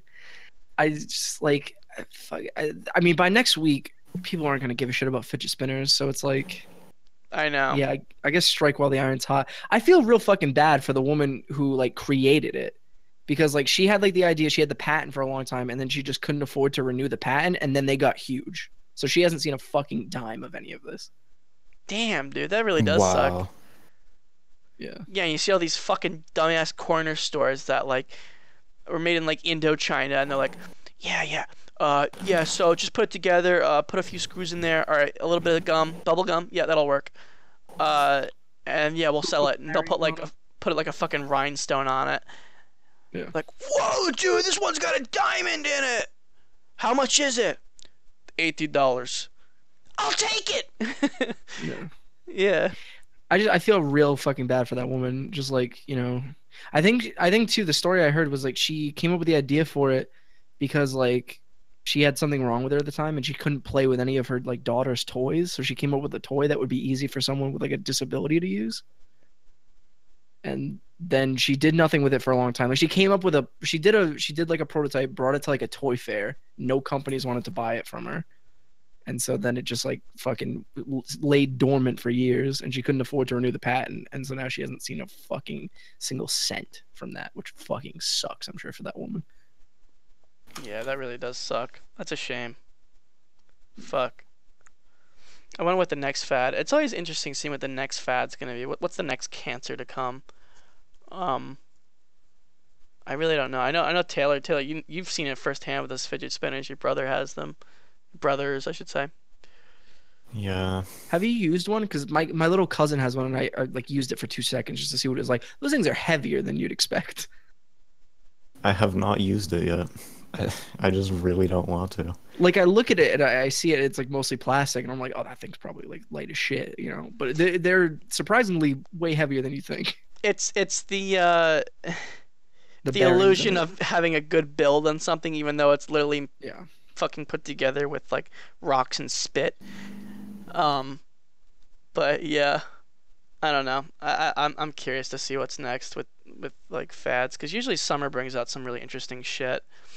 I'm curious what game's gonna be the next fad right now that like becomes cancer. Oh God, I don't know. I hate when games become fads, dude. Undertale was so cancer.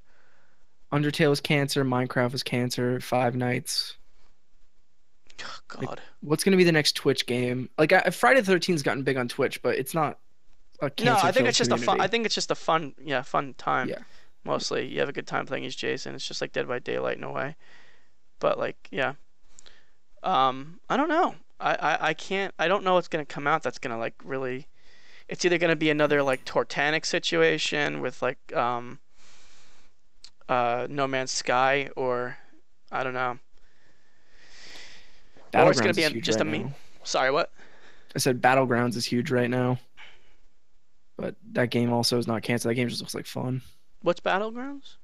Player knows Battlegrounds. No, it's an early access game, so it's kind of like it's shitty in that sense, but it's a battle royale game, so it's like 100 players get dropped onto this island, and you have to survive to be the top one.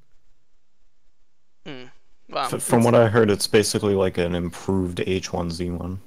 Yeah, H1Z1 came out with King of the like Kill. King of the Kill. It's like that, but better, because I guess the dude who made it, PlayerUnknown is his name. He was like the first modder to do that shit, like an Arma, whatever. And so now this is like a full release of one of those mods. It's kind of like DayZ a little bit. Yeah. But this one is like way more polished for an early access game that you've seen. It's so fun to watch on stream, and it looks like such a fun game. I want to try it out, but it's like $30, which I think is a little bit much for an early access game. Yeah. Yeah, that's true. I hate when early access games are expensive. It always turns me away from wanting to try them. The highest I'll go on an early access game is $20. Like I got regular H1Z1, the zombie one. It's fun, you know. It's interesting. That was such like a. I remember the fad when DayZ came out. It was such a fun time, and then it's like, well, what if 5 other companies did the same thing? No, please don't do that. Oh, you gone ahead and did it. Now no one wants to play these games anymore. Well, H1Z1 actually had money behind it, so it's a little more polished than DayZ is the things. That was what interested me more about it. Also, too, DayZ is like $35, which is like, number one, that's a weird price to put on Steam. Yeah. Like, just make it 30 or make it fucking 40. I thought for a long time the culling was going to be a big deal, but it seems like that dropped off the face of the earth. It's getting a little bit of a resurgence because it's coming out on Xbox now. So. Is that right? Yeah, so a lot more people are talking about it, but it's also in the same argument of like, well, it's not as good as Battlegrounds, but Battlegrounds isn't on console, so it'll hit that market, and then once Battlegrounds hits Xbox or PlayStation or whatever, then you know what fucking blows my mind is that Ark made it to console unfinished. Disc form. How did they get away with that? How the hell did they get away with an early access title getting a disc form and going to fucking console? That is weird going in disc form. Like with the console thing, both Microsoft and I think Sony does. They have their version of early access on console. So, like if it was digital only, I'd get that. But the fact it's on disc, that's really weird. Yeah, I can't understand why that even made it. Because I remember every time when I was working at GameStop, every single kid was like, "Do you guys have Ark?" I'm like, "Yeah, it's PC only. You can only download it." Is it on PS4? No, it's PC only. You're only gonna find it on PC. Can I download it on PS4? No. But I Let me saw, but I saw Jacksepticeye play it. No, you saw him Yeah. play it on PC. Oh, He plays it on his personal computer. I'm like the mom would be like, I beg you, please, just give him the game. Like, I'll be like, listen, lady, the best I can do on PlayStation 4 is I can give you Lego Jurassic. Like, yeah. I guess it's kind of getting harder to find like actual kiddie games. You know what I mean? Like, I mean, the Wii U was so bad for that. Like, I would recommend people the Wii U, that I'm like, oh, man, there's like nothing on here. all the Nintendo games are pretty good for kids. They are, but I mean, there really wasn't that much that like I would imagine a kid would want to play other than like Mario Kart. And sometimes it's just like, like a lot of them are just like, okay, these are all niche games that like Splatoon is. I wouldn't let a 6-year-old play that. I just don't feel like they'd have a good time. Lego kids like the Lego games. I like the Lego games. I mean, That's usually always what I recommend. They're like, that's all we buy for them. I'm like, yeah, well, I don't know. I don't know what to tell you, man. It was so much easier back in the day. it also kind of sucks that every like Toys to Life game besides Lego died.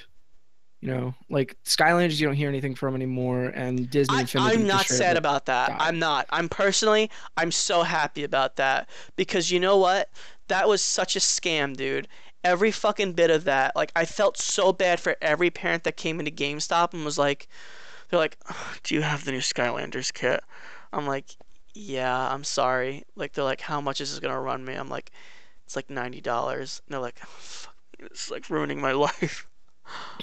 Like, yeah, all right, it sucks from a monetary value, but I mean, like for kids for games that are good for kids to play. I mean, like, But yeah, I know, and that's the whole thing about it. It's like, yeah, it was great for kids, but it was like such a financial sink. You put so much money into this fucking shithole. It was like, oh God, I couldn't stand it. Lego Dimensions was such a cool idea. That never took off for kids. I can think of maybe like 5 times I sold that.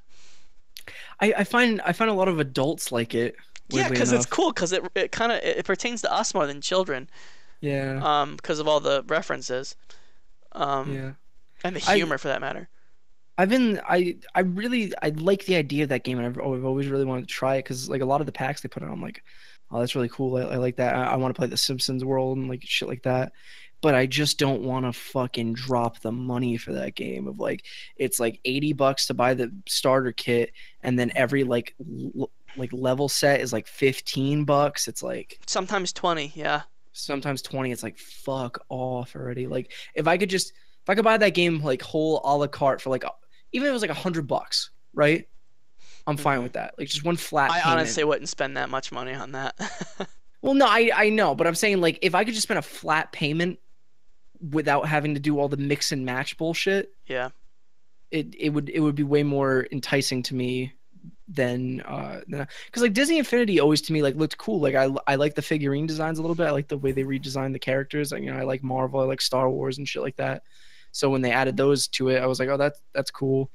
But like once again, I don't want to spend $15 on a fucking, you know, Jar Jar Binks toy for my Disney Infinity. Yeah.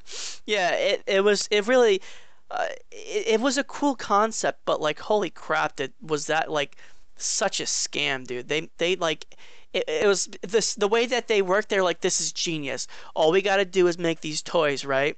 And kids are gonna bring these toys to school. The other kids gonna be like, I want that toy. And then you can't just get the toy, gotta get the whole game. Well, you can't just get the game, you gotta get the whole starter kit. And then all of a sudden you're buying $180 worth of merchandise of literally fucking like a shitty game that the kids are probably gonna play 5 times, just like the toys. Um, it really was. It was just like I felt so bad for parents, and the amount of like money, like, because a lot of the time like kids didn't want them. They're like, I don't want this, like, take it back. And I'm like, yeah, that'll give you like maybe 25 cents in credit. And they're like, what? I'm like, yeah, no one, like, we can't buy this back. We have too many of them. We literally, like, I'm not even joking. We could probably fill an entire fucking dumpster with just those. That's how many we had in the store. It was out of control because the the games themselves were worthless. Like you try to get it back because they keep coming out with a new game every fucking 5 months. Mm. Um, they're worthless. They're like fucking 10 cents. And the parents are like, "Oh my God, you have no idea how much I spent on this, and you're gonna give me this game for 10 cents?" I'm like, "I'm really sorry." I felt so bad. I felt so bad selling it. I felt so bad giving like when they went to return it, because it's like, yeah, they're never gonna play the old version again, because the new version is essentially like DLC, but the company will never fucking reveal that it's literally like not upgraded at all. It's like, okay, we added cars in the game. I don't think the other figurines go back to the old versions. Like you couldn't play the 1.0 version with like the Marvel toys or the Disney toys. I mean, not Disney toys, Star Wars toys. Yeah, you have to. So like, yeah, they release new packs, and it's like you have to buy the new shit. Yeah. So like, I mean, you could use your shit from like 1.0. So like Jack Sparrow can fucking hang out in Tatooine, but you know, we can't take Can't go Anakin backwards, yeah. Skywalker on the high seas. Yeah. Taylor, did your brothers ever get into that? Um, what are they called again? Skylanders and all that. Skylanders? No. Disney Thank God. Infinity or anything Thank like God that. for you, No, dude. not Disney Infinity either. And that's why I could not believe for the life of me that Amiibos took off so well. Because everyone was talking about how much of a scam Skylanders was, and then Amiibos came out, and there was like this big anti-reaction to it. And then it was like, well, I actually kind of want a Kirby figurine. And then All right, like, is the thing with that is they're cool figurines for like a desk or whatever, but they don't fucking do anything for a game. Like they give you a fucking costume in some games. It's like at least with Yeah. Disney Infinity, the toys you bought, you could fucking play as that character. It added a little bit of thing to the game. You know I what think mean? Skyward Sword, not Skyward Sword, Breath of the Wild was the only thing that kind of did something cool with that. Like, but it's false advertising because there's only one amiibo that does something relatively cool, and that's the Wolf Link amiibo. And the only way you could have gotten that for a while was just getting Twilight Princess. Yeah, and that's a shit port of Twilight Princess. So No kidding, yeah. So, good luck, cuck. also Twilight Princess is a shit Zelda game anyway. Yeah, I feel like no one else thinks that. I'm like one of the few people that like I can't play that game. It's so fucking boring. So dumb. Yeah. Anyway, I really want to play Breath of the Wild though. yeah, I want Taylor, do you have Breath of the try. Wild? Yeah, I haven't played it yet. Oh, okay. Great.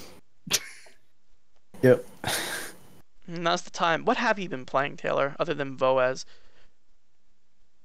That's pretty much all I've been playing. Well, that's great. I played Mario Kart 8 online for the first time like a week ago. I was like in the Discord server when I was doing that, and that was kind of fun. The items are definitely more hectic in the deluxe version because you can hold two of them now. Like you literally can't be in first place for more than like 20 seconds without a shell being thrown at you because there's just the rate that you get items now. Mm. I can imagine. I remember it always. I always think back to fucking Mario Kart Wii and the fucking item spam in that game. Holy shit, that game takes the cake for the fucking most ridiculous items.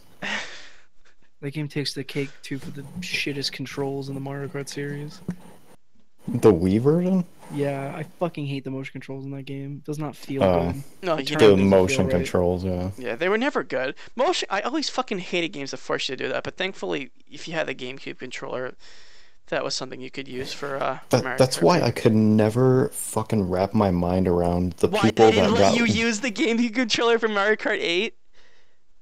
for Mario Kart 8. Well, yeah, that too, but I could never wrap my mind around the people that got world record like time trials with the motion controls. I don't know how you get that precise with it. I know, it was always funny seeing those people with like the golden wheel around their name. It's like, what the? They actually play with motion controls? Good on Yeah. you. God bless you. Fucking hell, I can't imagine how you can stand that. They must know it really well. I wonder if there's like, you know how like on old racing games, like I'm talking about like ones you bring in your house, they'd have like those huge setups that are like the pedals and the steering wheel. I wonder if like anyone made those for like the Wii. My cousin got super into buying all the fucking stupid accessories for the Wii. And she has a steering wheel that's not just like the normal steering wheel you got with Mario Kart. It's like one that fucking like suction cups to the table and it's like in like a thing. So it's like one of those other ones, but you just stick the Wiimote in the middle of it. And it's so weird and awkward to use. Imagine with playing that with the Wii car adapter. Ever seen the Wii car adapter? Yeah, I have. Fucking hell. Yep, that's a great idea. You guys are genius. Nothing like playing the Wii on the open road with my motion controls. Whoa! 5 are dead. We got that now. It's called the Nintendo Switch. Yeah. I saw a picture on Reddit the other day of some dude playing Mario Kart when he was in traffic. And I was like, maybe not the thing to do when you're in traffic. Yeah. I think that's like so much of the appeal of Reddit. It's just like absurd shit that like, look how dedicated I am to this, and it's like, whoa, that's some autistic dedication. I guess I owe him upvote. Yeah, that's literally like the whole fucking. That's like Reddit in a nutshell. The gaming subreddit is fucking cancer. Most of Everybody Reddit's in there fucking just cancer. everybody just takes each other down in that subreddit, where it's like anybody could post something, and then it's just like, yeah, I already fucking saw this. Somebody else posted this. Like, well, I didn't know that. You know what I mean? Shit like that. It's just Supposed to everyone's use the just search tab. Yeah, it's fucking Yeah. Reddit's pretty cancer. Yeah, exactly. Like I asked a question on the Rock Band subreddit because Rock Band shit is. I did that too. Rock Go Band ahead. 4 is stupid cheap now. Like if you want the game with all the instruments and Rival, $100. And I'm like, that's really appealing to me. They don't sell it at any of the GameStops near me. I'd have to buy it online. I don't feel like going through that bullshit. But I don't want to buy it from GameStop online. I could buy it on Amazon, but it's not in never stock on buy Amazon. anything from GameStop online. Don't fucking give them that. But yeah, so like on Amazon, it's in stock from like third party sellers, but the $100 version that Amazon would sell themselves is not in stock. So I just went there and I was like, do you guys know if Amazon restocks Rock Band 4 Rivals like often or not or whatever? And then people are like, you don't want to, it's either you don't want to do that, the drum kit fucking sucks in it, blah blah blah blah blah, or there's a search tab, you can find out. Fuck off, just answer my goddamn question, just like if you know or not, or if you don't, just fuck off. Yeah, that subreddit was pretty fucking cancer. I remember asking about like when the whole DLC thing was going down. Like you can't get Rock Band 1, 2, or 3 shit on there anymore. Yeah, it sucks. The transfer is like non-existent anymore. I can't believe they fucking did that. I cannot believe they did that. It only really mattered about the Rock Band 3 one. If you did the transfers for 1 and 2 into 3 back in the day, you still have those transfers in your DLC list, so that's fine. But if you didn't do Rock Band 3 in time, you're fucked. Yeah, that's really pissed because like that is so many songs when you think about it. So many. Yeah, I want to play Bohemian Rhapsody. Yeah, no, I got really pissed. That's one thing. Taylor, you should. I remember we had like a plan to go and buy it so we can play together. Because they have the online mode now, don't they? Yeah, I think they added that in Rivals. I can't believe they didn't start with that. I want to get it. It's just the thing of like, at this point, is it worth it? Like, are they going to realistically support it for much longer? What, with songs? Yeah, I mean, I don't know, dude. That company seems like it's starting to fall. I'm not even joking, Harmonix, because like they started a Kickstarter to get it ported to the PC. The company, Harmonix. They self-published it, didn't they? Or did Mad Cats do it or something like that? I think actually no. I think they're the reason why Mad Cats went out of business. Because they made all these fucking instruments. They are. I have a funny Mad Cats picture I want to show you guys. But now yeah. PDP does the instruments now, and everyone fucking complains about the drum kit on it. Really? Shit. Yeah. Well, like apparently, like sometimes it gets like it double hits notes or something like that. But then I see people saying like my drum kit's fine, so it seems like a real, it's a funny picture, but it seems like a real like like a random like if you're gonna get a good one or not. Yeah. I think the guitar is all right. I think the fucking gimmick that they're trying to go for with like play your own solo. Oh, fuck off. That was so dumb. Yeah. I'm glad I turned it off. I was so scared that you couldn't turn that off. I was like, I'm gonna be so pissed if I can't play a fucking solo in a Jimi Hendrix song. Play your own solo on Freebird. No, I'm fine. I'll play the Freebird solo. Yeah, thanks. That would be much better. Other than them Yeah. just like, here's 100 points for being a wacky weirdo. I don't think I'm better than Skinnerd, sir. Yeah. But yeah, I think it is really cheap now. I'm pretty sure you can get it for really cheap, Taylor, if you ever wanted to do that. I don't know how much longer they're gonna support it though. That's definitely a good question. But there is so much DLC already.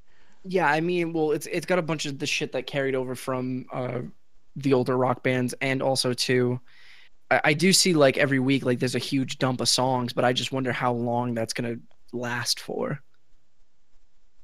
Yeah, I don't know. I'll check their Twitter real quick, see what their last update was.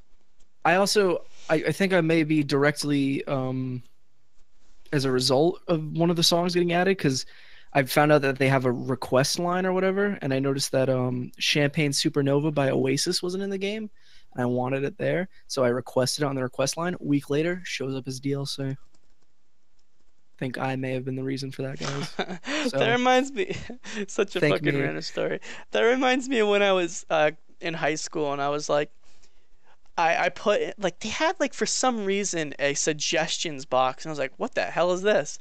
And I just wrote on a napkin, make more fucking mac and cheese. And for the rest of the week, I kid you not, they made mac and cheese. I was like, Holy shit, I have power. Was it Kraft? If it wasn't Kraft, get it the fuck out my face. it was good for lunch mac and cheese, but no, it was not Kraft. There's only two good kinds of mac and cheese in life. That's Kraft and KFC mac and cheese. Oh yeah, I haven't had KFC mac and cheese in the longest time, but it's like strangely good.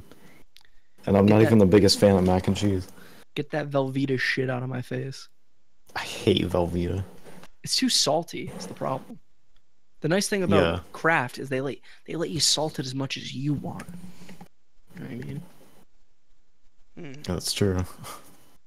They're like, put as much salt and pepper in this as you want. You're the deciding factor. It's to your taste. And that's why Kraft is going to save America. God bless America. God bless Kraft. Good for you. Good for me. Good for America. Papa bless Kraft. Yeah. Anyway, I think we've been doing. Whoa, shit! It's 2 a.m. This is probably This honestly is probably the longest talking shenanigans I've ever done. When did we start this? Fucking like 11? No, it was like 9:40. Nice. Oh no, I think we might have Wow. started like right at. No, didn't we start at like 8:30? Because we had It to was push. closer to 9 o'clock. No, I think. yeah, no. We got in the chat at 9. And I think we that's a good started. point. Go back to the start of the chat. We started Yeah. at. Okay. Yeah, we started at 11. But yeah, we've gone on for a long ass time. Did not expect the podcast to go on for this long. Hey, but we had a really good time. Good chat. Yeah. I mean, like, I'd love to do this more often. I really would. It's just a matter of gathering enough topics. We had so much to talk about this time, right? Not all it was gaming, so that's great. You know, that's kind of the good point of a podcast. You don't always want to focus on one thing, but yeah, this was a lot of fun. Hopefully we can get together another time. I know Jake kind of had to go on mute for a little bit there, and you think he still is. I'll say, Jake, do you want to say goodbye? Wanna say goodbye. I should probably guitar smash. There we go. Yeah, but anyway, thanks for joining us. For Talking Shenanigans episode 15. 15 episodes since fucking 2011. We really did it. I'm glad I could be a part of the legacy of Talking Shenanigans. Oh yeah, every now and then it's kind of like an annual thing now. But hopefully we can make it more not that way. I've always tried to do it, but if something comes up, if there's something to talk about, like we might come back after E3. You know, E3 is in a few weeks, so that'll be a lot of fun. Looking forward to that. If you would have me back for that, I'd love to come back. Oh, absolutely. Absolutely. You have a lot to talk about, a lot to offer. So I guess right now I should definitely say Jay has his own podcast. Do you want to plug that? So it's called Complete with DLC. We're on basically any sort of podcast service that you could think of.